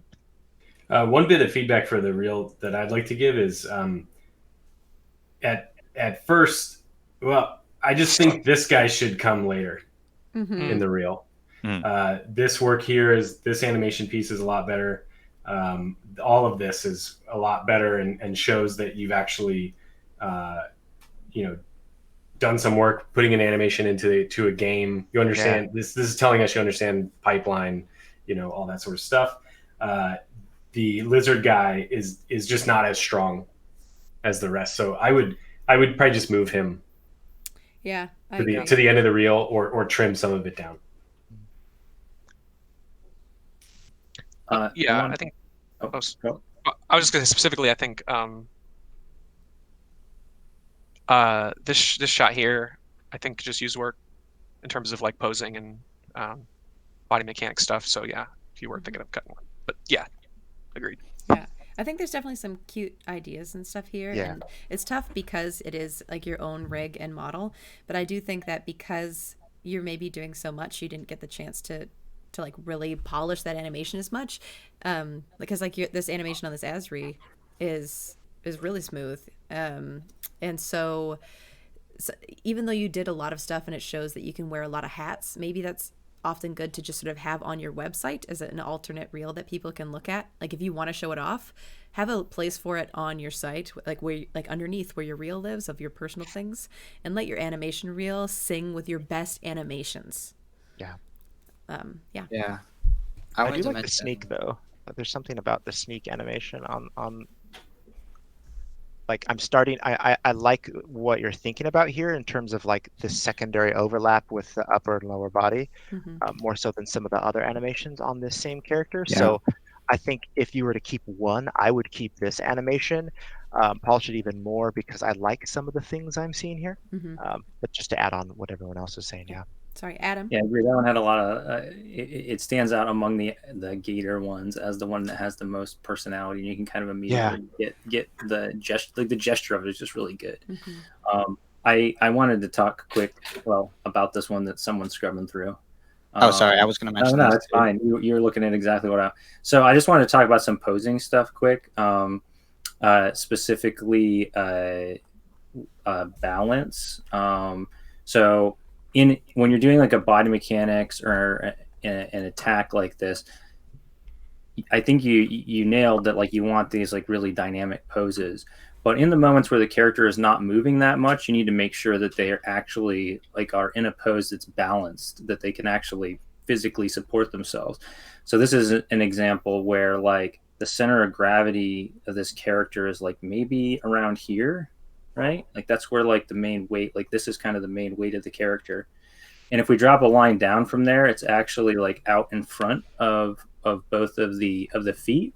And so this character to me would actually be falling forward in this. And you could fix this in a couple ways. I mean, the easiest way is to probably just push this leg out. You can see just by pushing this out a tiny bit more like that, it suddenly becomes a much more like stabilized pose. Where the weight is all over this front foot, and then it's kind of fine at that point that all this is like doing all this crazy, really dynamic stuff because the weight of the character is supported, right? And let me scrub. I think there was like one more spot where I kind of felt that way. Now here's interesting because these poses here kind of have the same problem, but because the character is moving fast, right? You kind of expect it. Because she's shifting from one position to a new position, it's actually fine and makes sense that, you know, the pose, the weight of her body isn't necessarily like is supported, right? 'Cause she's pushing off, going this way, so it makes sense that the mass of her body is out beyond. She's carried by her momentum. Exactly, right. And so this was the other one right here.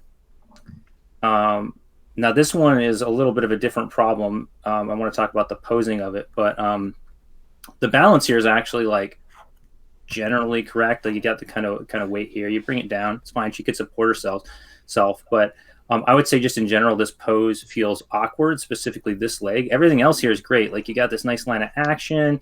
You know, I think you could maybe do some stuff here where like you get to see both the arms a little bit more, because this gets a little bit muddy in this area.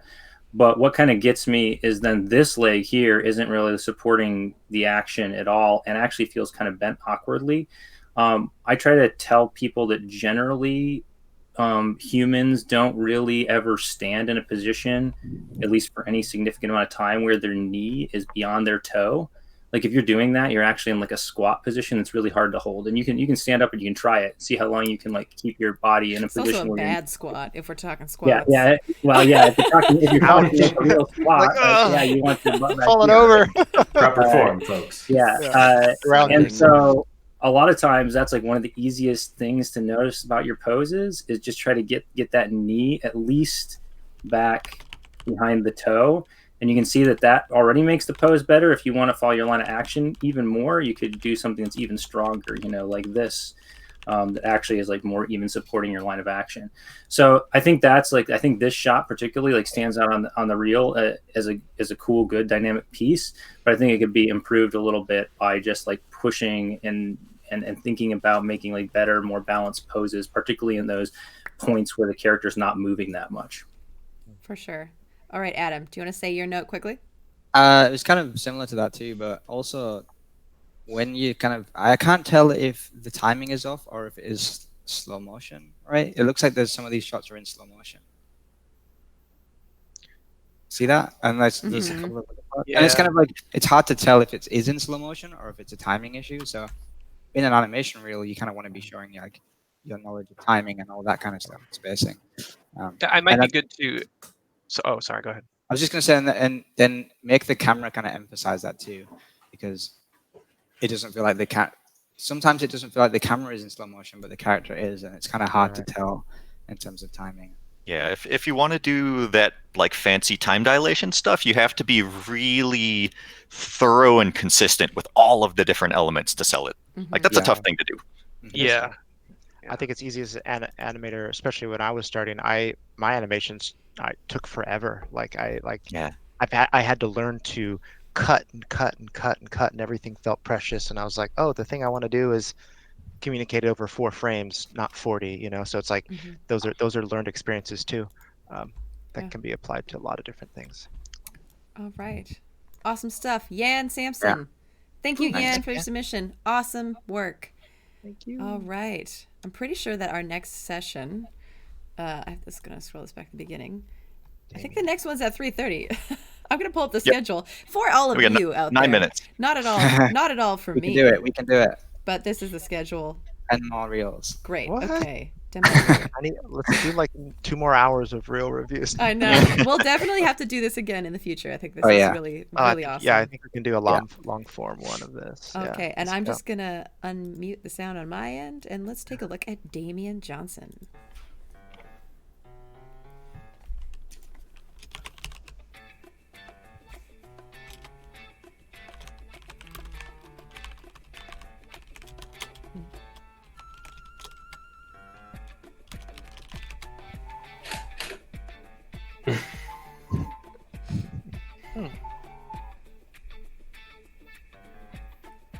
Oh, hey. Nice. Beauty. Nice. Short and sweet. Yeah. Awesome. Yeah, I like it. Yeah, it's actually great if you just concentrate it all. It's cool. All right. I love that. I first and foremost, I love the length of your reel. Yeah. It's really beautiful. No fluff. Yeah. So this shot right here, I think is really well done, but it feels like he's going to be coming up. It doesn't seem like he is registered that this thing is strapped around him. Like there's not. I wish he had kind of a moment where keep him here, but you can have him do like a little look around or something, side to side, like oh my god, Yeah, and then coming up, sees it. Yeah, like something. Because right now he's like, I'm a badass. I'm an idiot, and there's not really a moment where we can see his internal dialogue there. Yeah, I could see a world if you could see his face, maybe you'd see a facial expression change, and that would work. But without that, you kind of need that head look around or something. I think that it's like it is funny. I mean, we all like snickered at it when it happened, right? And I think that you could almost push the comedic nature of it even further. Like the beat that I was kind of missing here was like him kind of standing up and about to saunter towards his prize. You know what I mean? Like when I think of like what they've done in other cartoons or whatever, it's like you almost expect him to be like, finally, here we go, I got it, right? And then that's when the thing falls, right? It's like the delayed realization. Even more. Like it's already pretty funny, and I almost want it to be like milked even more than it already is. So it's where it lands on him like mid stride, and then he has to stop and then be like, that kind of thing. I just wanted to say real quick that I was totally on board until this choice, and it just felt, I don't know, bummed me out. Like I just think this is such a cliche, like hand on the head type of choice for like bummer, and everything else was so strong up to that point. So I think there's just a better choice here, more specific something. Yeah, I do think there's opportunity in some of these moments where you are doing the moving holds and whatnot to actually have quicker landings. Like right in here, like I love some of the pose work you have, especially this kind of dynamic land, but like in here, like this could be like 3 frames and maybe there's like 1 long frame of smear or something and he hits faster, because I like all the things I see. I like how, if he's going to go right, he actually goes left a little bit before, but some of it feels a little bit slow. I think you could just exaggerate the timing a bit. I think especially when right here, like it just feels a little sluggish. But especially when he lands, like he's coming into view, but he's coming into view in like this pose, and it's not as appealing as I would like it to be. Like I almost kind of want him. I want to see this momentum carry through, and then have that like I said, that smear frame, and then boom, he's already in this pose. I like what I see. I just want to see it quicker. Yeah, like just tightening it up. Yeah. I think that I especially feel that through here, because he is going to have this big laser moment. And I don't necessarily mind the rate at which he's falling. I think, but here, there's sort of a lot of stuff that happens, and it's like almost some of it happens too quick. This orb kind of coming from off screen, like this is his gun. So I don't really, my eyes caught by this big bright yellow thing that's not actually attached to his gun. And so I'm trying to understand him falling. This thing is falling. Oh wait, no, that's his laser. And now he's gone. Where I almost feel like in this moment, it's I'm having trouble figuring out exactly. These are the Spider-Man hang pose moments, Yes. Right now it's like whoa. Like you want to whoosh. Yeah, I think that the thing that you can hold more is this pose, because it's kind of a cool pose, and then he's already moving the gun, and then all this other stuff is happening. But if he's kind of falling a little bit more, but he's still in that pose where he's got that arm out. I'm doing this terribly. Yeah. But he's like down here, but his arm is still like in that same sort of situation, and then he gets quicker into this pose without seeing that big arc. And this, I know I'm just having a bunch of arrows, but without necessarily seeing a huge arc of the gun coming down, and definitely not having this big yellow thing appear until, or at least making it appear at the gun, I think is a big thing for me. There's a lot of visual chaos, especially because you got these laser lines and stuff. There's just, and the cage falling down can be exaggerated as well. Like when it comes, it feels slow. Like it almost like kind of holds up here just a tad before it falls down. It feels like. I almost expect it to have like that frame where it's here and it's stretched out like for one frame, and then the next frame it's like boom, and it's maybe there's a frame of scale and then back up to whatever this is. That's a stylistic choice, but it does add impact and weight. So yeah, but overall, I like this reel. Yeah, I love this piece. I don't even know if I could probably find something to say about it, but I just really I like it. Time-wise, it's nice. good. But yeah, length of the reel I think very is appealing. a good spot to be. Yeah, cool. And that's great because, oh my God, even though we had so many people submit our reels, we are at time for this session. So that was Damian Johnson. Thank you, Damian Johnson, for submitting. I think you're in the chat. Thanks for joining us as well live. And thank you guys for doing the old review. We are definitely going to have to do this in the future at some point. Yes. That we just focus a long on the form reviews. real review. Yeah. Like a whole session.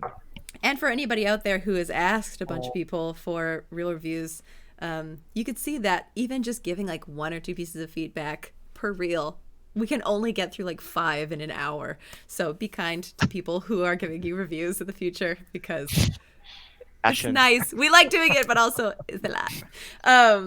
But thank you. Thanks, everybody. Any final thoughts before we sign off for the next sesh? More real reviews. Yeah, let's do it again. And thank you everyone for the enthusiastic participation. Yes. I love seeing this stuff. It's awesome. Very awesome. Here's again the contact information for the rats. I keep saying contact information. It's our Twitters. It's anybody who had a Twitter. We have Twitter. It's up there for you guys. This is where you can reach out to us with your business inquiries. 75. Talk to my agent. We have to put our addresses and social security numbers. Oh gosh. But yes, with 1 minute to spare, up next we have Whip to final with IP Creative. Really excited about that one. It's gonna be a very casual, fun walkthrough with Jason Hendrich.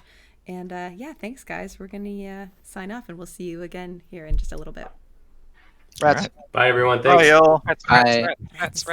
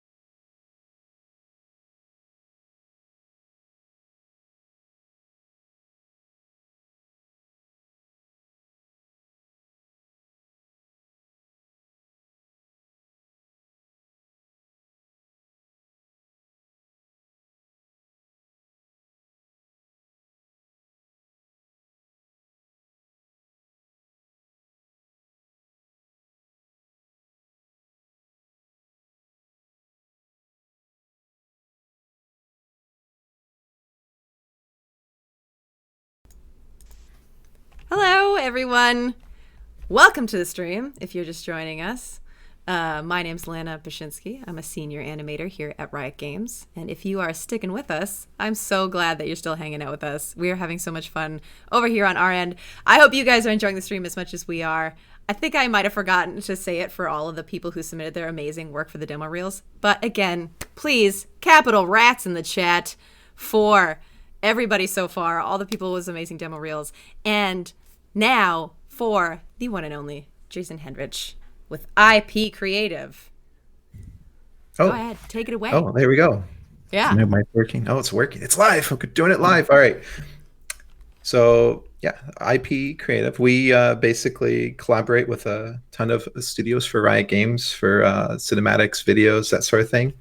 But every now and then we get to handle some of the champion promos and videos like that, like more hands-on. And going to go and going to show you from hopefully from start to finish, and maybe some like oddities that kind of throw together in terms of like pitches and things that I created for the team to help showcase some things. So yeah. I think I sent you the link to the sync sketch that we'll be using. Oh, you did? Oh my God.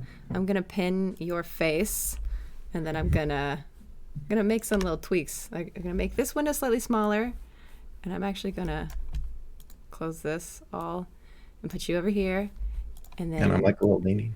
I'm gonna make you tiny. Oh shoot! I can't believe I made myself say shoot instead of swears. Fiddlesticks. Yeah, this one, and then make it. Oh my gosh! There we go. This is kind of is this good? Now your face is kind of gone, but at least you can see. I'll change it. I'm not that important. It's more about the cool nutty stuff that we can see in here. Very professional mic, Jason, by the way. Oh, is it?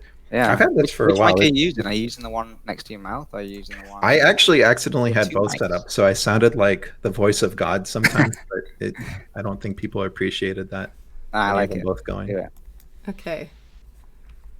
So yeah, I guess I could just like open up like what would be good to start with. I guess I could probably go with things I actually did prior to joining Riot. I actually worked on one of the first cinematics that Riot worked on, worked with an outside studio, and this is the shot that I was working on. And hopefully it's not too fuzzy.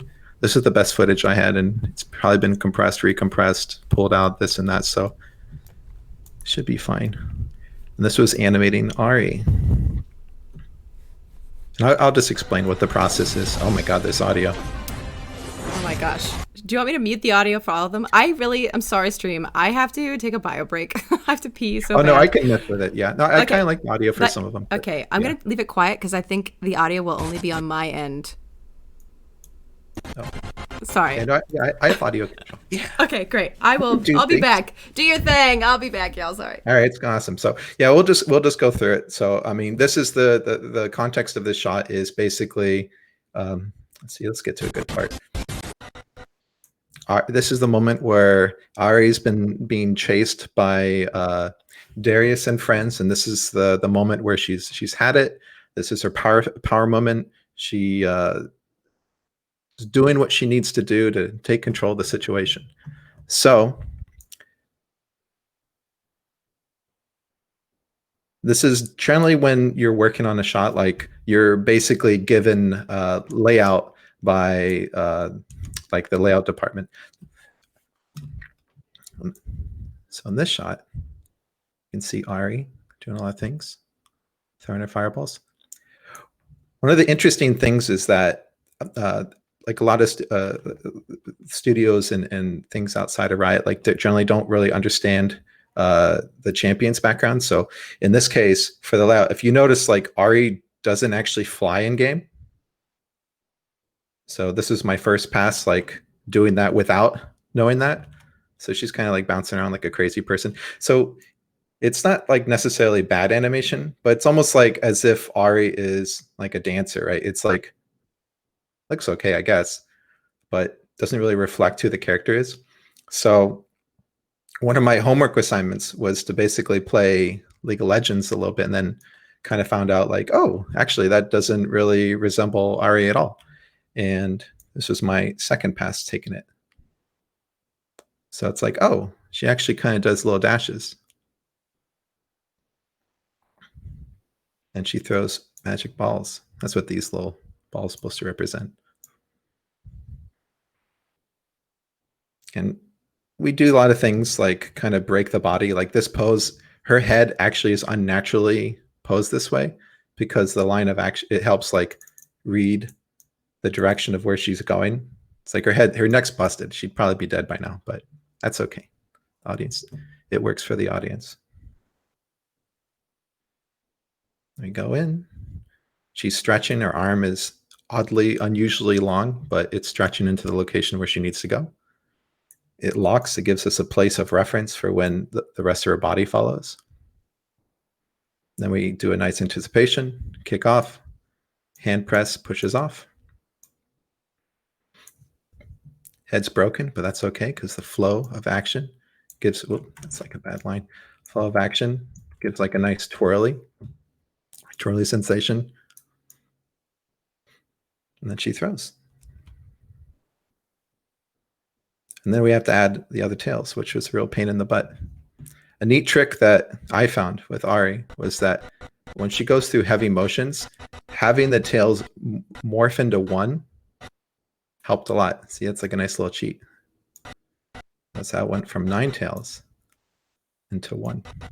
And the reason why you do that is that because of motion blur, line of action, like something like that reads a lot better than like all sorts of craziness. Like you don't want like an octopus coming at you. You need to have like a good sense of motion. So when Ari's in motion and the tail kind of morphs into 1.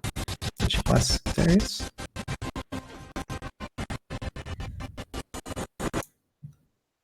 Similar to here, it's rendered.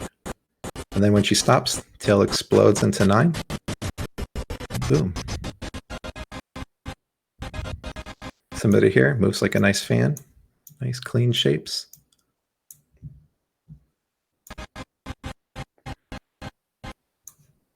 And oh my God. Low quality, but hopefully you get the idea that it's kind of like just like a big line of action.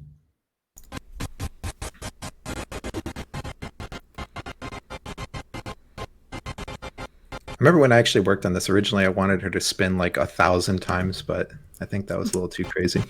So I don't know if we're just chiming in and asking you questions as this goes along. Yeah, go crazy. Yeah, no, like I don't, So, I recently worked on a skin for Ari, and it was, I mean, we have a little bit of help with we have some tools that allow us to do a little bit of drag on the tail. So we'll get like some general positioning in, and then you add, we call it jiggle. Then you throw the jiggle on there, and it lets it kind of settle and follow in a way. Did you have that kind of support while you were doing the cinematic work on the tails? It was like all hand key tails. It's all hand key. Like that's one of the things, like having like somewhat automated or like controlled secondary is, oh my God, it's a godsend, because something like this probably wouldn't take too long. Like if using the tools I have now, like if I had jiggle for the tail, this would be pretty fast, but this took such a long time because her tail was basically a character in itself, like just by how long it took to pose out and make sure the curves are clean. But yeah, it's just funny how something simple, well, not simple, but as fast and motiony like this just takes a long time. Yeah, Hazy Hops in the chat said that sounds like hell, and it was for me. I assume it was for you even more so. Oh no, it's awful. Yeah, but it's like it's kind of like I guess if you're cooking and you're probably doing something odd, like waiting for the yeast of bread to rise, like waiting those hours just makes it worth it type of thing. For this, it's like at least I respect what some automated things like our jiggle controls handle, because it's like it's really nice knowing that it's there. And it was also nice knowing that if it isn't there, I could still brute force it, even though I probably wouldn't want to. I guess the good thing about that not having jiggle is you can really hone in on the pose. You have full control over it, which I would still prefer to have that kind of tech, but at least you had full control over all of the poses. There was no kind of automated in betweens. It was all you.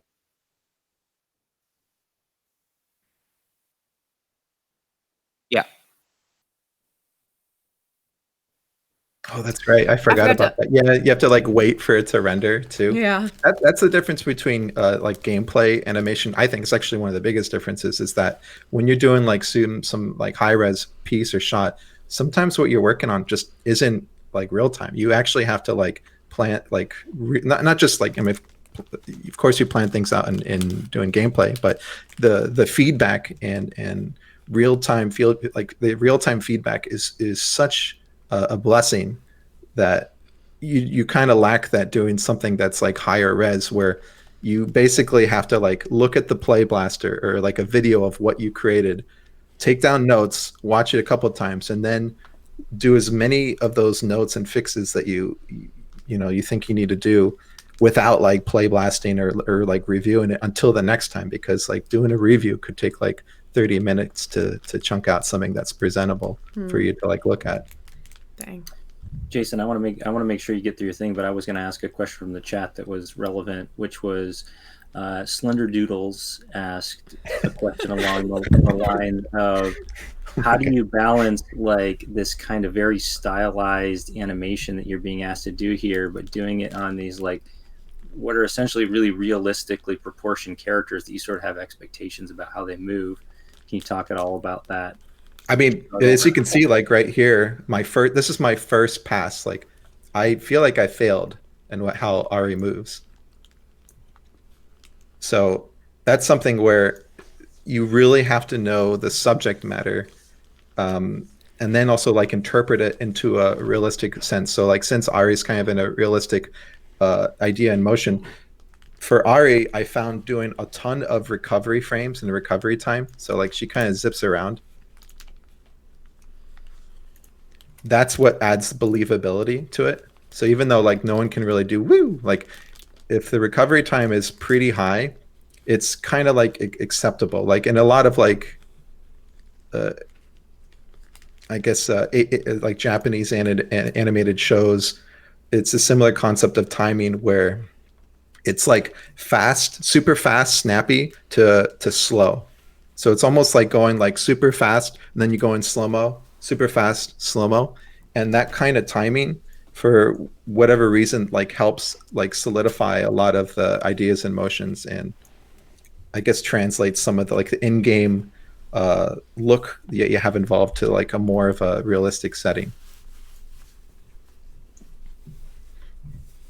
We could, yeah, I guess we've been looking at this one for a while. I can also look at a pitch that I did. This is when I was working on TFT, and this is something where I don't know about other people, but when I do pitches, I just kind of like just grab random things and like add silly music, like just anything I can get my hands on. Like it's nothing to do with it's just like with the studio. It's just something that I whipped together. And so this is like just Pengu being a little goof.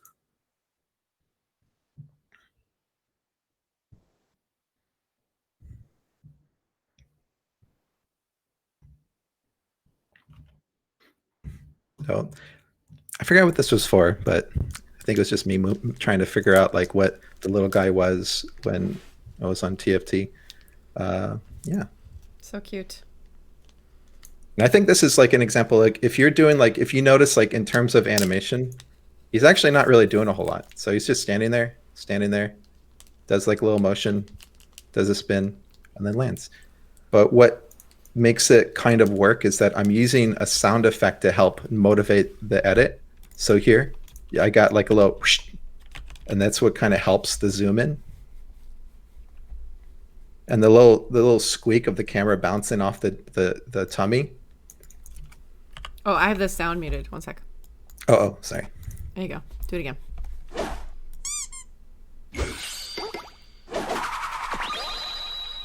Wow. So that's like big difference, right? It's like having the jiggle sound effect is actually carrying this cut more than anything I'm doing. Of course, like the little jiggle of the tummy's helping, but the sound effect is actually what's motivating the cut.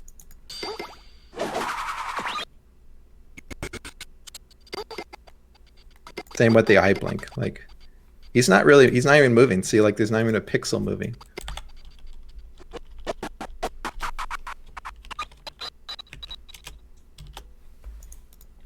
So I guess this would be an example of using audio to help motivate action, at least in terms of the camera.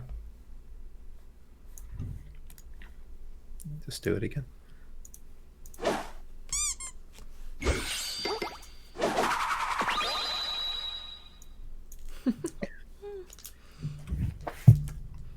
Did you work on the? Sorry, did you work on the trailer for TFT?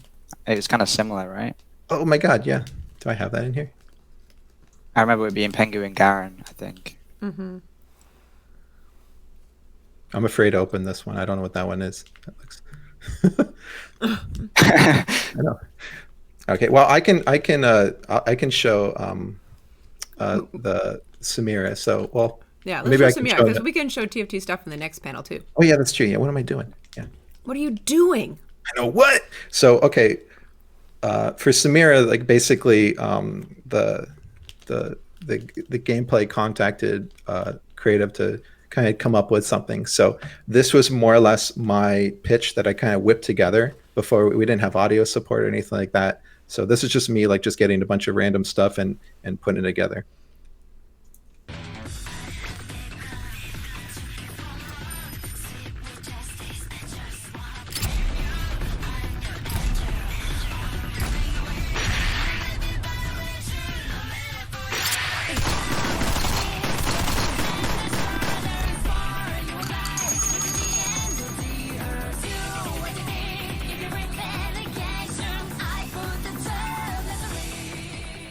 Amazing. I'm gonna mute this because I don't know if we own that music. Oh, that's a good point. So probably one of the biggest probably the biggest comment on working on this was that it didn't feel like a League character because of the graphical elements I've been using. It kind of feels like something that would be in Valorant. Probably doesn't help just because I just prior to this I was working on a Valorant thing, so it probably helped. It's like, oh yeah, this is like where my mind space was in terms of graphical elements. But yeah, so we actually kind of kept a lot of this. So I can go to, let's see, how do I stop this thing? So apparently we're getting some low latency. I don't know how to fix it. Stream. Oh no. I think it just might be the network being a poop. Oh wow, it is. Yeah, it's all fuzzy. Oh, are you? It's not. We're not using the Chrome share, Paul. Good point.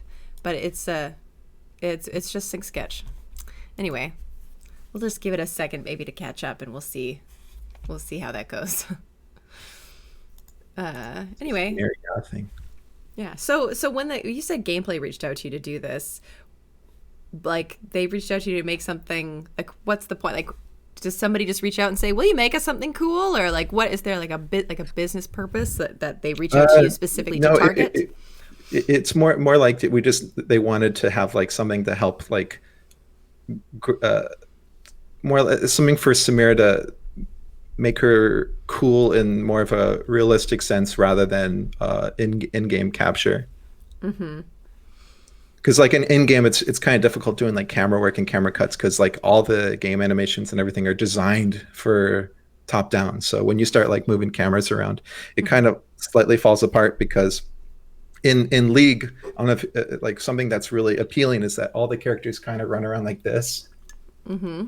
But when you start doing camera work, it's like you're just looking at everyone like this. So it's like little things like that it's kind of hard to deal with. So when you doing it this way, like exporting like custom animations, custom cameras, rendering it on Unreal and everything, like you can kind of get handle a little bit more and get a higher fidelity. Mm-hmm. Cool. So what other Samira stuff do you have for us? I can show a bug that happened. So oh yeah, look, so I opened up the default thing in Unreal. When her bullets fell, they turned into bees by accident. I thought that was kind of weird. I'm not sure what caused that. They just turned into bees. Nice.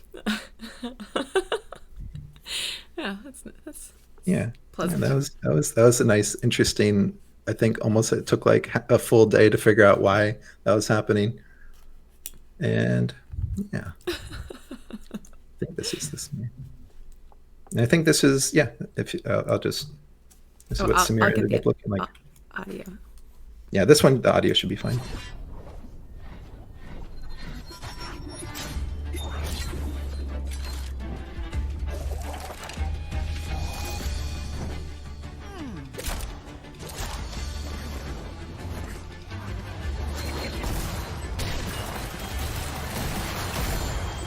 Looky here, target practice. Yeah, I think that's okay. And then I can show some of the, hopefully this is the right one. Oh, file is processing. Oh my gosh. Oh, maybe that's why things are so slow. If it's processing, it's just because we uploaded Oh, to no. Sketch. I'm sorry. It's my fault. Oh, no, it's okay. Here's her. This is the, Simone and James did a great job. Simone Blanc, James Watterson, in case you're wondering. They did an amazing job prepping the environment and setting up the skins and everything. This was like one of the first passes that of when they threw into a rendered Unreal. Gorgeous. So somebody in chat says this is rendered in Unreal? Question mark?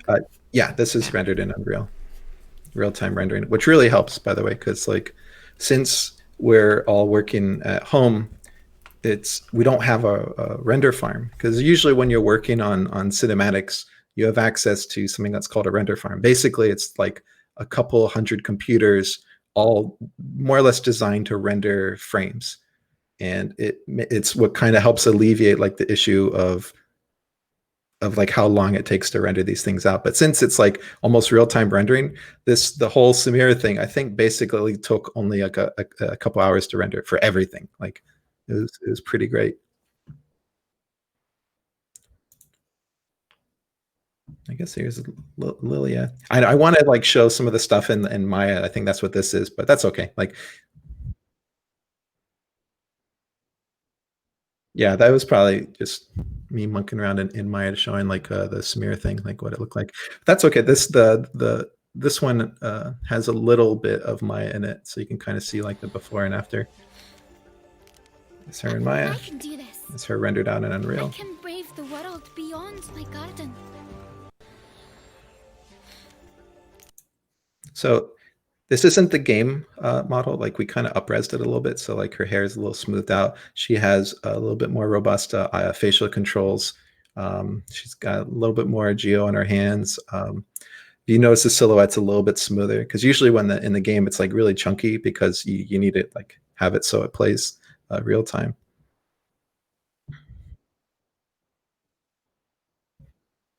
How big is the team of people working on these kind of things? It's sort of very project to project that you sort of figure things out and determine what you need, or is there a team of you that are always making these things together? Well, I think it definitely varies, but it's very small. So Samira was 3 people. It was me doing editing, layout, animation, James doing rendering, and Simone doing rendering, and also sound support. I shouldn't just say it's 3, but we did have sound and editorial support. So, but in terms of like actually creating like assets like animation and visuals, it's basically 3 people. Yeah. Amazing. Well, really fantastic stuff. We've got about 2 minutes left if you want to show off any other final clips or anything else you want to chat about for about 2 more minutes. Yeah. Here's Evelyn. Oh my God. I did this a long time ago. This is, I think, when I was working on Evelyn. This helps motivate her alt.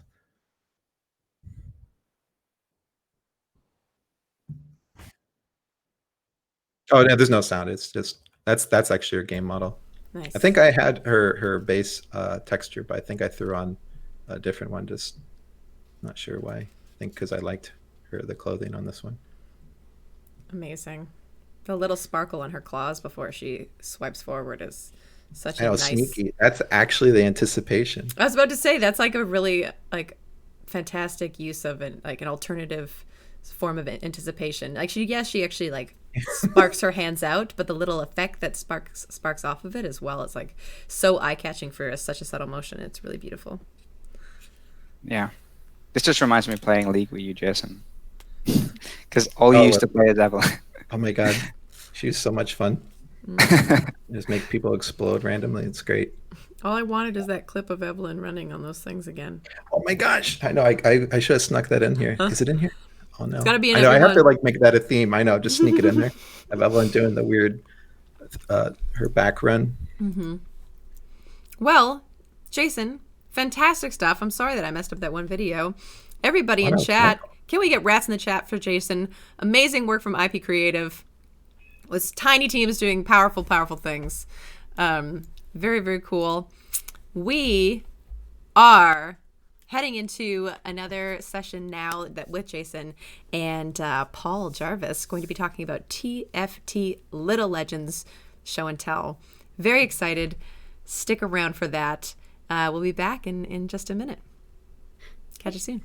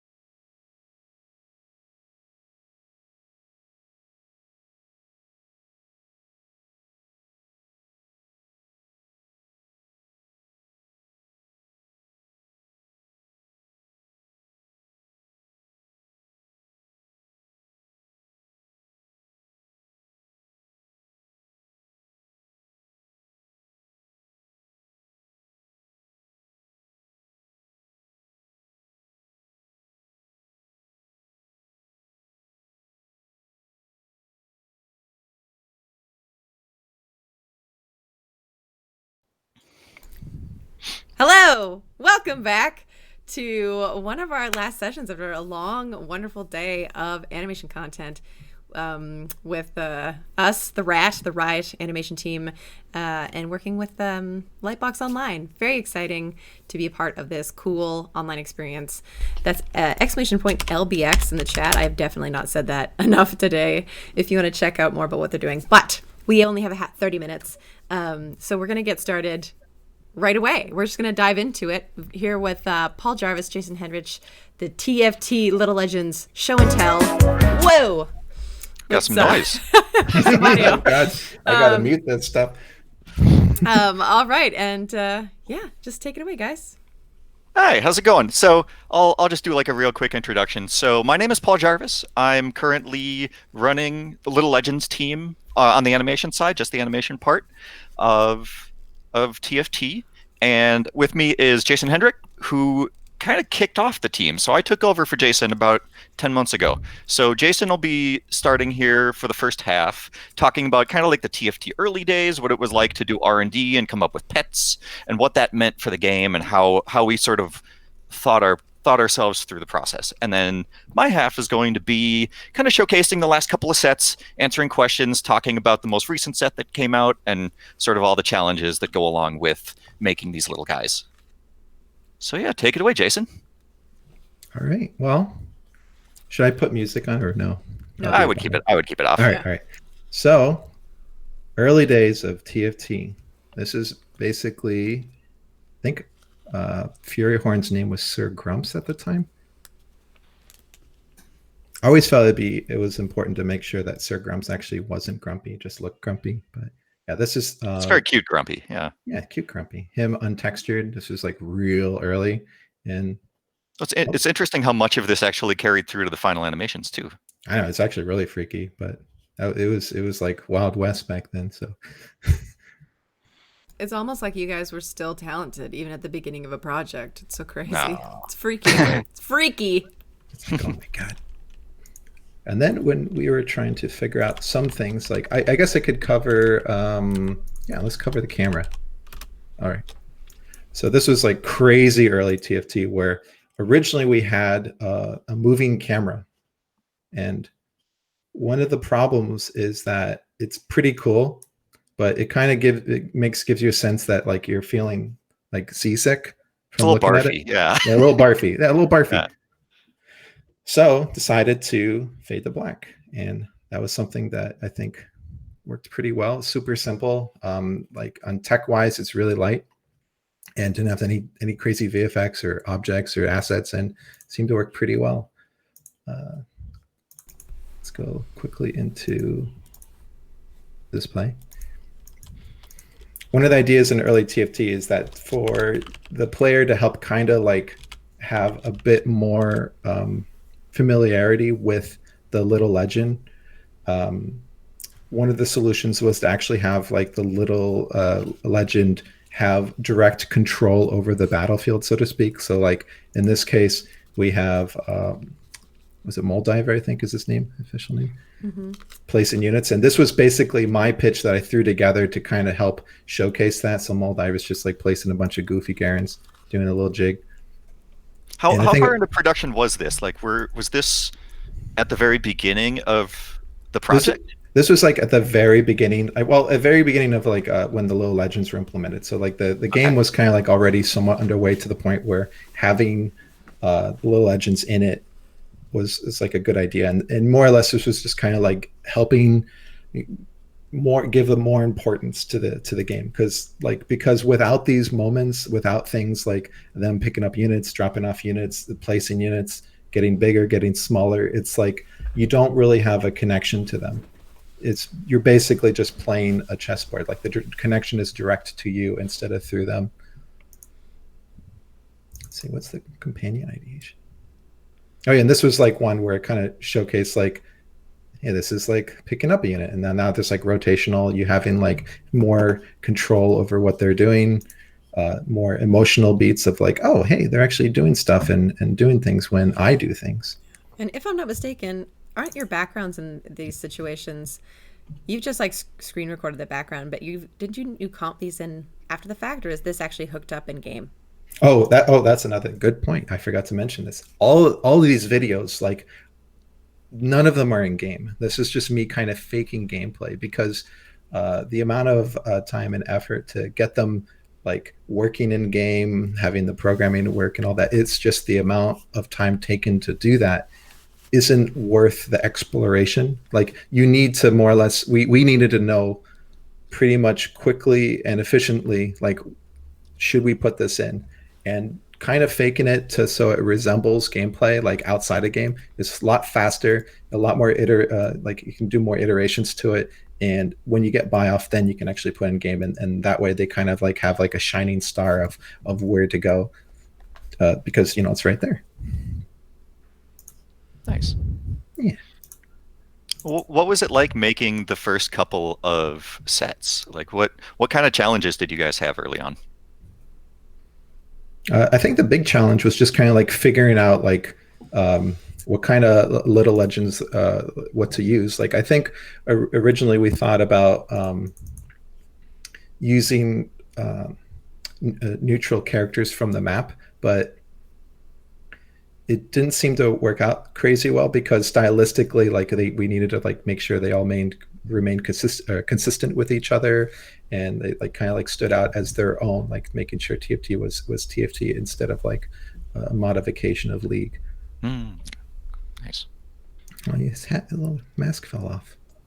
That's actually really interesting. Can I follow up that with a question, which is, so what is sort of the direction for Little Legends? I mean, I'm not asking that like facetiously. I'm actually asking like, what did the team settle on as like what makes a Little Legend as opposed to like a map creep, I guess. Mm-hmm. I think it's something that's like where the when you're playing League, a lot of the focus and attention and detail is more on like the champion that you're playing as. Like when you're going down the lane, you're not really wondering how like the cannon is feeling. You know, like the battle itself between blue and red isn't as important as the champion. So with that in mind, like applying those design elements into something that you do want attention on didn't seem to work out too well. But so like making sure like these guys have nice clean silhouettes, clean shapes, they draw the eye, all that, like that was really important. Although it would be pretty fun like running around as Rift Herald like that. I don't know. One funny thing is that this actually is in the playtest. Like when I was doing this is probably the one video where Pengu actually is running around Summoner's Rift, so like the playtesters probably actually could load him in game. The one downside is that when you're like playing as Pengu, he only did 1 damage, so like guess you gotta be like you gotta be really good at the game, I guess. But but no one ever attacked him, which I thought was pretty nice. Like it was nice. Everyone was just gave him his space. Nice. Yeah. I think that's basically it for development of TFT. Cool. If you want to take it away, Mr. Awesome. Paul. Yeah, I'll switch over. All right. So my perspective on Little Legends, I joined the team about 10 months ago. I started right as we were getting into development for set 3, which is the Dark Star set. So there we go. So I'll show those first and just sort of talk over them. So I was in charge of Squink. Jason was still on the team, so we were kind of tag teaming this set. I took charge of Squink, and Jason and I took Abyssia together, and Jason took care of Starmod, the whale, by himself. So these are just some videos I made, mostly for Twitter shares, honestly. So all of these are available on my Twitter account if you go back into the past, too. But these were just sort of meant to showcase all the animations we made, show all the character states, and just kind of get people hyped for them. They were fun to just sort of catalog my work as well. But Squink was a blast. He was the first Little Legend that I got to work on from start to finish, to really get used to the pipeline and to understand how crazy it is to make these things. One thing to call out about making Little Legends is how little time we actually have to make them. So we have to think about them pretty differently from like champion development on League of Legends.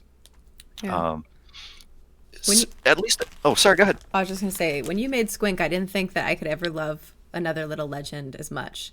And you've since one-upped yourself, but I do love Squink. Yeah, me too. Squink has a very special place in my heart. I love the little guy. Mm-hmm. But what I would say is the craziest part of Little Legends development is definitely the time frame. When we start animation, we only have about 3 to 4 weeks to do the entire character start to finish. And that's gotten a little bit stretched out over the last couple of sets because we've been doing a lot bigger and crazier things with them. But at the same time, they're still much tighter than pretty much any other product we make on League. But after Squink, we started on the next set, which was the Immortal Creatures. So that's Nixie Bellswayer and Light Charger. So it's the Unicorn, the Fairy, and the, I don't know what we would call him, the goat, the spirit goat. So this is Nixie. Nixie was our little sort of chaotic fairy, chaotic good fairy.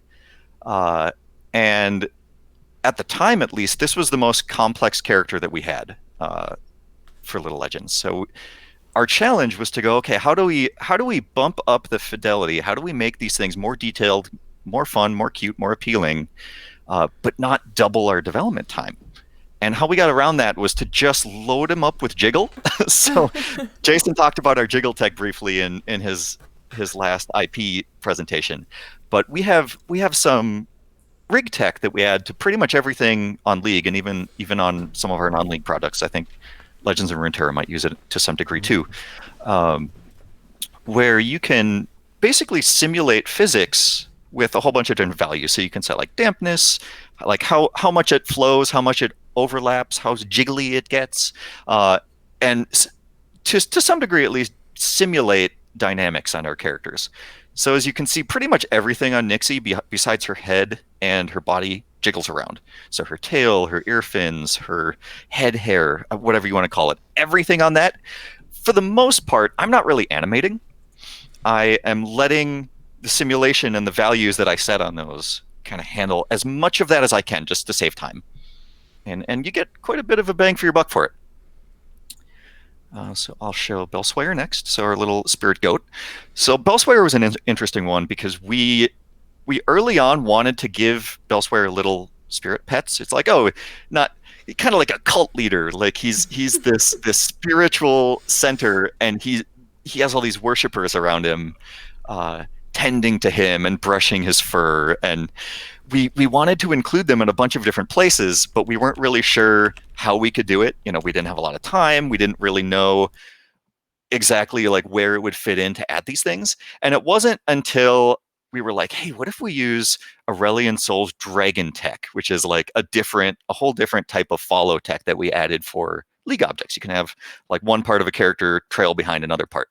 We're like, oh, well, what if we just put those for each of the minions? What would that look like?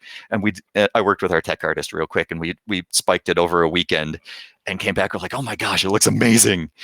And immediately we were able to put them in just about everything. So we just kind of ran with that and put them in as many of the animations as we could, just to make it feel a lot more cohesive and a lot more fun. And yeah, I think it was a blast. And then So a quick question: are all those little sprite characters that fall around, like, are they actually built into the rig of the main? They character? are. Yeah, So they're just in the not rig as if able they're to props. fit in? Yep. So we hide them and show them just like we hide like the recall props in League. They're just what we call a submesh. So you can turn submeshes on, like child meshes of geometry of the character, and we just turn them on and off as we need, and then we do some animation trickery to make them work as well. Scale them in and out. Skylar, on their facial, like it's the same trick where when their eyes close, then it switches to a separate geo. Yeah. And that way you Oh, get okay. like a nice like turning graphical. the light on and off. Yeah, That's funny. Yeah, I had a question about the facial rig. Sure. Like, is that just part of the same rig? Is it just 2D sprites in the It's rig? all the same. So it's probably the most old school trick on the entire characters that Jason was the one that sort of decided to go in this direction, and it really is the reason that we can get so much expression out of these for so cheap. Is we're really just swapping cards. It's like an old 90s PlayStation 1 era technique. But we use submeshes instead of just straight textures, just so we have a little more control. We can squash and stretch them and put bone weight on them. Yeah. But we can put as many expressions onto the characters as we need for animation, and you just bake them right into the character and swap them out on the fly as you need. It's really elegant, really simple. The technique to actually set them up is a little bit tricky, but Jason and myself were always the ones to do it, so no one else really had to take on that task because we both kind of knew how to do it. Yeah, that load is probably the worst part, but tech-wise, it's pretty light. It's super, crazy. yeah, it's super lightweight. We didn't have to worry about perf. Like it was great. Such a great solution. So then let's see, we got about 10 minutes left. I'm going to go into the people want. Yeah, give them what they want. Bring on the chunk. Yes. Maybe I'll do chunk last. No, I'll start with chunk. So in the current set, which is currently on PB, it's not even released yet. I think they release in a week, next Tuesday, I believe. So they're close. They're almost out. This is the set, the dragons that will accompany set 4. So when Fates comes out, these will come out with them. And they are Chonk, Umbra, and what is the third one? Aushin, sorry. And Chonk has kind of taken on a life of its own. Everyone loves Chonk. He may be like my favorite thing I've ever made on League of Legends, any kind of League product before. I don't know. He's just so fun and so positive and so cute and It's like tubby. you made like another game within TFT. Yeah. Like, Yeah. I'll talk about the music stuff in a second too. Yeah. Once we get through the reels real quick. I But was sold on Chunk as soon as I realized that he just ate the ham when he was done with it. It's such a nice a nice touch to have him not just point with it and be like, oh, I get it, it's a ham. He eats it every time. So cute. and he has unlimited hams too. He can bring them out as many times as you want. That's a dream. Yeah. But yeah, as far as challenges on Chonk went, it really came down to getting his tail feeling right, getting his tummy jiggle just the right value so it felt physical. Because it's really easy to go too far, and then it's like the old PlayStation 2 body physics jokes where everything is just moving all the time and jiggling all the time, and you lose a lot of personality when it's that way. So I had to watch it very closely and change it almost animation to animation to get the results that felt nice and appealing and felt tight but jiggly, and didn't go too nuts. So yeah, that's Chonk, everybody. Going to Aushin next. So Aushin, unfortunately, he's not here right now. He's on leave at the moment. But Daniel Zettel, who's a skins animator, came in and did Aushin for us. He did like 95%, like almost the entire character. I think I did one emote and then some polish on him here. But this was Daniel's first Little Legend, and he immediately took to it and just oozes personality. It's so wonderful. And this was our first attempt to sort of revive Aushin too, just from like a thematic perspective. If you're familiar with old League lore, we tried to make Aushin a champion back in the day as a Storm Dragon, and ended up pivoting on the idea and what eventually became Aurelion Sol. But with this amazing Storm Dragon concept sort of sitting in the wings, we're like, what are we going to do with this? Aushin's amazing. We can't release him alongside Aushin as a champion because we already have that. So we took that opportunity to make just a little version of him, but then also bring Big Aushin in too, to say like, hey, by the way, he's still alive in our hearts. We also just announced that will actually be a skin for Aurelion Sol in an upcoming patch too. So the Aushin dream is real in two different ways now. You get big and small. But Aushin is great. He's our little storm dragon. We decided to make him float out of the three to sort of set him apart visually. We started with him on the ground. We're like, oh, he looks and feels too much like Umbra. So pulled him up into the air. We're like, okay, he's a cloud dragon. It makes sense. He's got kind of an Eastern dragon influence too. So that seemed to just make sense. I love that little shrug. So we've got a question from Dyrus, aka Tupac. Sorry. Do you guys have concept artists working with you guys on the Little Legends? We do. So we have a number of them, actually. So we have one in-house, David Coe, who was directly responsible for a lot of the Dark Star stuff. He worked really closely for all the Immortal Creature ones, and he personally designed Umbra as well on this third set, as well as provided a ton of feedback for the rest. But we also work with an extended studio in Shanghai through Ride Hong Kong. So they help us with all the character assets, like the model and the texture. And in the Dragons case, they did quite a lot of work on the Dragons as well. They were responsible for the base version of Chonk. So we have them to thank for our little buddy. Which one am I missing? I'm missing Umbra. Where is... There he is. Last one. Oh, yeah. Umbra, where are you at? It's the bottom right. So Or the this bottom is middle. this is Umbra.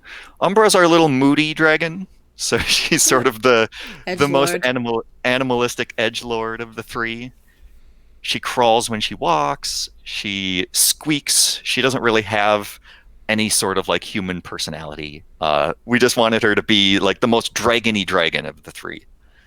But still cute at the same time. She's a whelpling, a little tiny baby dragon at the same time. So a little bit of a Napoleon complex too.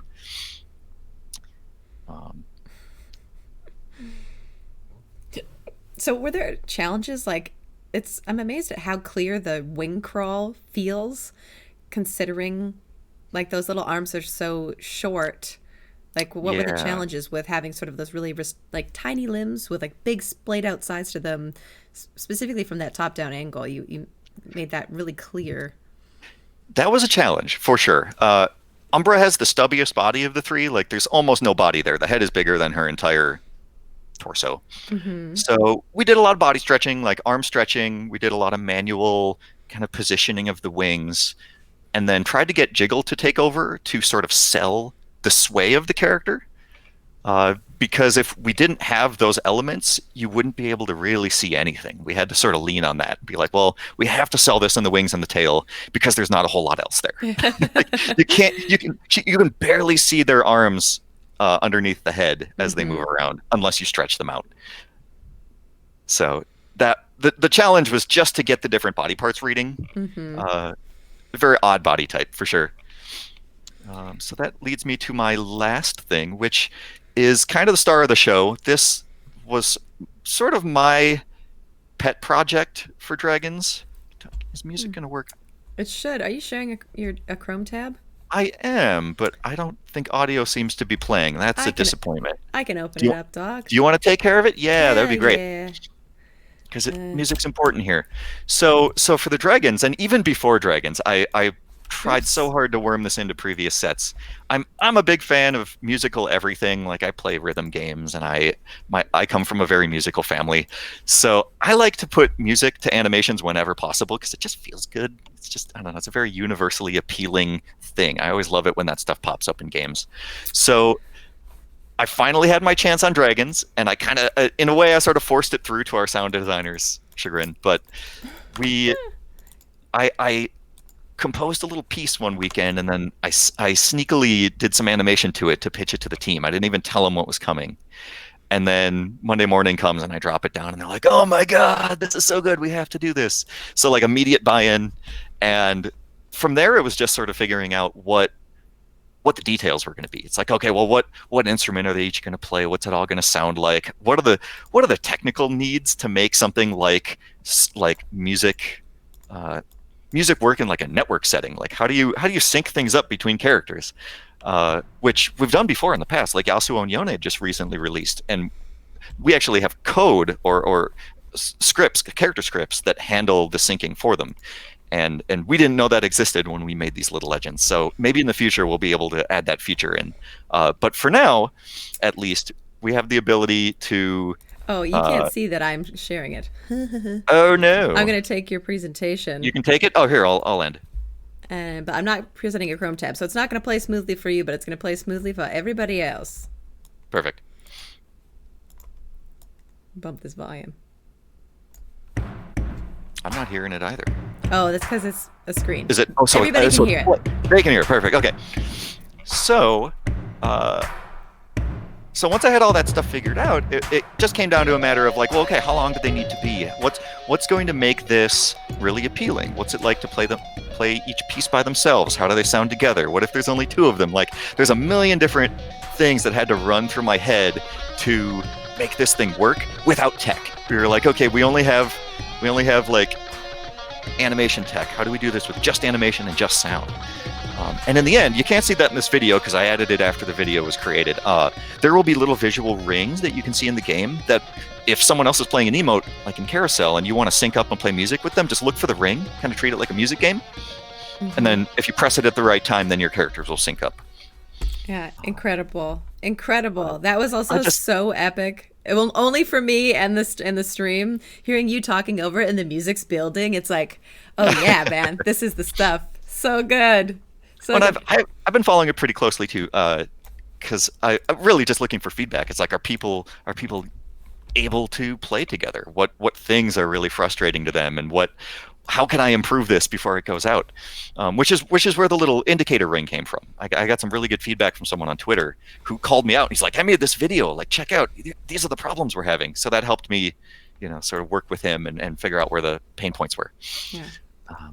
But yeah, just my little gift. It was my last set of Little Legends. Unfortunately, I'm leaving the team for other pastures at Riot. But hopefully Chonk is my legacy for y'all. It's a great thing to leave on, man. Yeah. You've made it difficult for that team to ever make anything more beautiful. They're excited to meet the challenge, though. They want to do more and more now. It was very inspirational, I hope. So, yeah. Fantastic. Such awesome stuff. Thank you so much, Paul Jarvis. Thank you so much, Jason bet. Rich. Can we get rats in the chat for some incredible tiny teams with friggin' powerhouse effort? I shut my brain down because I was cursing. With lots of good work, unrelated to the curses. Rats in the chat. Thank you so much. Wow. Amazing. We have only 2 more sessions left today here in the Rat Animation and LightBox Expo Online live stream. Coming up next, we've got some Legends of Runeterra, some incredible stuff coming down the line. Different vibe, totally different than anything else that we've looked at today. If you haven't played Legends of Runeterra, shame on you. But if you like art, you're in for a treat. Thanks, Paul. Thanks, Jason. Thanks, Adam and Thank Skylar you. for hanging out with us. Yeah. And we'll Thanks, we'll everybody. see you in a second. Cheers. Have a good one. Yeah. Cheers.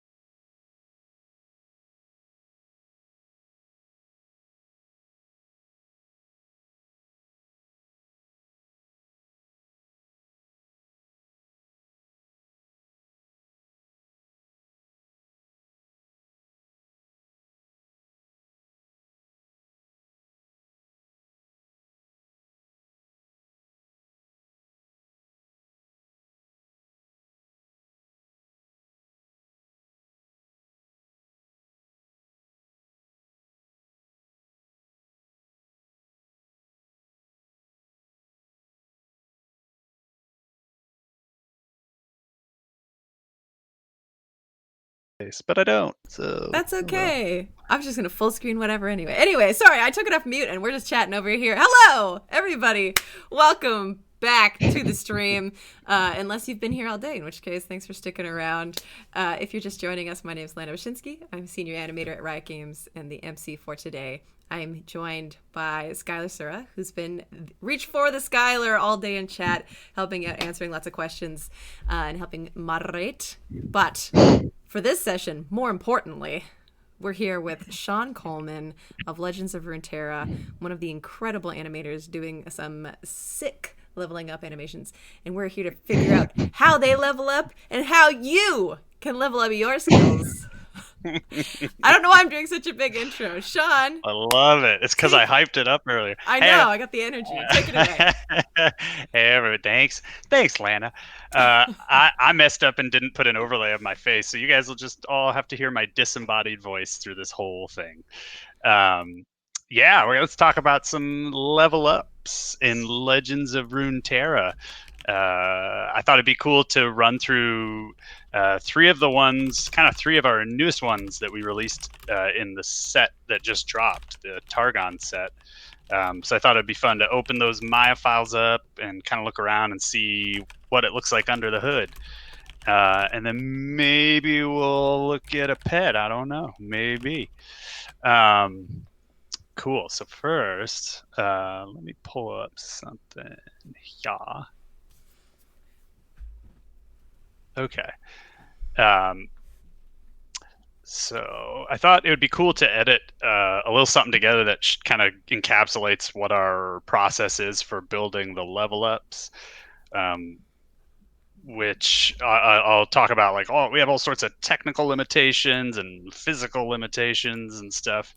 But I thought it'd be cool to just see sort of like how it goes from an idea to a finished product in a quick little video. And I have one for each one of these. So let me do that. Okay, awesome. So I'll just play this and then we'll talk about it. And feel free to ask questions along the whole way. And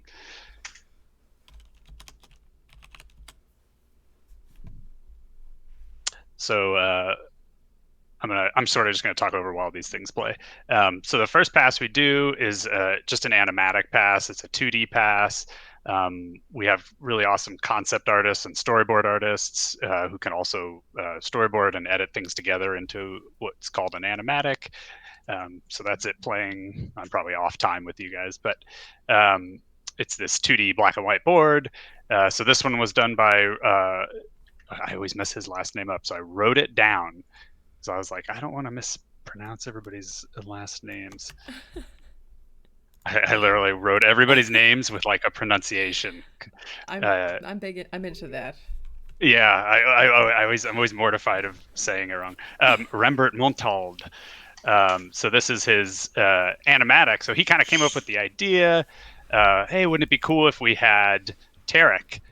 First, we sweep up from the board through some rocks, and we see Mount Targon, and then we zoom in super fast, rack focus in, and now we're on the edge of the mountain, and there's all these gems, and Targon's there, and Tarek's there, looking all cool, and he like ignites the gems and blasts the power up to the heavens, and then we're back at the board. So this one was pretty fun because this batch of set 3, and you'll see this as I go through the other 2. We started to do a little bit more like the full character.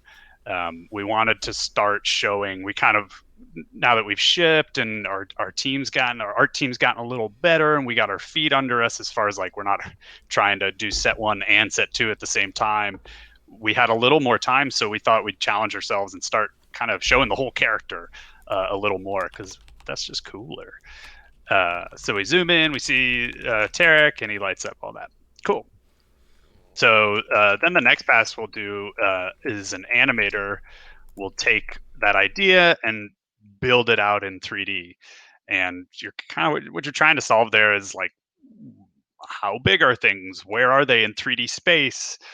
How fast does this happen? All that good stuff. The nice thing is, remember, storyboards answer some of those questions for you. Like, this is how long it takes, because he's a really good storyboard artist. So makes it really easy when the storyboard artist does a good job. So we'll play this. So this pass, the previous pass, it's not about pretty art. It's not about final assets. You can see my animation is 2 poses, and it's really not great poses. You can see the edges of cards here. Where I'm just grabbing whatever I can find, whatever paintings are lying around. But it's about saying, this is what it'll look like. This is where things will be. This is roughly how long it will take. Here's some effects. Insert cool VFX later. So we'll do a pass like that. Everybody will agree on that. And then we'll move into the actual animation pass. So this is with all the final assets, and now we have all these beautiful paintings and these 3D models. And so looking at this animation pass, just to clarify what exactly is going on, because I think a lot of people would see this and be like, oh, the animation pass, you're animating the character. So you made him do that thing. Like, I think you should go a little bit more into what exactly you're animating in this animation pass. Yeah, and that's a good segue. Let's go over to Maya. Nice. So here's where, what's that? I said she's a plant. She's a plant. Let me just kill this window. Okay. So let's look at this in Maya, because that's a great question. Do I want to open? Well, we'll start. So I'm going to start in the previs file. Actually, yeah, we'll start in the previs file. So this is actually what our scene looks like under the hood. So this is going to shatter the illusion of the game for everybody. So you're welcome. Look away now if you don't want your world broken. So this is what you are looking at when you are playing, but this is actually what you're seeing. It's all smoke and mirrors. So for something like this, what I'll do once I get the 2D storyboards is I'll start placing a bunch of assets, putting things where I think they roughly could go that makes sense in 3D space. And I'll show you, you can kind of see the camera. Here's the camera, and it moves up from the board, and it's looking through these rocks, and then it goes forward. And so to answer Lana's question, what am I animating? Obviously camera stuff, but we're also doing a whole bunch of tricks, animating backgrounds and little elements and blurring things. And then of course I'll open the other animation file where we'll go over the animation. And even right here, I'm animating some temporary effects. The reason we do a lot of this stuff is because Legends of Runeterra is on mobile. We want to run on we want to be able to offer the game on the lowest perf device that we can. So even if you have an old phone or something, you could still play the game, which means we have to keep these under a certain memory limit. So there's a lot of restrictions. And some of them are things like clipping planes. You see if this is set up. So you'll see as I move close to something, it just disappears. And if I move too far away from something, it just disappears. We do that on purpose because the more you draw, the deeper you draw, the more memory something takes up. So we have pretty strict clipping planes. And when we built this, actually, we had even stricter. What you're seeing, I could only go back about that far before it would start clipping backgrounds. So you have to cram everything in to a very small space into right here. So we don't have a lot of space to do like a full 3D mountain and just have this infinite sweeping landscape that we zoom through. And we also, that would take up so much memory because these are all real-time assets. So we do all these kinds of little tricks. Let's see where we can find these kinds of things. We also don't do post effects, which is things like blur, motion blur, color correction after the fact, all sorts of cool stuff that you can do when you're on like a high-end console game. So because we can't do that, we look for little opportunities to cheat. So there's a couple of cheats in here. One is, you'll see it like the back, it kind of feels like I'm doing a FOV, a field of view shift, right? Where we're changing the FOV because the mountain's like going away from us. That's all just hand animated to look like a camera trick. You can just see it here. We're not actually changing anything in the camera. It's FOV. And then the other thing that was cool is we really wanted this idea of like this super hard zoom in real fast into the mountain, but we can't do motion blur because that's really expensive. So we came up with this idea of, well, what if we just had two sets of textures on these? We just had one texture. Let me see if I can if this is set up properly. Yeah. So we just have a texture of a mountain, and then I just set up a little blend. I just went in Photoshop and blurred the mountain, and that's all that's happening. As the camera moves forward, I'm just moving between these two textures. My world is crumbling. It's crumbling. We have Nothing is real. We have a question from Fancy Fox in the chat. How difficult do you find the implementation for all of this? The planes and the camera along with the character, and then specifically into the engine? Yeah, that's a great question. It's well, so what we do is we build all of this stuff, this previs file. And we did start by saying, we think we need to put all this in engine. So we built a whole system. Seth Hall, who's a VFX artist, but also like just a genius tech artist, wrote a tool, and it was pretty amazing, where we could just take all of my little geometry planes that I'm just creating geometry and sticking it and putting textures on it. None of this is rigged. There's no bones, nothing. Because I want to work as fast as I can when it comes to previs, because it's all about signing off on the idea. But he wrote a tool that looks, when I press a button, looks through the whole scene, creates joints where everything is, creates a rig out of that, and then puts it back in the scene. It's wild. So it's something. I've never even heard of it. It's like reverse rigging. It's insanity. Go ahead. So there's another question actually sort of tied to that. But if you're not done with this, I'll wait till you're done. Well, the short answer is we thought we had to do all that work. We did all that work, and we realized after doing it that nobody really benefited from it. So we don't do that anymore. we build these scenes. Everybody kind of signs off on it, and then what comes out of it is like an asset list. We go, okay, we need... Sean built some terrible 3D rocks here. We need somebody to make better 3D rocks. Okay, we'll make 3D rocks. And then we'll swap all this stuff out later.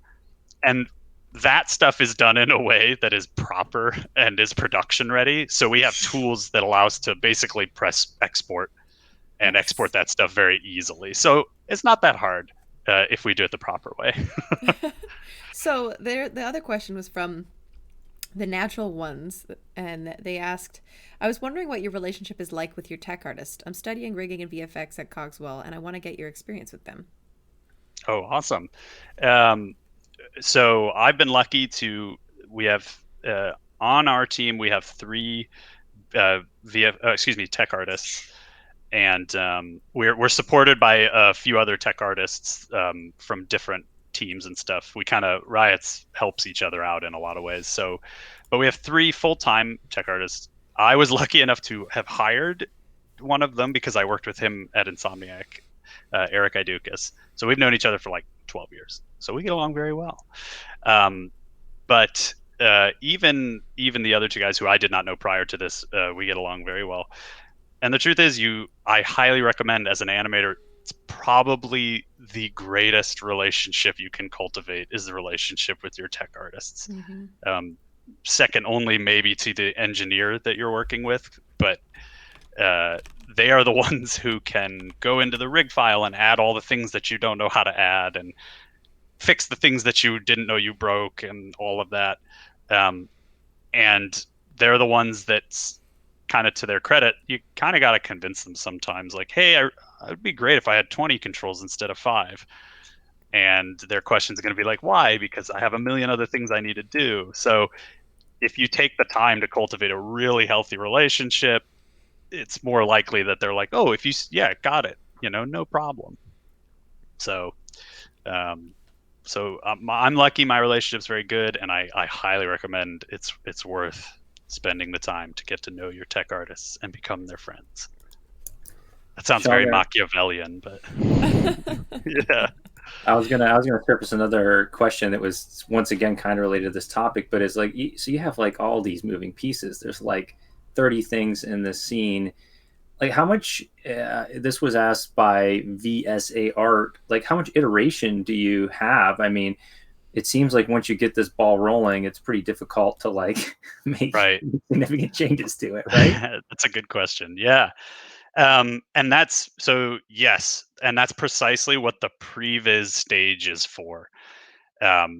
So we have the animatic stage, and that's really fast and easy. Drawings are the cheapest thing in 3D production.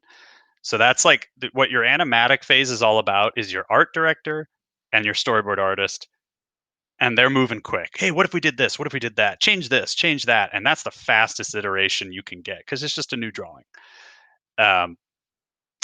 Then you move into previs where each step of the pipeline, it gets harder to change things. The idea about previs is that process should still be malleable. Like as the person doing the previs, it's my job to still be able to pivot as quickly as possible. If we put this stuff in and the director says, it worked in the animatic, but now that I see it in 3D, I just wish that camera was faster or different or whatever. We have to be able to make those changes, which is why you'll see as we go through different previs scenes, we keep them very lightweight. There's almost never a rig in there. It's usually just geometry. So you're moving as fast as you can. I'll show you Nocturne next to show you what I mean, because it's pretty funny what I did there to move quickly. And if you go look up, like I really recommend if previs is at all interesting to you in any way, go look up the previs that the Third Floor does. There's a couple of wonderful places, but they are top notch. They do a lot of the Marvel movies, and I mean their stuff almost looks like a finished film. It's so good. So this is the final scene for Tarek. You can see all this yellow stuff. These are the controls where we thought we had to rig all this. You'll see in later scenes that we didn't do any of that. But now we've got a 3D cave, not a little flat image. And so these are like final paintings that Rembert did, who also did the storyboards, because he's very talented. So this is starting to look, and then this is a good example where these are like, instead of my crummy little rocks, these are like real rocks. We still did a little fake 3D, it's just a plane that's bent a little, but you can see the paintings are really nice because Rembert did, he basically looked at the previs and said, oh, you want some rocks here? Got it. Let me paint you better ones. So this is kind of this is how it all comes together in a final scene. Awesome.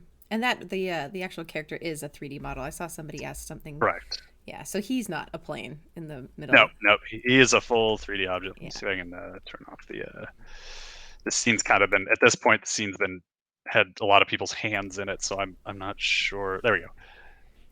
That's another thing is, as you are learning how to do this work, be clean in your scenes, because other people will open them and they will need to do work. So you can see here in my outliner, this is all rig stuff. This is rig stuff. Everything's really clean. Everything has a top level node. There's not 400,000 things just sitting here because other people need to go in these and do their work. But yep, this is a 3D character. So this was, I think I did this, but this was probably like a 1-day animation task because it was such a simple rig. And this is actually the League rig. We didn't make any edits to we had to convert it to our rigging setup, but we didn't actually re-rig or remodel or anything. Cool. Awesome. Collaboration. Yeah, that's right. All right, let's move on to Nocturne because it's relevant to this discussion about how quickly we move.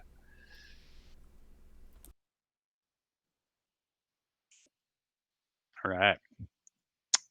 So I'll play this. So here's the animatic. We actually didn't make an animatic. We just had storyboards for this, but I cut them together so it kind of looks like an animatic.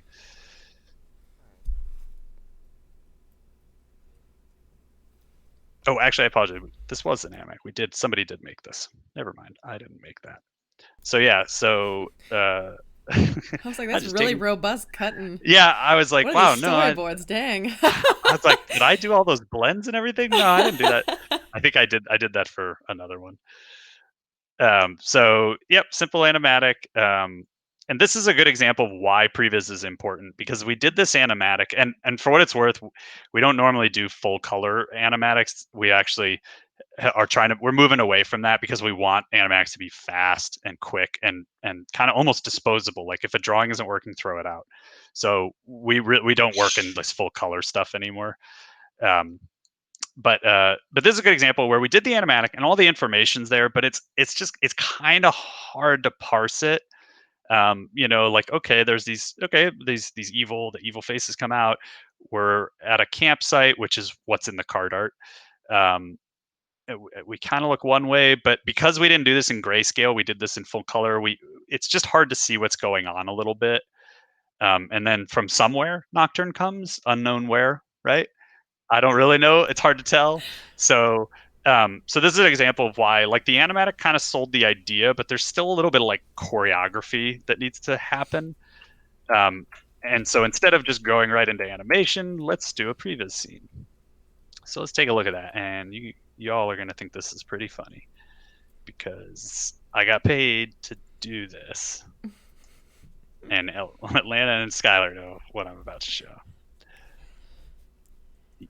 So this is what now this went through multiple iterations, but this is what ended up getting approved, and then we went on to build it. So this was my previs, and I'll step through it. So again, this was what we did here is we built a set. So I had this rig. These little guys, oh no, they're not rigged. We had the model. So this is just animating on the geometry. Again, this is so I can just move quick. It's just one thing. Let's animate it and let's move on. Here's a square of black behind them. Again, I'm like, I know a VFX artist will do something cool here. There's no reason for me to spend days like painting VFX. Chat says box turn. Box turn. I love it. And then yeah, we didn't have our Nocturne model set up yet, so I was like, well, yeah, a cube will do. So I just did a cube, and this is a quick set that I modeled, and I think I grabbed some. We had some. I think that might be a background of a card. I can't remember which one. And that was it. And so I just modeled this setup real quick. Just, roughly, we wanted Nocturne to be kind of, did he come from behind that pole? Where did he go? Did he go behind that thing? So I just stuck stuff where I thought it should be. These are trees. They're just cards, but it's enough. I know that better people than me will come back and like make this stuff really pretty. And yeah, I don't know. And even here, I kind of wasn't sure. I was like, I don't know. Nocturne comes from the wall somewhere. I don't know.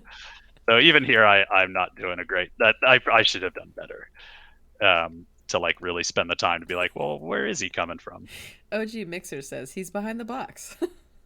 He's a box behind the box. But and we'll do things like this, like putting a grid on the ground, little tricks. I mean, they're not tricks, but it's just little things like that. So you're thinking about like how much space are they actually crawling? Because if this is just grayscale, it's hard to tell. So just thinking about little things like that, like how fast is he moving? It's hard to tell unless I can see it against like a grid. But so we did this, and again, this was like version 3 or 4. Me and the art director went back and forth to make sure it was doing everything it needed to do. And then once we said, yep, this is good to go, what we can do is I can send this piece of geometry, right? I can send this set to our modeler. So the modeler says, okay, I get where everything has to go. I'll just make it really pretty. And, the effects artist can see that there's a slash of some sort right here. Okay. And then I know, because I was also the animator, I know that I have to animate something right here. So let's hop over to the animation scene. So quick, this is totally unrelated. Yeah. Can you hear my throat gurgling like crazy? No, but I can see you like I see all these struggles happening over on but no, I can't hear anything. I can see that the mic is picking it up, and I keep like muting and unmuting myself. I'm drinking a soda water, and it's like and I was like, so sorry if people are just hearing throat noises. I'm drinking soda water. That's all. I'm not seeing anything, but I definitely see some. I see some like a lot of hands at the throat. I was like, is she dying? Are you choking, Lana? Are you choking? Oh gosh, I'm so sorry. Sorry anybody who's listening to my throat. Continue. Sorry.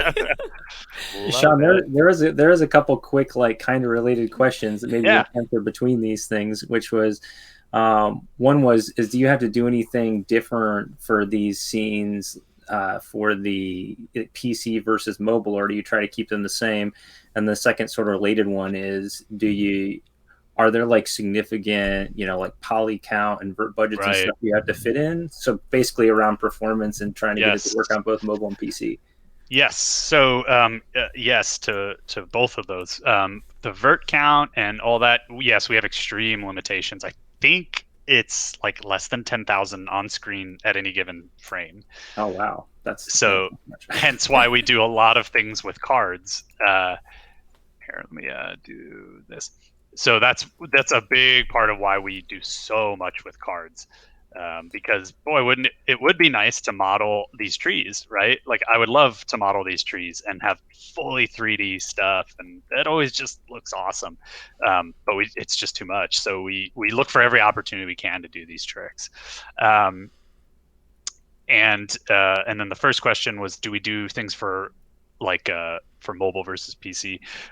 What we do, so animation doesn't really have to change anything. We are cognizant of different formats. So let me see if I can. Let me see. I don't remember if this. We're adjusting some of our tools, so I'm not sure if this. Okay, yeah. This doesn't look. Yeah, that's working. So you can see we have tools here for checking different all the different phone sizes, so we can see what something looks like at any given ratio. So this is a pretty drastic one, 4:3, which I think are old iPads, I think. So you can see here, like, yes, some things are not on screen. Like we're just losing a lot of what's there. So we have to make sure that there's no like really critical information on edges. So we're careful about that stuff. I mean, at the end of the day, you're going to do your best, but it can't be perfect for every single one. Where we do a lot of differences are we actually do a high quality level up, and then we do like a somewhat stripped down version. Animation doesn't do much, but the poor VFX artists have to do a tremendous amount of work. So they will make the most amazing looking thing you've ever seen, and if you're on certain PCs and stuff, you'll see that. If you're on older devices, it may automatically pick the low end things, so they might strip out, maybe it goes down to half the amount of particles or whatever. They have all sorts of tricks, and they have tools to help assess where they need to do that. But no, luckily we're very lucky. Animation just gets to animate and go home at 4 o'clock, and while everybody else stays till midnight. That's not that's true. crazy. I didn't actually even consider that you get having to manage all those different aspect ratios. That's crazy.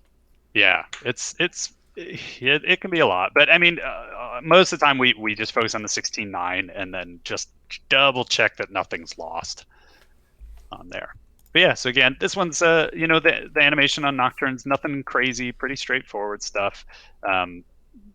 For mostly just tracking marks and make sure stuff like this, it's a pretty quick shot. It gets like 30 frames of animation. But this is a good example, like compared to the previs, he looks over here, and so we ended up having him come over the rocks, and he holds a little bit so that you read him, and then he strikes. And then the other thing I want to mention is for all of these, we're trying to keep it under 5 seconds maximum. That wasn't a hard rule we had for set 1 and 2, but we found that we sort of have this good balance of like, how cool can we make these, but also like, how long do people want to sit around while these are playing? Nobody wants to sit through a 2-hour movie when they're trying to play their game. So we try to keep these at a max of 5 seconds.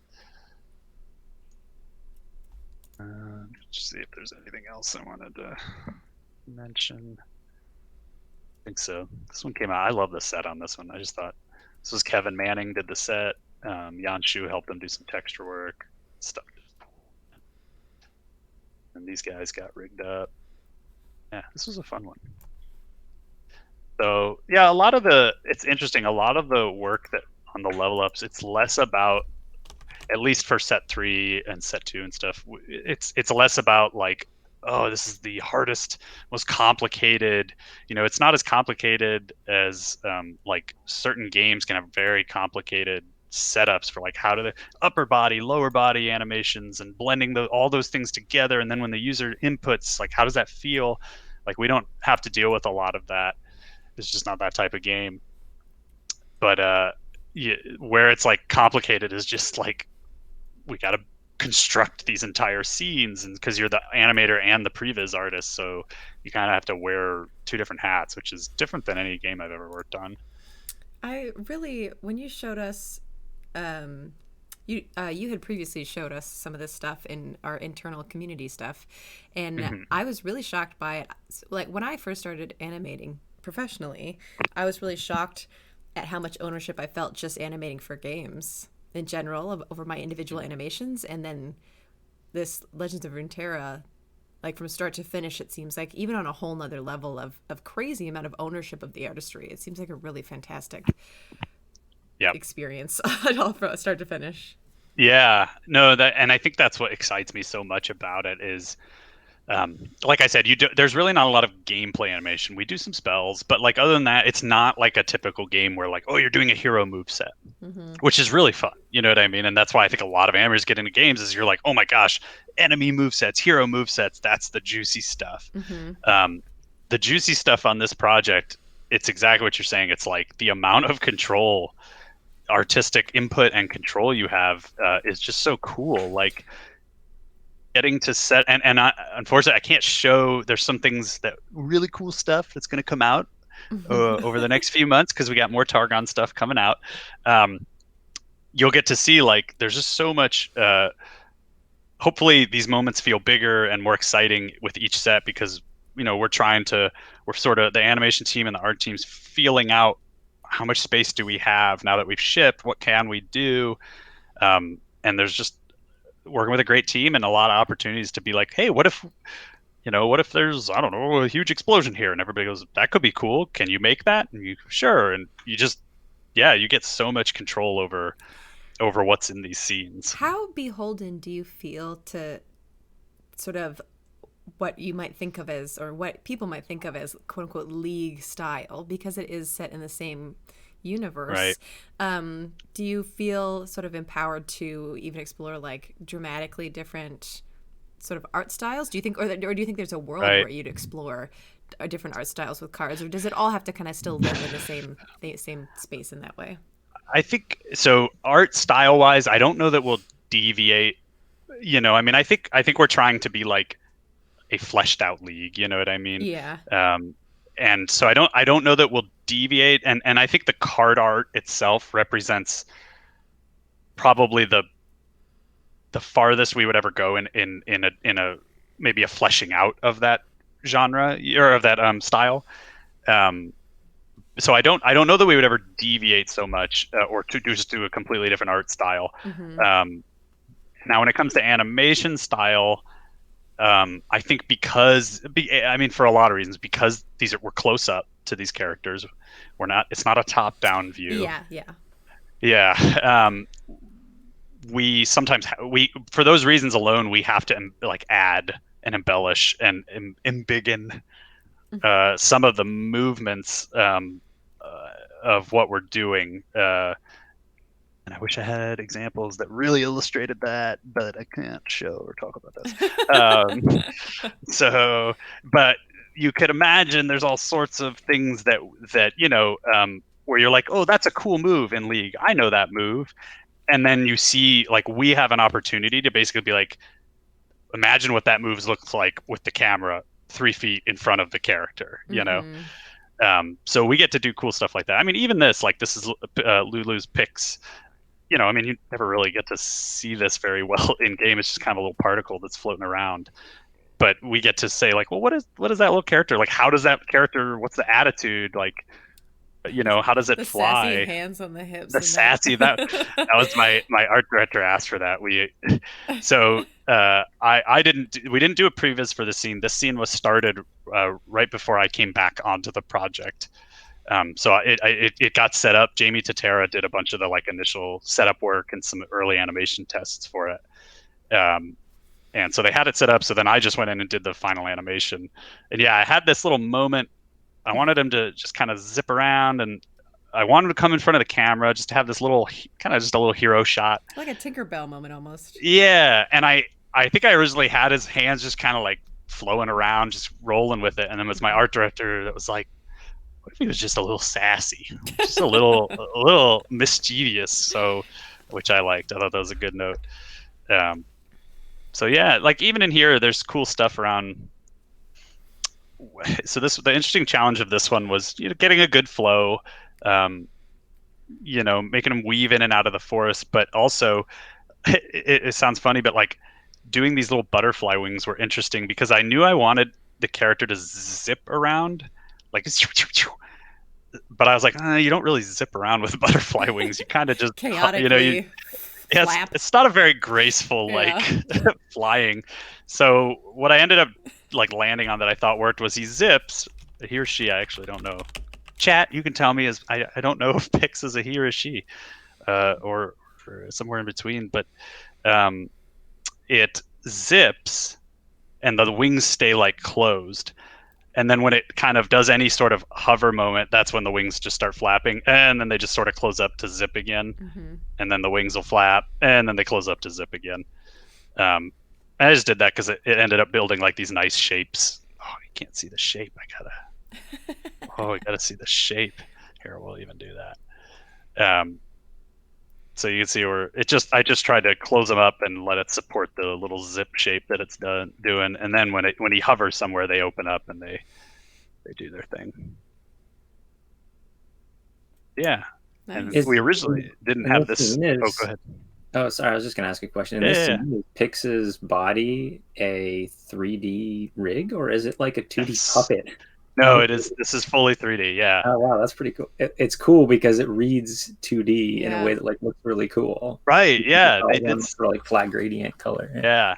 That's I think cool. Again, Kevin Manning did the textures for this, if I remember correctly, and he does a really good job of nailing that. Like everything feels integrated, and did a really good job.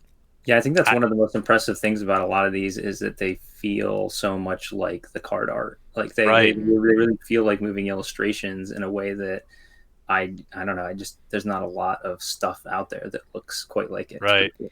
Yeah. That's awesome. Well, even in your posing, I mean, it's been so long since I've done anything cinematic, but I'm like, wow, it's really posed to camera. It looks great. But like this kind of posing, when you rotated that pose, like it's just really interesting how the wings are sitting off the body, and it's like, oh yeah, that right. Like he's a little off center when you sort of rotate him to the side, but it looks great from this view, and I know that's like a really sort of low level animation thing to be like, wow, but I really feel like that nothing takes me back into like nerdy stars in my eyes animator mode than stuff like this. It's just so gorgeous. Well, even like the hand here, it's like, oh, that's a nice pose, but then you rotate, you're like, oh, geez, the hand's nowhere near right. Yep. Yeah. Well, and what's cool is, again, we can't use real-time lighting, too expensive. So what's cool, though, it's kind of the upside of that is we don't have to worry about, like, sometimes in cinematics, if you do too many cheats like this, you'll get a knockback from your lighter, and they'll be like, hey, you cheated this too far. The shadow, you can see that his hand, like, on the wing, you can see his hand, the shadow from his hand is not on his hips. So all of a sudden these cheats sometimes kind of bite you. But because we don't have real-time lighting, we can do all the cheats we want. Heck yeah. Yeah, so that's neat. We do some cool stuff with lighting on this scene. You can see this white, there's like a duplicate mesh here. This was Matt Schwartz did the effects for this, and he came up with this cool idea where we wanted like rim lighting and stuff on this, but how do we do that if we don't have real lighting? So we duplicated the mesh. I rigged it. The duplicated mesh is also running, and he just painted like fake lighting on a second mesh that he just turns on and off. Here, let me see. We'll look at the final. I got it right. Cheer. Do you have like 10 Mayas open? Oh, this is a video. No, it's a video. It's like the performance on your computer is insane. You can see, like, as Pix goes by, he's just turning these second meshes on, right? And they're rigged, so they move with it. If I don't know that at the end of the day you could have told, but so I thought that was a pretty clever trick. Yeah, so there's no real lighting in this. This is everything you're seeing is just your effects artists turning things on and off in a really clever way. Wow, fantastic. Yep, very. Very cool stuff. I'm zoning out. Other questions about this? Chat, don't forget to throw your questions in there. I think we're all just sitting here with our jaws dropped.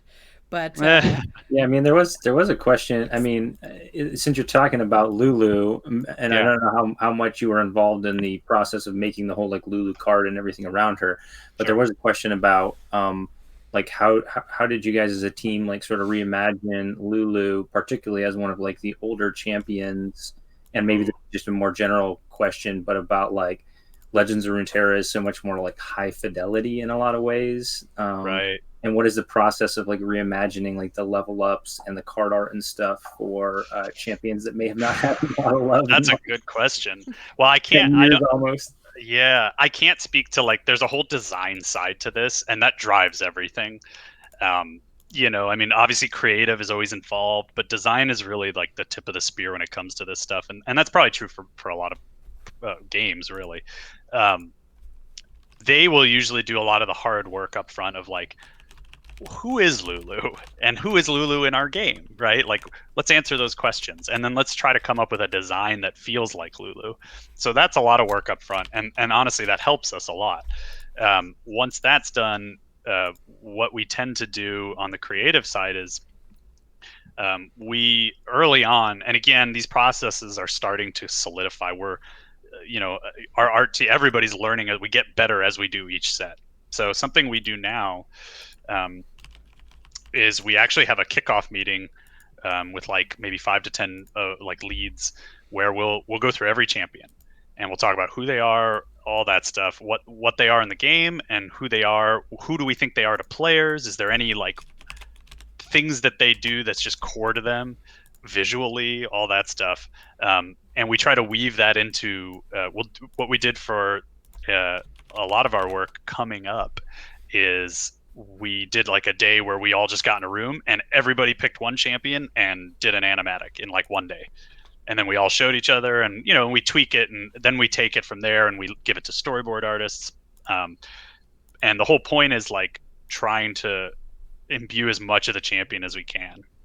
And you're right, it's hard because some champions are older, some champions are almost like memes into them. Like Teemo is such a memey champion that you can't just take Teemo at face value. You know, like, oh, okay, he's this like little bear scout. You know, like there's so much more to him that you really got to make sure you understand what like players' connections to those characters really are. Yeah, that's an interesting thing to have to consider.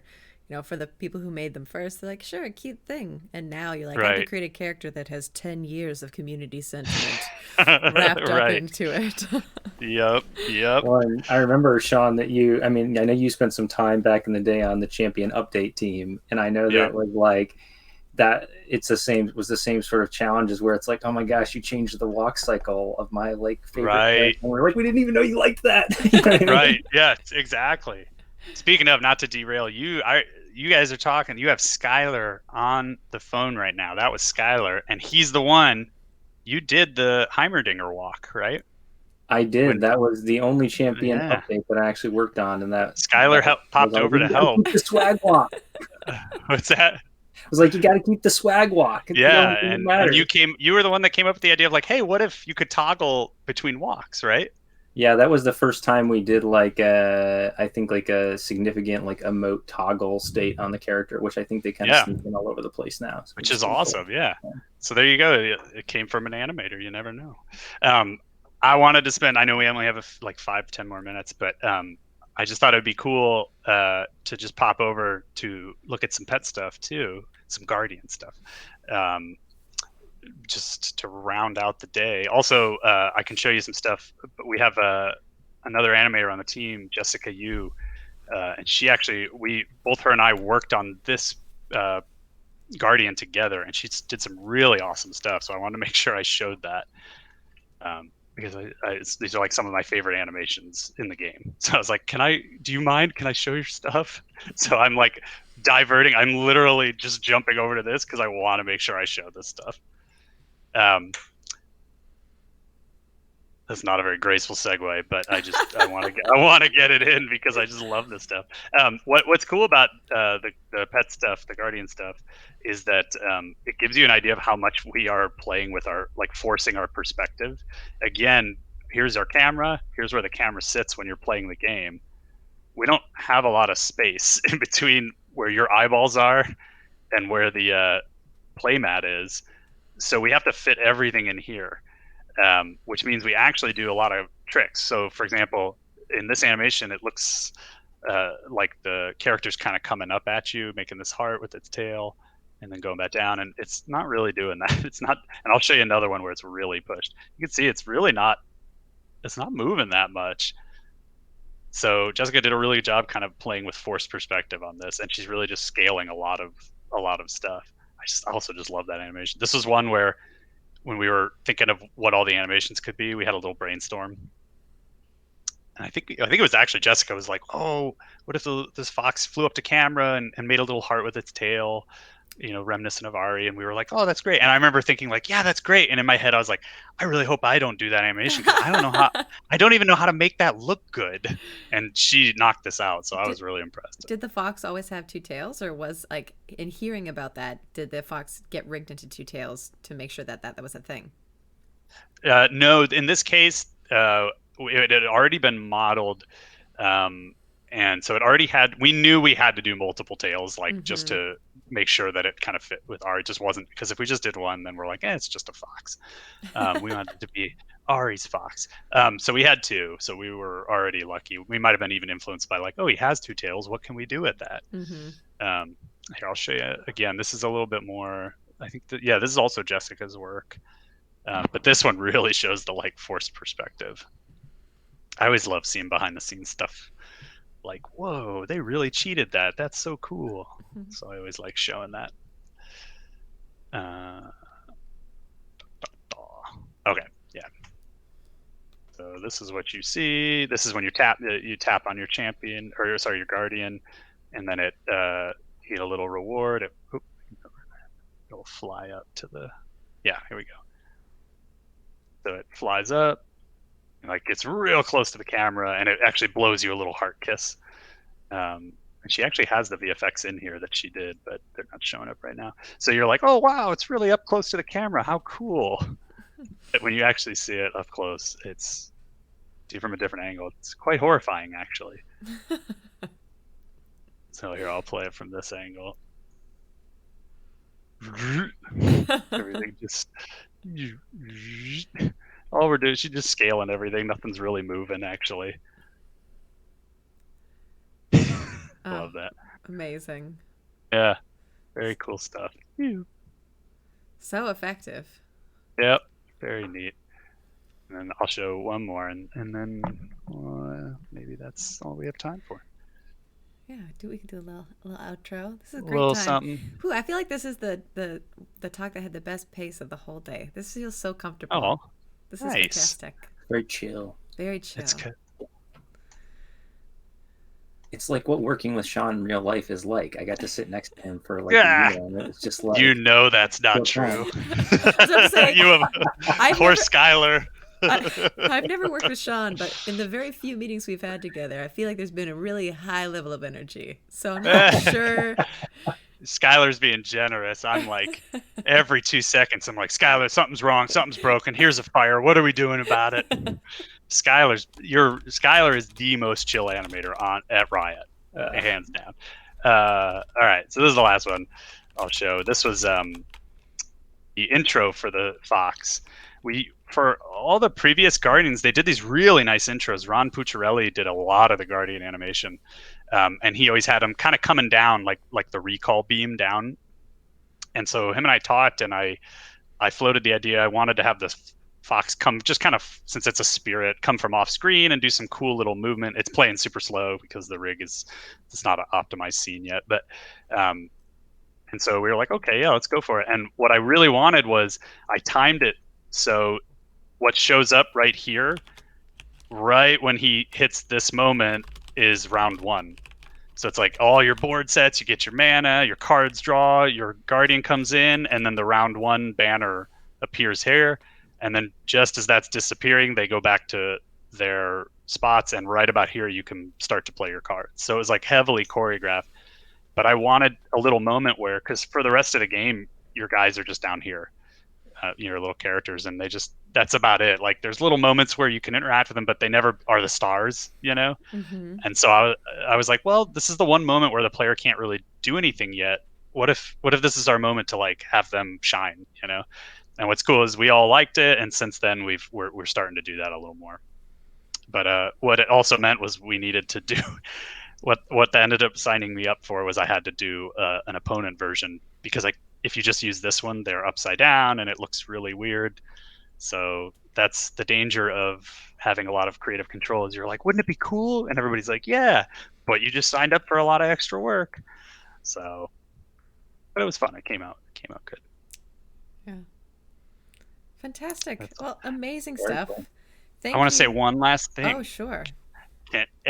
Thank you, Lana, because you guys have no idea how much Lana put into this, how much hard work. And I'm sure everybody else already thanked you, but Lana put in a tremendous amount of hard work for today. So I just want to spend 10 seconds to say thank you for doing this. I really appreciate that. Thank you so much. Awesome. Blushing now. Well, we do have a cool 5 minutes before the next sesh. I think we can either just chill here, or you can answer one more question, like really maximize this time. The last question I sort of saw that could be interesting to hear from you. That's most of them were like pretty high level. You answered, we sort of hit most of them in general, but the one that I saw that I guess would just be, do you have any tips for animating in Maya? There's a student who's working in Maya this semester in a class, but they are a 2D traditional animator. So if you're doing kind of a hybrid of these things, what are your tips? Ooh, tips for animating in Maya. That's coming from 2D. I know, Skylar, you came from 2D, or at least you were trained. I had a little training in 2D, but I mean, the short answer is that there's a lot of, it's a lot of work to learn how to animate in 3D, and it definitely doesn't feel like 2D. Skylar, you go ahead. You look like you were about to say something. No, I mean, I was going to kind of just say quickly that, you know, coming from a 2D background, like I was trained as a 2D animator and then switched to 3D. I mean, I think the best advice I could give is to just like think about it like a tool. And I'm not sure whether you're asking about doing 2D in Maya versus or what, but I mean, Maya is not a great tool for doing 2D animation. Go to so Blender. I wouldn't highly recommend that unless you're doing some sort of like 2.5D kind of thing, like what Sean's doing, in which case he's definitely the expert at that. But yeah, I mean, like, it's just another tool. You know, when I was learning 3D animation, you know, you have to learn the software, but you know, most of the rules and stuff that you learn in 2D still apply. So. Yeah. And also, I think like using 2D, you can still inform the work that you're going to do in 3D. Absolutely. By drawing it out. I mean, the animatics, sure, they're all comped together, but those are all 2D pictures. Nigel Style earlier, as part of the League of Legends session, showed off like 7 minutes of just 2D animation that he drew in prep for his 3D work. So you don't have to say, I'm moving on from 2D, I'm doing all 3D now. Right. Like 2D is a super solid blocking pass. It's a great way to quickly communicate ideas. Like you can definitely attach those things together in a way that should hopefully inform one another. That's awesome. Well, I know that Sean, you did a lot of cool stuff that I mean, I think you have some of these old tests up on your Vimeo page or something of going the other way, which is like making 3D stuff look super 2D. Yeah, that was back cool, so. here. I'll even pull that up. I see one more question that they've asked 3 times, so I'm going to make sure I answer it. Yeah, it's funny because this was neat 10,000 years ago when I made it, but now that Blender exists, this isn't so neat anymore. Where is it? Do I have the final up? Yeah, this was a 3D test, and I rendered all the frames and then put like a filter over it and painted the shadows. Why is it geeking out on me here? But yeah, I don't know why it's like wobbling. But so this is actually 3D. It's just like a bunch of work to make it look 2D. But now that Blender exists, it's like that's not that impressive anymore. I want to answer Luis 9000. The hours you put into it are impressive. That's right. Yeah. Do you guys have storyboard artists in house? Just seeing if you're rat animator. We don't have anybody, at least not on my team, and I don't think any of the game teams do. We don't have any like storyboard artists. We co-opt concept artists, and they're just a tremendously talented group of people, so they also know how to do storyboards. Now I don't know. I don't know every team at Riot. It's possible there are, but I don't know of any. Yeah. So in the case of does it fall under rat animators? I haven't met a storyboard artist who came to hang out at the Rat Nest with us yet. Yeah, well if you're said. listening, join us. It's time. Yeah. All right. Well, I think that's a great place to wrap it up. Sean Coleman, thank you so much for joining us. Where can people find you online? I think Pale Blue Sean is my Twitter handle, so you can friend me there, and don't hesitate to just ping me and ask questions. I love this stuff, so I'll talk about this all day long. Great. Well, thanks also to Skylar for helping moderate and hang out with us. We are going to be back shortly with our last session of the day. We're very excited. Do you have questions that weren't answered? It's an AMA. That's all we're going to do. So please hang out with us. We'll see you in a couple minutes. Thanks, everyone.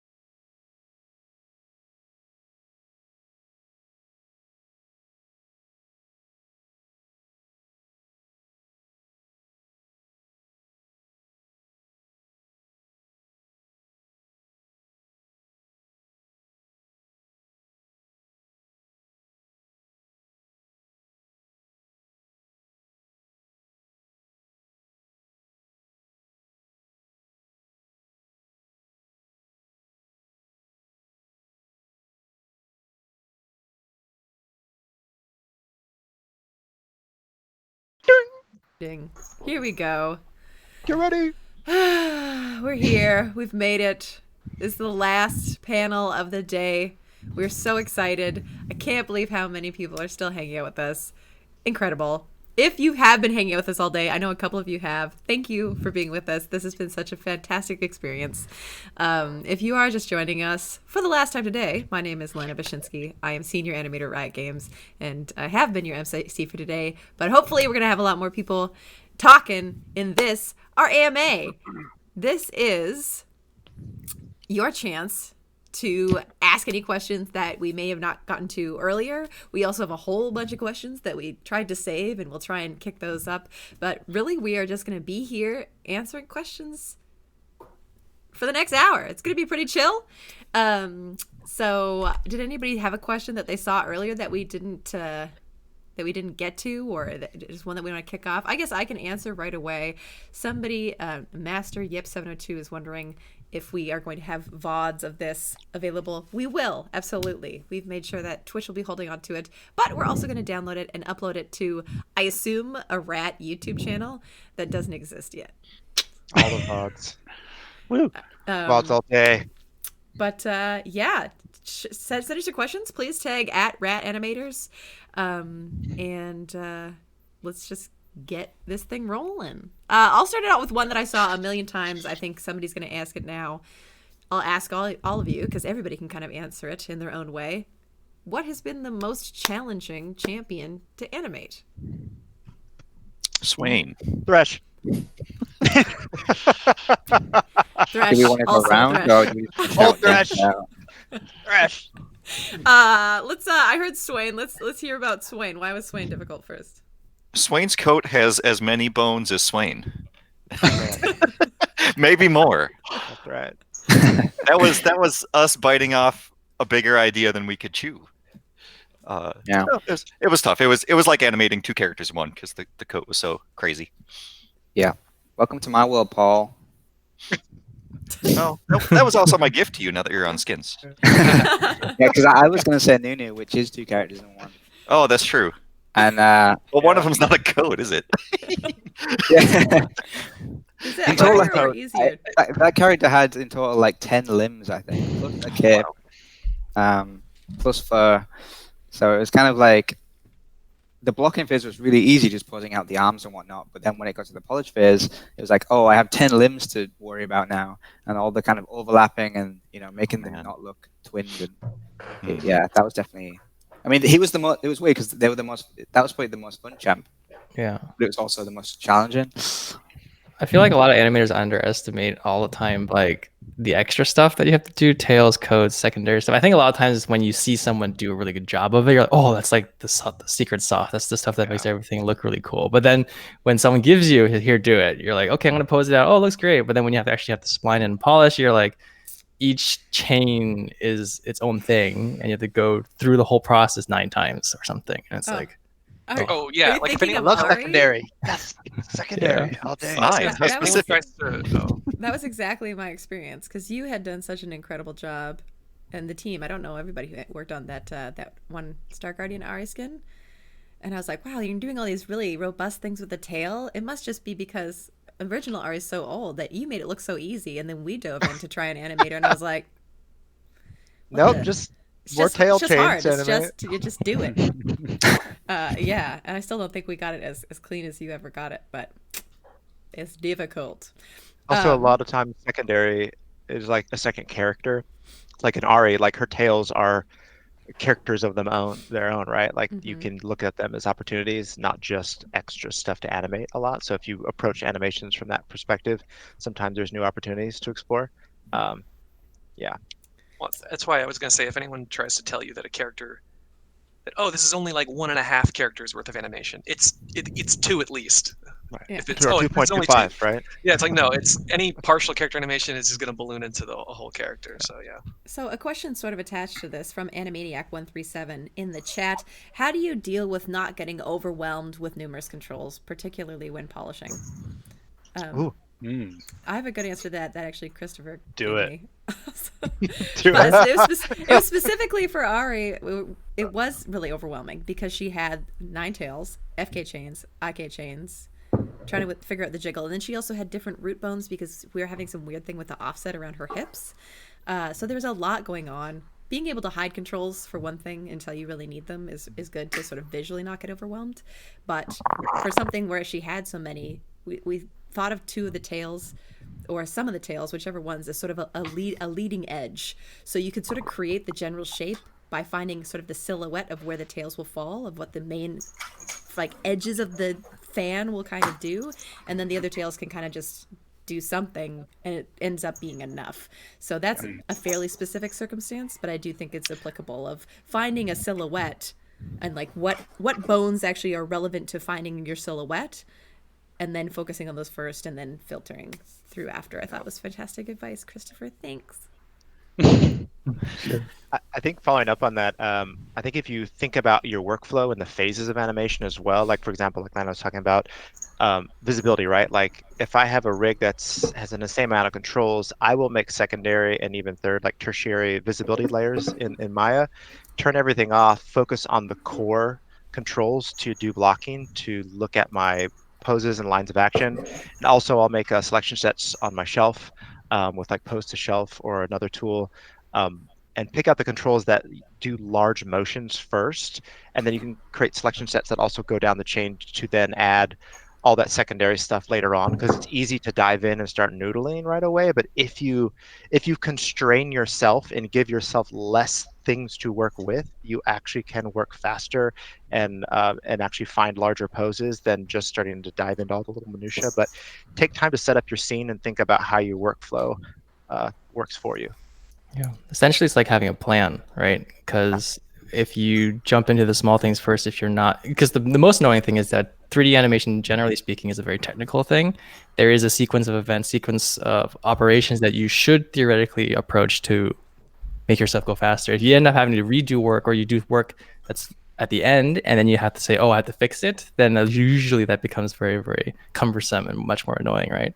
So having a game plan of like, what kind of motions am I doing? What kind of character am I doing? How do I want it laid out and all that stuff? If you have that on your head already, then it makes the whole process a little easier, I think.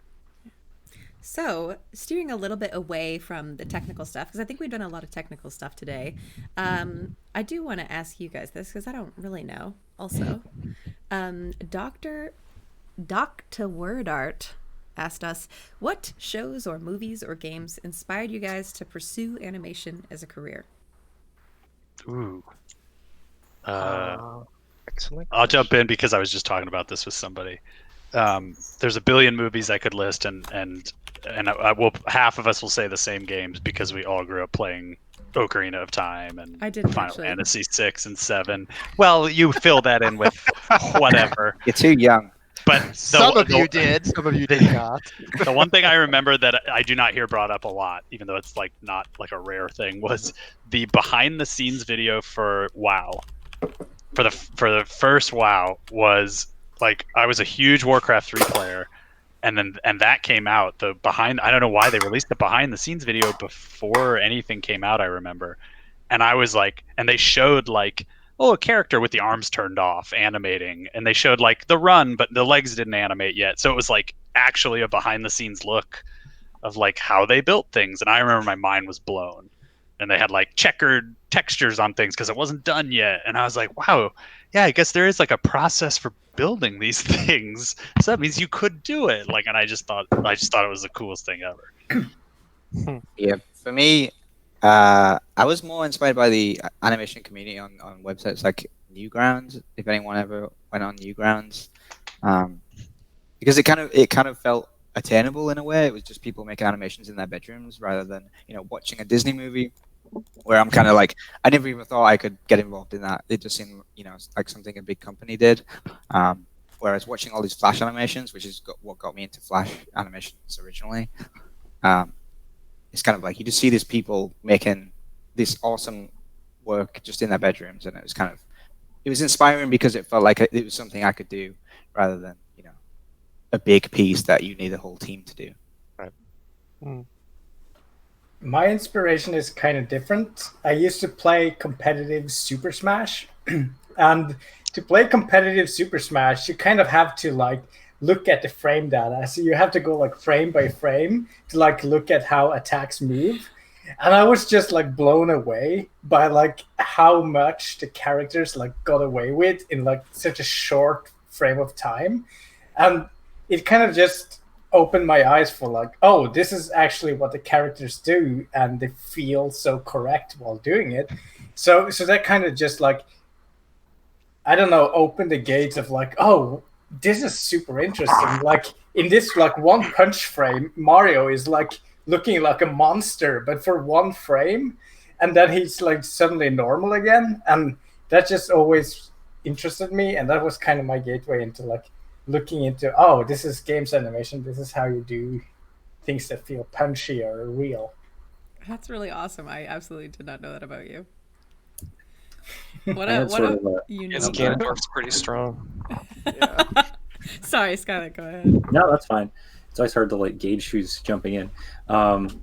Yeah, for me, I was sort of like a hybrid. It's funny. I remember that making of for World of Warcraft too, and how mind blowing it was. That was like a pretty pivotal thing for me too.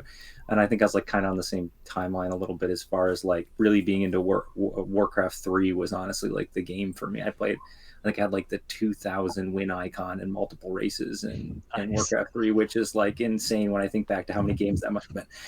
I'm maybe even ashamed at the amount of games it must have been. But I mean, for me, it was like a collision of sort of two things that were happening around that same time. One was Lord of the Rings. Like Lord of the Rings was coming out around that same time, and they also had these like incredible like making of things, and that was like so inspiring to me as a teenager, like seeing that and sort of like seeing the behind the scenes and like, oh, there's people who like make all this stuff. That was like kind of revelation for me as a kid who grew up in like rural Pennsylvania and didn't know anything about the entertainment industry. And so for me, it was sort of a combination of that like desire to get into that world of like makers and crafters, but also just being like obsessed with video games that sort of like pushed me along that trajectory. And I mean, there was a lot of other influential things I think along the way, but when I really think about like when I first started like really being into games and the idea of like working in games, it was definitely around the like Warcraft 3, early World of Warcraft and the Lord of the Rings microcosm that was happening at that time. That was interesting. I come to think of it, I never actually thought about animating for games until I'd already started working in animation in my first job on a film at Sony ImageWorks. And then prior to that, there's always been some, at least at the time, there was always a little bit of a game animation stigma in schools that was kind of like, oh, that's sort of like, that's just something you work on Madden or you do cycles or loops or something uninteresting, but like you'll work at Pixar or something for the real deal. And it wasn't until I actually first worked in film, and then I did a lot of just cycles and background characters. And then I kind of realized like I'm reading game news all the time instead of film news, and I enjoy playing games in all of my free time. Like maybe I would just have more fun doing games, and that was what kind of got me thinking more in that direction. Yeah, it's kind of the same. Totally thought I was going to be working in film. I really wanted to do cinematography, but then Toy Story came out, and I was like, oh, 3D animation is that's the jam. Got to get into that. But I played games forever. Like, it was like super diehard StarCraft, Counter-Strike, all that stuff. And I was like, maybe I should do video games instead. But like Nick, I started in film or commercials, but only did that for a short amount of time. I was like, I want to be a game developer. I want to work with the team and like craft things from the ground up, even if it's a small team. You know, you go into film or a commercial house and you meet amazing people, but at some point you realize that you only have a certain amount of influence on some of the things that you work on, which is one of the reasons I love being on the Skins team too, right? Is just the collaboration of game development, and wherever you go, you'll see the same thing. It's just working with other people and not just other animators is a super fulfilling experience. And then you get to see players play your game, and then you play your games that you work on. Some of them you might not like, some of them you love, and it's really neat to see that. So yeah, video games are life. And we don't all have to answer this question. I do. I Yeah, think of any question, Next. though, this is the one I think is good for us all to answer, because Yeah. there are so many sort of different perspectives that sort of come into this. And Sho, who just joined us, to give you a little context, we're talking about the different TV or media or games that sort of inspired you to want to pursue animation in the first place. Does anybody else want to answer? Yeah, hey, what's up, guys? I can chime in a little bit. When I went to art school, I didn't even know what animation really was, and this was in 1997, sort of in the PS1 days. Any game animation was like super rough stuff. It wasn't what you see nowadays, right? So I didn't even know that world existed, and I just went to art school just to do something creative, right? Halfway through art school is when I sort of discovered this other world. And that's when I started to see what gaming animation was, and it's more than just the rudimentary like PS1 animations. There's like stories to be told within that space. So my inspiration was just seeing what the sort of the infancy of game development at that point, and seeing what I could contribute in that space. And that's what inspired me to get into gaming halfway through art school. That's awesome. Lana, what was yours? For me, I loved video games with like a frightening passion, like the kind of thing where, like, going to university, when I knew I wanted to study animation, I bought myself a Mac, and I never owned a TV. I never owned a console, because if I could have access to video games, I wouldn't do anything else. So I always loved them, but it never like hit my brain that it was a thing I could do. I loved the theater. My mom and dad met on stage, and my mom was a director and an actress in the theater, or the city I grew up in. But actually acting, I had, up until halfway through university, like massive stage fright. Like, I would never be able to do something like this. And even though I love being in the theater, and I'm like, I love acting, and then I'd get on a stage and I'd be like my whole body, my adrenaline just goes insane, and so I can never do it. And then when I discovered animation, I was like, oh man, it's like I'm acting, but I'm not acting. And so I got to sort of channel my outlet for wanting to do these characters, and also like broaden that horizon, because, you know, in the theater there's only so many roles that I could probably play, but in animation I'm like, I could be a nasty monster, or I could be like this dude, like I could be anything. And it's just felt like a really nice marriage between my love of video games and just hanging out on a computer and acting. So that was sort of my in. Is that why we're all divas, right? Because we're all actors. I think so. Is that what everyone says? I don't think know. so. Yeah. I think you got it. So animated, like. Oh. All right. Does anybody else want to chime in, or shall we move to the next question? I don't want to pressure anybody. Plenty of questions. All right, let's move on. Yeah. So here's a question from Animator that I think is pretty common. How fast are you expected to animate? I think it depends on the product and the team. Yeah. Really. Like, I mean, Adam, you can speak a lot to Champion Team, and Nick can as well, about pre-production and timelines and the scope of things changing. And on skins, obviously we have patches every 2 weeks, and things are, you know, the train's never stopping. So there's all kinds of different ways to answer that question. Yeah, I mean, it depends. Sometimes it's like, tell me how much I have, you know, yeah. And you can spend like 2 weeks doing just a simple run cycle if you have a goal that's just a never-ending goal. But it all depends on like the asset that's being created and the timelines for that product.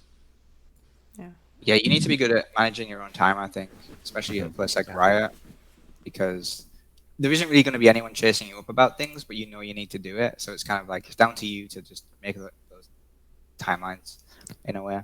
Yeah. Sorry, go ahead. Never mind. Oh. I think it also depends greatly on like the stage of the project you're in. Like there's also, like, for example, there's a very different bar for the animation that, you know, y'all are doing on the live products that are going, like, it's going to go out tomorrow or whatever.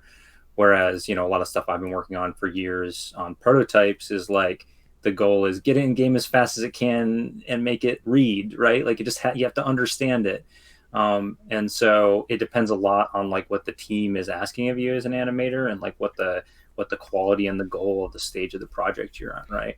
So I mean, a lot of projects sort of percolate around in like prototype and pre-production even for years, and you might be animating like, gosh, like 3 or 4 animations that you're putting in the game a day, and then you never revisit them. They're just in there, and then you move on to the next thing. Whereas on, you know, like League of Legends, I can only guesstimate, but I imagine you sometimes spend like multiple days to a week on just a single animation, like a recall or something like that. I don't know what the exact timeline is, but recall is usually it's vastly different depending on like the asks of the project. Yeah. I also think, just as one final note, it is also depending on your role, like your title. And so if you are coming in at like a senior level, there's a certain degree of, like, we expect that you'll be able to kick something out to the quality that we expect pretty quick. But if you're coming in as an associate or even an intern, you should trust that there's some lenience, there's some understanding about like where you are in your process, and that there will be people there who are going to guide you, and that speed will come in time. So work on getting done some good work, and then trust that wherever you are working is going to give you enough time to do the best work that you can do. Moving on, a question from Joe Animates. How have all the rats found animating from home? More productive, less productive than that in the studio? And do you have any tips for being an animator working from home? That's tough. At first, Well, I guess I'll start really quick since I already interrupted everybody. I know I don't know what everyone else's opinion is, but I really liked working from home. I found it less distracting.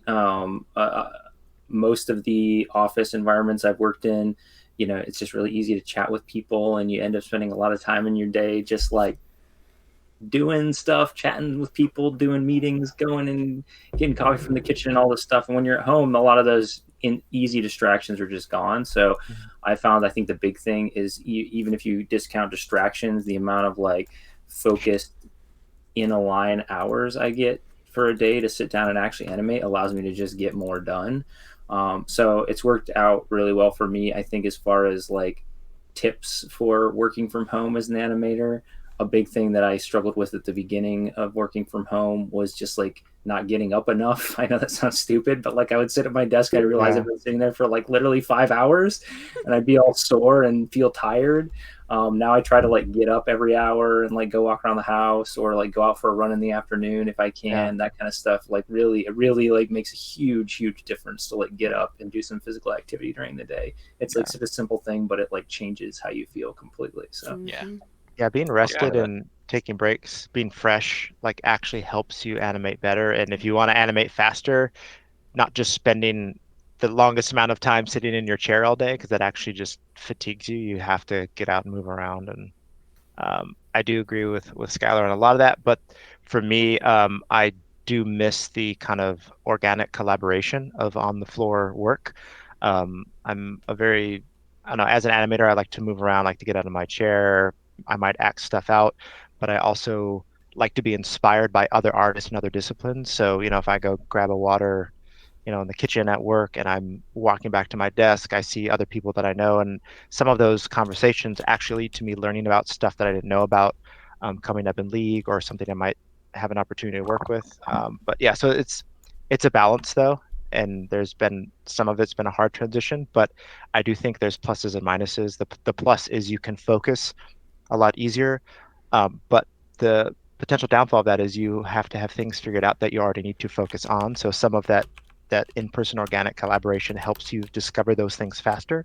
So you have to actually reach out more when you communicate with your teammates and the community, and it's easy to forget to do that, especially when you're so heads down. But at work, people are always walking by, and so it's everything's a balance. It's almost the opposite. Like when you're at work, it's like, man, I wish I could just be alone for a while. Right? Yeah. And now we're like, oh, I've been alone for everything. 6 months. Like, ooh. Yeah. I also, well, I know for me, I find like my brain really likes the separation of like space of like home and work. Like home is like for relaxing and enjoying yourself, and work is for its own thing. So I've had to kind of like I had to get a new desk and everything just to kind of like reset my brain. Like this is a new space. So yeah, I would say anything you can do to just sort of like help separate your, as a tip, anything you do to help separate your like relaxing space and your working space so that your mind is in the right zone. Yeah. Yeah, I had to move common to do that. I moved to common just to get another room so that I could separate the space, have an extra wall, you know. But it's helpful to know how you like to work too, right? Like everyone's going to approach it differently and be impacted differently. So learning as an animator and an artist how you like to work can help you understand what might be things that you can implement in your daily workflow to improve your situation and your craft. So how do you guys go about, this question is from S0I. How do you go with the polishing phase and then having to go back and edit animations without creating more problems on certain controls? So I think the question is, if you're polishing animation and then you get a big chunk of notes to change like something in the middle, either on part of the body or like without messing up either sides, how do you balance making those notes without just messing everything up? Sometimes it's easier to just take that section that's problematic and start over rather than try to like build on top of it, because you've already polished it. Like half the time you've done stuff on 1s or 2s and it's a totally different workflow. So if you have to go in and do surgery, it's going to take you 2, 3, 4 times as long to do the same thing as if you just started over and go right back to blocking, for like that chunk of 20 frames or whatever. Yeah, like just select all of the controls, like key all on both ends, delete the middle, and just let yourself make different choices. Because if you have that other animation in there and you're trying to polish something, but they're like, but keep the arm. Like in trying to keep whatever's happening with the arm, you're never going to get to where you need to be with the rest of the body. But always make backup. Yes. Because you might have to go back to it. But you're like, oh wait, no, the old one was better, and you're like, well, yeah. All right. I will say there are instances though where if you use like going between FK and IK on certain controls and space switching, where you can delete certain things and make something global, and then do large adjustments to say the torso or root, and keep some of the extremities, and then change them back. So we definitely use tools like that at Riot to space switch between IK and FK on controls. And sometimes I think it's good to delete everything, just it's a fresh start, especially if you've got feedback that you're like, oh, that's vastly different. But if things are minor, sometimes there are ways to think about kind of cutting only certain parts out, but then adjusting more, controls that affect larger motions rather than trying to, do an FK arm and then do like that can get really time consuming.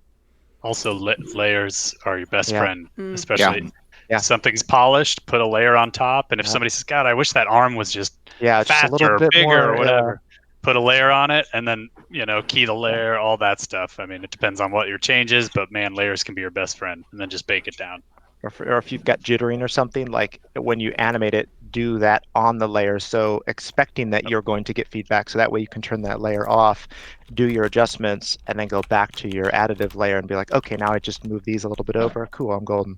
And the last thing you just touched on too, which is something like, as you do this more and more, like anything, you get better at animating, but you also get better at foreseeing when there might they might have notes on this, like this jitter might be too much. So you learn as you do this stuff more how to build things in a way where you're like, in the past I've gotten notes on jitter, so I think this time I'm going to put my jitter on a layer, and that way if I get notes, it's a really easy change. Like you'll learn little processes and you'll learn to anticipate where feedback can happen sometimes. Man, I gotta say, I did a lot of jittering on something recently on Thresh, and I did not put it on a layer, and I'm really mad about it. Thinking back, I'm like, but did you get notes? I would have changed things, but I was like, that jitter's on there, and so I didn't. Because that train track of like every single key. Yeah. Sorry, Sho, what was that? Yeah, layers are great, but sometimes they're problematic. Like I don't like using layers. Like I'll do jitter, but I'll put it on the bottom layer, but I won't add those keys in until everything else is locked in. But because sometimes you rely on the layers and then you wind up sort of creating these messes. And then when you have to actually make some tweaks on something that has some layers, and if it's not set up right, you wind up like having to bake it all back down again, and then like adding lines of keys and trying to clean that out. What I try to do is like what I say is like a successful animation is an animation where you never had to go back and change like or delete some keys that you had already put in place.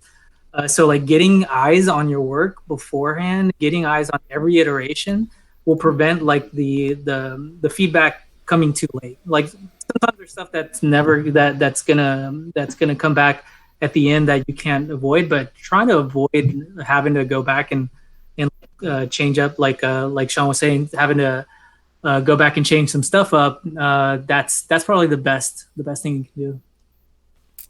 All right. I really love this question here from Fancy Fox. We all have our favorite animations to do, but what are some specific animations that you dread having to do?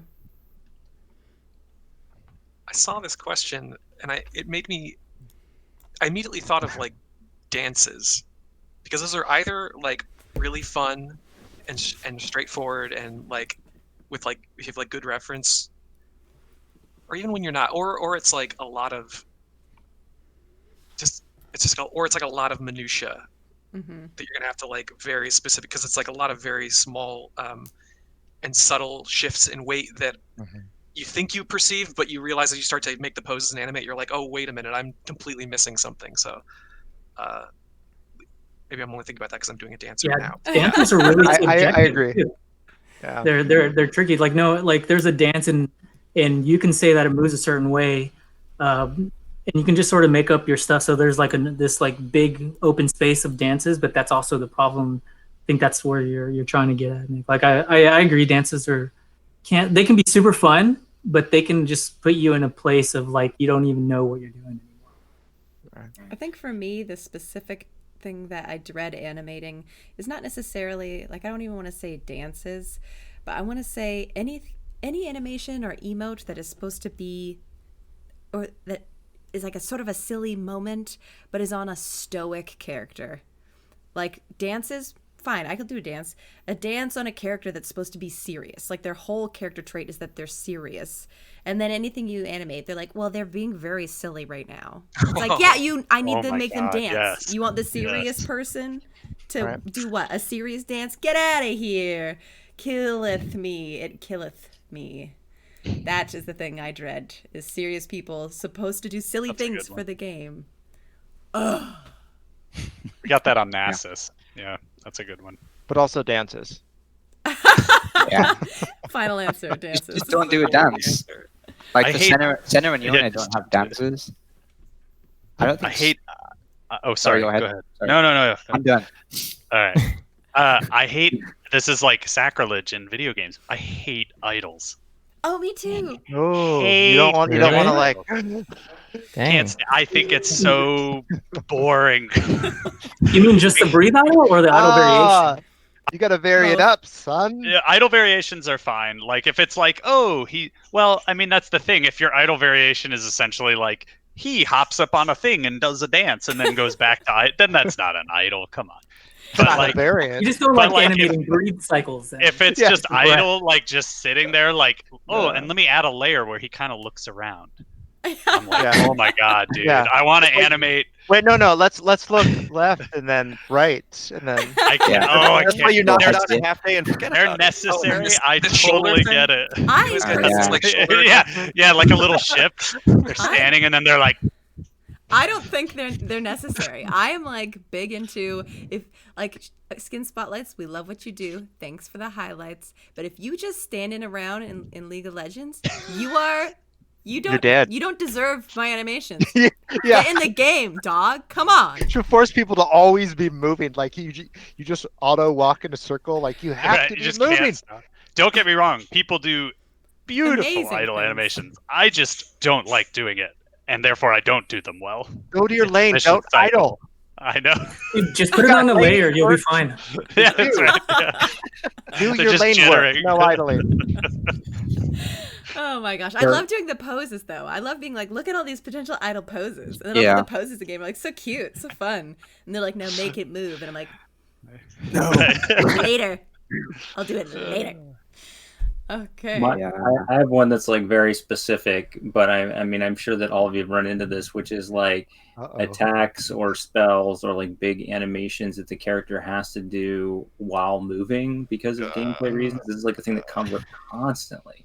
And there's like a million solutions to it, but they never look good.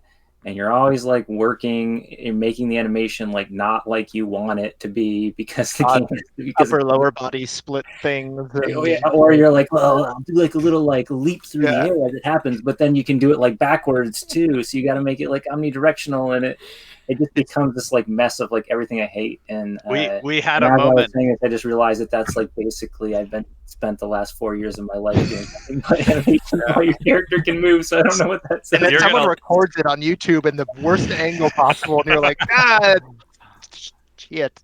We even had a moment, Skylar and I working together on a project a while back, and that was my task. And I was like, yeah, this is the best I can do. I don't know how to make this better. And I think I passed it off to Skylar. I was like, hey, can you make this look good? You were like, yeah, I think I can. And you ended up making it look amazing. But well, sorry. I hate to admit that I'm like good at it. You are good at it. But I hate doing it. So. So what you're saying is you're like, these animations that I happen to be the resident best at it. I hate doing them. You should look at all of them that I do because they're amazing. It's one of those things where you get like pigeonholed into a thing that you like never want to do again. You know what I mean? That's the advice. There's like the hidden advice here is, guys, don't do the things you hate doing. Like, just tell people I don't like doing that. Don't get good at it, and then people won't come to you. That's right. To do the You thing become that you're the guy good. that knows how to. And you know what? It works. I didn't make Sean do another split body animation. Never had to do it. And you got to flatter him. Skylar, you're so good at it, though. Yeah, it's up to his head. He thinks he's the best now. Be irreplaceable at something else that you love or kind of love. Animating, but not. Skylar, you're also really good at idols. he looks around like 360 when he does his idols. He's like, whoa. Okay, so how about on the same note, flip side, VSA art for everyone. What is the most fun animation that you've done for Riot? What is the project that you've had a blast animating? Chonk. Mine was Battle Academy Yumi. Oh. Because her recall was really fun. But no one ever sees it because everyone just recalls with whoever they're attached to. So, but I enjoyed it. Hashtag games. Yeah. Game animation. Was the picture? Was the question favorite or? What's one of the most fun? It doesn't have to be your favorite. The most fun animation. What is a project that you've had a blast animating? Chris and Enar, we haven't heard from you in a bit. You guys should answer. Yeah, tell. To me, it was True Damage Echo because we had this like amazing thing where we had like a pro rapper do a lot of like cool lines for the character, and it was all about like making walks that were like very swaggy and like attacks that were very like actiony, like sappy. He was this like really fun character that just zoomed around doing whatever he wanted. He didn't care about rules. He was just such a fantastic character to work on, and he had his like little shadow clones that he put out that mimics his movements, or like it's him back in time. So he had like really fun ways of interacting with himself. Like, so it would be like, yeah, he would do something and then it would like high five himself and do like cool handshake motions, or perform, what is it called? The like, this like meme. I think this was Jesse that worked on. But it's like, what is the meme called? Is that like the hype crew? The hype crew meme. Yeah. That was so fantastic. Oh yeah. That was amazing. Seeing that. So yeah. good. So just working on that character was a fantastic blast, and everyone had such great ideas, and we had so many cool people we worked on. So yeah, I had a fantastic blast working on True Damage Echo. Chris, for me, it's interesting because like my favorite thing that I've worked on is slightly different from the things I'm most proud of. because I mean, you know, as you go by the things that you've recently worked on, you're just like, oh, that's not that great. Or when you look back further, you're always improving, right? But there's two things that I worked on. I think Warring Kingdoms of Zier and Papercraft Newton and Willem, those recalls, they mean a lot to me just because those were two projects that I was able to sort of imbue a lot of my character and history in terms of like what I grew up with. And so it adds that level of like personal connection, right? There's a lot of stuff that you have to do in the work where sometimes you're dealing with a thematic that you're not familiar with. So you have to do research. You have to ask people about reference or ask people about what would people in this kind of world do and stuff like that. But in these two cases, they were driven strictly from my childhood of growing up with a board game called Weiqi or Go, as well as doing origami and paper folding. And those were just thematics that really resonated with me. And so while I was working on it, it was just really, really fun to be able to draw from my own experiences, tell my own story, and then have that, you know, basically be something that other people can experience. So that made those really, really meaningful. So they stand basically as my favorite stuff. So nice. For me, I was really excited to work on Spirit Blossom Ari, her quadrupedal fox, the full fox form when she's in her home guard, and specifically during the transitions. I haven't been at Riot that long, just a little over a year, but I love animating creatures, and so having the opportunity to be like cute fox and like a fun transition moment, or a bunch of them. I'm bummed that the videos didn't work earlier, but I really, I had a lot of fun working those out, and really, really proud of them as well.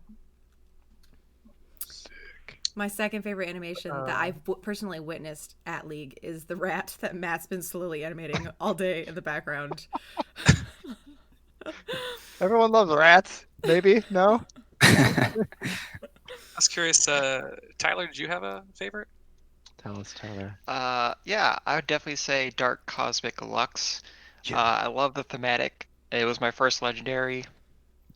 I love the character, so it was great to be able to work on something and put a bunch of passion into and put into what I thought players would want to see. And it was also my first character with Lana, so it means a lot to me. Oh. Dream Team, baby. Yeah. I think mine might have been.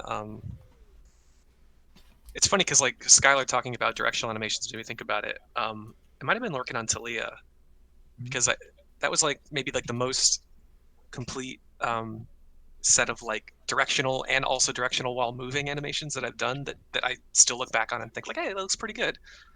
And I got to work with one of our animators on Champ Team, Anthony, on that, and that was one of his earlier ones. And I still like Talia as a character. I think she's really fun and flowy and cool. But yeah. So Nick, I have some work that might interest you if you want to. Might out for a while. I think my favorite is it's not the highest quality of animation, but it was really fun to work on because we invented something new, and that was the original Ezreal skin, the ultimate Ezreal skin. And because it was a really long project, and it was very collaborative, very artist driven, and it was all about like, what else can we do? Oh, he's got a jetpack. Can we make him fly? Can his jetpack open up and do these things? And it was like sort of an age of discovery within Skins team as well.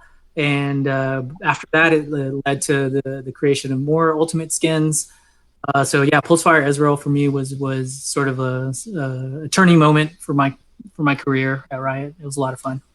Yeah, mine's kind of the same. Like just the moments in our production over the years where working on legendaries where we've been able to have ideas that have actually been realized and go in game. Like years ago, Chris and I worked on a Project Vane, and it was fun to have a blue sky and just be like, I want to give her a motorcycle. And we were like, all right. And then we gave her a motorcycle. Then I got to work with Moon Young, our tech artist at the time. And I was like, I want it to like pivot in the middle and like swivel around. Like, and then we used it everywhere. And we're like, can it be invisible too? Like a crazy Batman motorcycle? And they were like, all right. And we did that. The same thing with years later working on Project Pike. And I was like, I'm going to make him a snake. Is that cool? And everyone's like, okay, well, just go do it. And then we did. And those fun moments in the blue sky process is what I love about game development. So just seeing all those things come to life from people just having cool, crazy ideas and anything goes. And it's really fun to see player reactions when you release that stuff into the wild. So yeah. I saw a question from the Broken Tangent mentioning that they had questions that they put on Twitter. Thanks for the reminder. I am going to ask one of your questions from @BrokenTangent. How do you like to break up your time when you have an animation set of 10 plus animations in a short amount of time? Do you focus first on primary movements, or do you go to combat spells, and so on and so forth?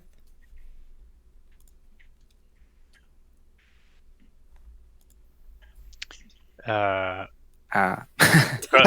can try answering that one. Yeah, go ahead. I haven't spoken in a while. We think about that a lot on Little Legends because we have very little time to do all of them.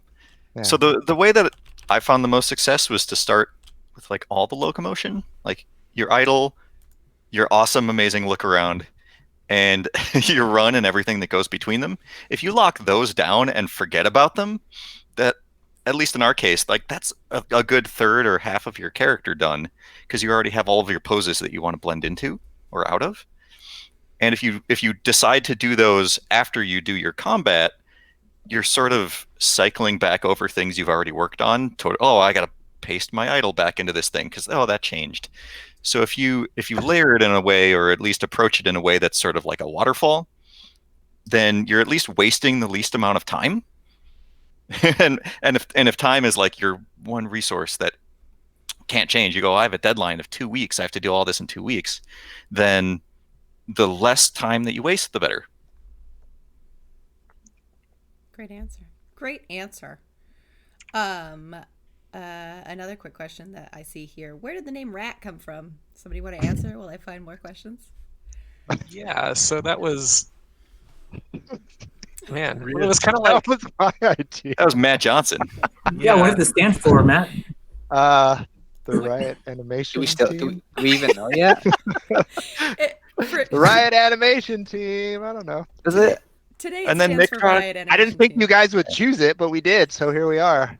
Rat. And Nick drew a great rat, and here we are. Yeah, Nick drew the awesome logo. And now we have a T-shirt. Yeah. Well, we voted. We spit out a bunch of names and voted, and there was some ridiculousness, some crazy, we had some awesome crazy stuff. ideas. Yeah. So there were some pretty strong names. That this one was the one that won. And then after we chose the name, then we did a contest to see who could draw the best logo, and that was Nick Matthews that drew the winner. It was not, and like almost like the name. It was just like here, there's a thing. I'll just draw it, and then like everyone was like, "Yes, we love it." I was like, "No."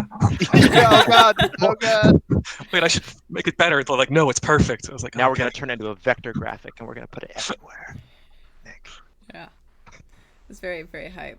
Both of those things just felt right. As soon as I saw Matt in all caps in a Sharpie, write Rat, it was like, I bet that's gonna be the name, and it was. And then do we all have of us the had design logos, and like the big reveal on Nick's logo, because all of us had been drawing on paper and kind of like stuck them on the walls, and Nick had his iPad or whatever you have, what tablet you have, and he was like, "Oh, here's my logo," and everybody was like. Like the air went out of the room, and that was the one. I think the process was fun though. It was like all the different names, all the different drawings. It's really kind of how we work, like doing what we do anyways, right? It was like, hey, here, blue sky, all our crazy ideas, and some of them are too wild, some of them are not wild enough, and there's all those other rat drawings. This logo is definitely the cutest one though. Yeah, show us other rat logos. Show us. Wait, can we see it? Yeah, I've got all of them on my drive. I went through all of them. Silhouettes. Those are awesome. Too secret. There was one of them that was like there was like a spline, like tangents and splines. Oh yeah, made out of rat. That was it. amazing. I got all Yeah, Lana's gonna show the other. I can't even remember what I did. There were some really cool ones. Okay, here's our rat logo voting thing. Here we go. So there's one of them. Yeah, we could have a shirt with all of them. Yo, you guys can't see it. Just look at the stream. They'll see it. Oh, I'm like, where is this? I can What's present happening? it. Hold on. I'll Oh yeah, present there it is. Yeah. I'll present. Present now. A Chrome I forgot tab. we had a survey about this. Yeah, How me do you think we too. voted on We that? had a survey. Which one of these rats do you find most appealing? It was official. It was a real deal. Yeah. Oh yeah. Okay, so here's That rat's one angry. rat. Holy Own shit. up to your Here's drawing. one. That rat's fighting crime. I love That this rat's one. making Oh, crime. this is Skylar. Is that Skylar? Totally Yeah. Yeah, Skylar, this one's isn't it? Skylar, man. This I one- have that in my Skylar's so house. good. Ah! Oh, that was Show. that show. That was Yeah. mine. The hot Yeah. rod rat. There's Yeah. my rat. That's very clean. Stylish. Another crime fighter With logo. graphic Edgy design. rat. Yeah, Oh, yeah, that that was was good. rat spline. That was that's mine, I pretty think. good. Rat Clever. spline. Yeah, That but was you clever. stole the idea, Adam. Oh, Look at this angel. Perfect. Here's that one line more weight. rat. It's all about that line Was weight. that mine? I can't remember. Maybe that was mine. That one was on the board. Some of these I just took pictures of. There's another one Yeah. here. That's cool. That rat pack one. I like this one. This one was one of my. I think That it was my Nick second as well. favorite. It was. This was also Nick. It's like the Oh yeah. Just We got rats. a lot of good ones. This one's also Nick. The favoritism. And that's all of them. Yeah, we Just gotta. look at all the We yeah. logos. Brilliant. We should all be vector art. I need all of these Yeah. stickers. Yeah, very cute. We'll make a different rat shirt with a new rat every year. Oh. This will always be okay. our logo. Anyway, Yeah. we only have about 4 minutes left. That's plenty of Um, time. It's plenty of time. I always like to sort of end on. So how do you guys want to end? Do you guys want to end with like one piece A of dance? advice for people just starting out? Like, what do you want to do? That was just asked anyways, so that's not a bad idea. Yeah. Okay. Well, we got 4 minutes left. It's been 7.5 freaking hours. Everybody, sign off with a little, reminder where you're at online, whatever your name, and one piece of advice for people listening about animation in any context, about animation, how to get into animation, how to be good at animation, whatever. I guess I'll start. Skylar, go. Okay. Paul, Okay, I'll go. go. Hi. Getting darker in there. Hi Don't again. lose you. I'm Paul. I'm Paul_Jarvis on Twitter if you want to follow me. My piece of advice would be to just give yourself like a little bit of space because animating is hard. Like it takes a really long time.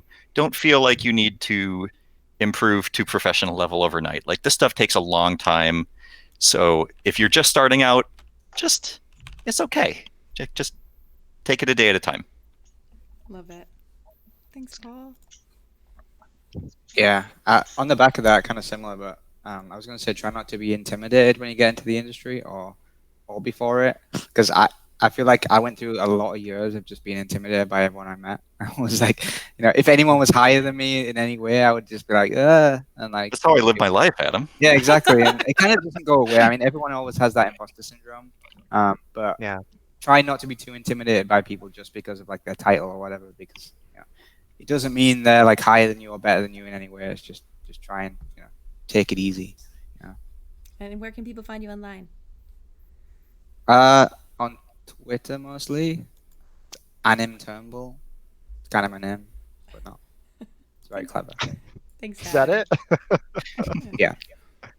I'm gonna piggyback off what Adam and Paul have said because it's kind of related, but it's like it's never too late. I know a lot of people always ask like, is it too late to start drawing? And there's always this kind of thing where it's like, oh, in order to be successful in the industry, you need to start really early. And of course, people who start early have a head start. But I think it's one of these things where to be successful at what you do, you have to enjoy it. You have to put in the time. You have to really like what you do, I think, on many, many levels, because a lot of your passion and your energy comes from your own motivation. So in those contexts, I feel like even if you've already graduated, like not everyone has a different path into how they got into animation. Not everyone went to animation school or went to art school. Some people did retail or completely different things like medicine or music right out of college. So there's always a different path. And if it's something that you truly think is worth exploring because you find the craft of animation really fulfilling and really exciting, I think it's never too late. So just do it.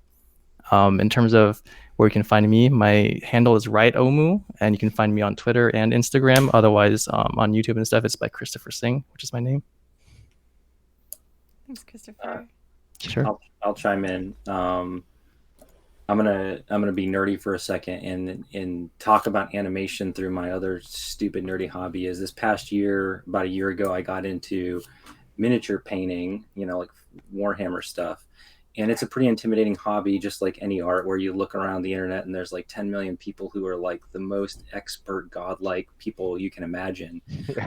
But it's funny because the community is like really friendly and they have like a lot of good advice. And one of the pieces of advice that I heard someone give that like really resonated with me, and I think is great advice for any art you're getting into, is they were like, every new model you paint, try one new thing. Like try to make it about like learning one new thing and getting better at like one new thing. And when you think about like developing any art like that like you don't have to solve it all at once. You don't have to have the perfect timing and spacing and body mechanics and every new thing you do. If you can just focus on like the next thing, being better at one new thing, and you do that a lot, like you're going to get good at the thing. That's how you learn something. That's how you learn any art. It's how you get good at drawing. It's how you get good at painting. It's how you get good at any of these things. So that's kind of my like general creative advice to anybody. And where you can find me, sadly, you probably can't really find me anywhere. I'm not really on Twitter. I'm nowhere. It's an enigma. I'm in I do this have a library and video- it's getting videos darker by on the it. hour. So, Into the forest he goes after we're done. We'll put up the contact page, and you have your ArtStation link, so you can find Skylar on ArtStation. I'll tell you that If right you put now. if you put a big X on your local wall or something, he'll show up in the middle of the night. And I'll give you my GPS coordinates. That's how you can find me. Say his name 3 times in a mirror. Is that... That's how I found it before. I can go next. Sure. Oh, okay. My biggest advice is fake it till you make it. Hit. No, I'm just kidding. There's a little bit of truth in that, but I think animation and gaming industry and just like it's huge. There's so many things going on. There's so many different types of animation, so many different styles. So I think the best thing best advice I can give you is to find your niche. Find something that you really, really enjoy and something that you can gravitate to and be really, really good at. You don't have to be the best animator for facial animation or cinematics or walk cycles. If you just want to do attack moves, start with that and just focus on just attack. Focus on just one type of animation and get really good at that. And that's what's going to get you that first job is being good at one certain thing, and that's going to guide your career from then on. But don't try to do everything all at once or have a demo reel that's got all kinds of crazy stuff on it. Focus on one thing and find your niche. That's the best advice I could give you. But my online, I don't really have a Twitter. It's show_Stilo, but I'm not very active on it. But yeah, that's it. Thanks, Show. I'll go. I was kind of piggybacking off of what Skylar said. I think it's healthy to find and try new things in not just animation, but just in general art craft, kind of in life. I recently picked up photography, or at least last year before we're all kind of locked down. But I realized I was focused so much on animation, sitting at my desk. I was like, I want to try some new art that like forces me out of my comfort zone, right? Like forces me to actually go out into the world and take some pictures. And then, but that actually reinforced my craft in animation, because when I go back to work, I have this other set of skills that I'm learning, and always trying to learn something, whether it's in animation or other things in life, always just kind of builds up that idea of the toolkit, right? And I think, like Sho was saying, you can try to do a lot of things and that's helpful, but in animation, you can take some of those things and apply them to specifics. But in the end, I do think that everyone should try lots of different types of creative outlets. And throughout your career, you're going to learn and grow just as your animation will. And you might find that you started your career loving combat animation, but then halfway through your career, you actually like doing super slow, dramatic, kind of more film type shots or things. And that's okay. It's really cool to try that out and just be open to talk to people about things that you don't know how to do and learn from them in any way that you can. Don't hold things too close to your chest, because we all start out that way, but you learn more and you grow more by just being more open and allowing yourself to hear the tough feedback you need to hear about your work, and you'll get better and you'll have a great time. And where can people find you? Yes, I'm now on Twitter, Animator J. Yeah. Thanks, Matthew. Yeah. Okay, I'll go next. My advice is it's never embarrassing to go back to the basics or like look at the basics again, especially if you've already known it. If you ever like read a book, a textbook, and you read it again like 6 years later, the person you are the next time you read that book is gonna make your perspective of looking at that book different, and you're gonna like understand it in a different way than the first time you did it. So my recommendation is just if you feel stuck, go back to the basic, try the bouncing ball, focus on posing, look at those like really basic things again, and look how you improved. And can you nail those down? I see a lot of really like new student reels. They run right into like the fancy battle shots or like the fancy cinematics with the camera moves. If you can just go back to the extremely basics, you're never too old to go back to the basics and really nail them down. You're never too old to just look at that specific poses and just making one really good pose. Just look at the basics again and just master them. That's always good. If you look through the animation survival kit again, if you read that book again, after you've trained a lot, you'll read and understand everything differently the next time you read through it. So that's kind of my advice. You can probably read my yearly tweet at Regmisor. I have one tweet a year. We'll see. Maybe I'll double that this year. I'm not sure. It's gonna be a good day. It's gonna be a good Yeah, one. it's gonna be Yeah. interesting. So Yeah, I'll I love see you that then. advice, Anar. Thank you. It's great. Good. It's great advice. Who's I guess I'll chime in. Yeah, I think my advice would be my little piece from my own experience is ask for opportunities. Don't assume like that because they're not being given to you that they're going to be hard to get. I had 2 times in my early career where I wasn't being kind of like given work that I thought was meaningful. One time in an internship, and then once in my first job.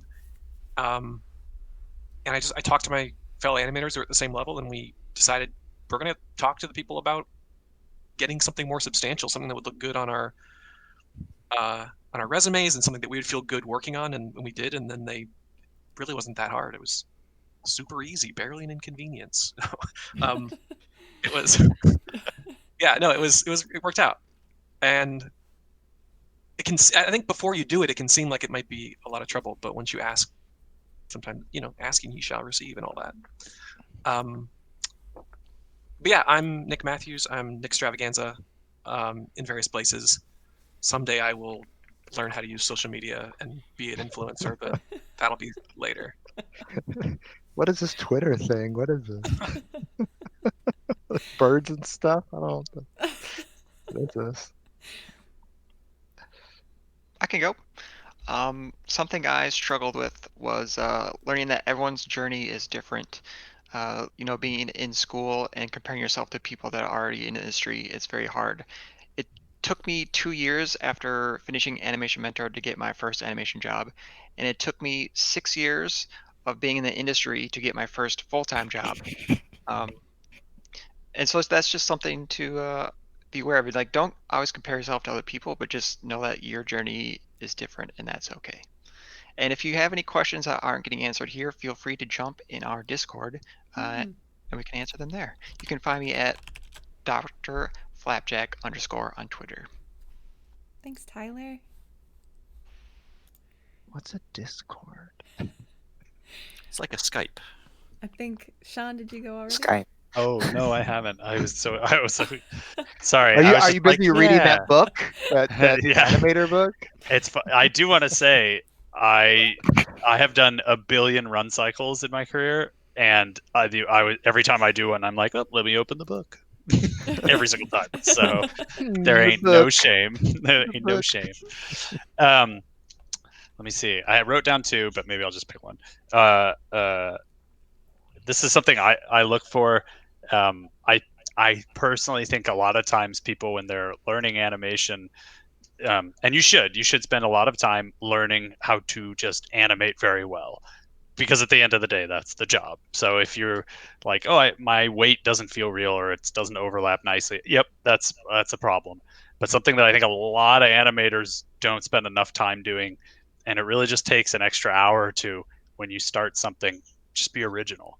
You will stand out immediately from the crowd. And what I'm about to say is, there is about 10,000 shots of Spider-Man swinging around on mine right now, and that's great. There's nothing wrong with that. And if that's what excites you and inspires you, absolutely do it. But try to think of something you haven't seen. Like, what haven't you? I've seen a lot of people do Spider-Man swinging around. What haven't you seen? You know what I mean? And try to do that rather than just saying, oh, I'm just going to animate them and that'll be fun. And people will hire me because I did nice overlap. You know, like, stand out if you can. And where can people find you online? Sorry. No, that's good. I'm on Twitter occasionally at Pale Blue Sean. Wonderful. Thank you so much, Sean. All you guys went, right? Yeah. Well, thank you so much. Oh, my name. Did you go? Yeah, Lana, you got to answer. Sorry. Yeah. 7 hours. It's 7 going on 8. My biggest advice, or like my favorite piece of advice to give out, I already said I sort of opened the stream with it, so I'll close the stream with it as well. And for the 350 of you still hanging out, you're right on track, baby. But get connected. We have a really, really collaborative industry. If you want to work in animation, if you want to work in games, if you want to work in a creative field in general, collaboration is going to be massive. And that means you're going to be working with other people. And if you're working with other people, chances are you're spending at least 8 hours with them a day, which can often enough, you know, if a comment from the chat earlier is any suggestion, can be more than you see your family. And you want to work with people that you get along with, and you want to learn how to get along with people. And meeting people and being connected with them as a part of a community will help you so much in the long run. It helps you improve your soft skills of just learning how to talk to people, how to engage with people, how to talk about your work. Showing your work early and often to other people will help sort of like break off the shackles of you're gonna tear it apart and make it more a part of your normal routine of work. And it'll also have other people want to be more open with you and show you their work, and then you'll improve your own eye. Like, there's so many things that come from just talking to people that will improve your day-to-day life as an animator without just strictly animating. So if you're here, you're already trying to get connected. I know it's really tough right now with everybody being home. Social media is not the only way usually, but since everything's closed, it's pretty tough. So I do advise getting online if you can. And so for everybody who came and hung out with us today, great first step. It was so exciting to see all of you and hang out with us. I am on Twitter and Instagram. I am at Latieni. That's Latienie. And yeah, I am on Twitter all the time. I wish I could stop, but I can't. But just one more time while we're talking about it, here is the contact info. Again, the Twitter handles for those who have them up of all the rats. Yeah, this has been great. Thank you for all of your amazing questions. Wait, before we sign off, can we all, as a group, just thank Lana for this entire Thank you, Lana. Thank you. Oh, 8 hours. That's insane. Oh yeah. I really appreciate that. Thank you. And thank you, chat, and all the rats for hanging out. Thanks for all the amazing questions. If you want to keep these hangs rolling, Tyler mentioned it, but you can join us on our community Discord. So far, we've done an annual stream, and then it kind of tapers out. But we'll be around. There is an AMA section there, so we can try and answer questions as much as we remember to. You can also follow us on Twitter at @RatAnimators if you want kind of a hub for everything we do, and possibly future streams now that we have everything set up. Big thank you, of course, to Riot for everything, including putting me up in this crazy fancy streaming space. This is not my house. That'd be crazy. And we do animate rats, by the way. So. Yeah. You live that out, Lana. This You is live my that out. life now. Yeah, sorry. I didn't mention that. And finally, a really big thank you to the LightBox Expo Online. Again, a reminder, LBX. A reminder, there's 2 more days of incredible art, animation, modeling. I know there's so many questions about modeling and concept art. We don't know. Well, we might, but we were focusing on animation today, but a lot of other people might know. Please check them out. The rest of their schedule at lightboxexpo.com. And yeah, that's it for us. Thanks, everybody. Thank you. Thanks for tuning in, guys. Rats.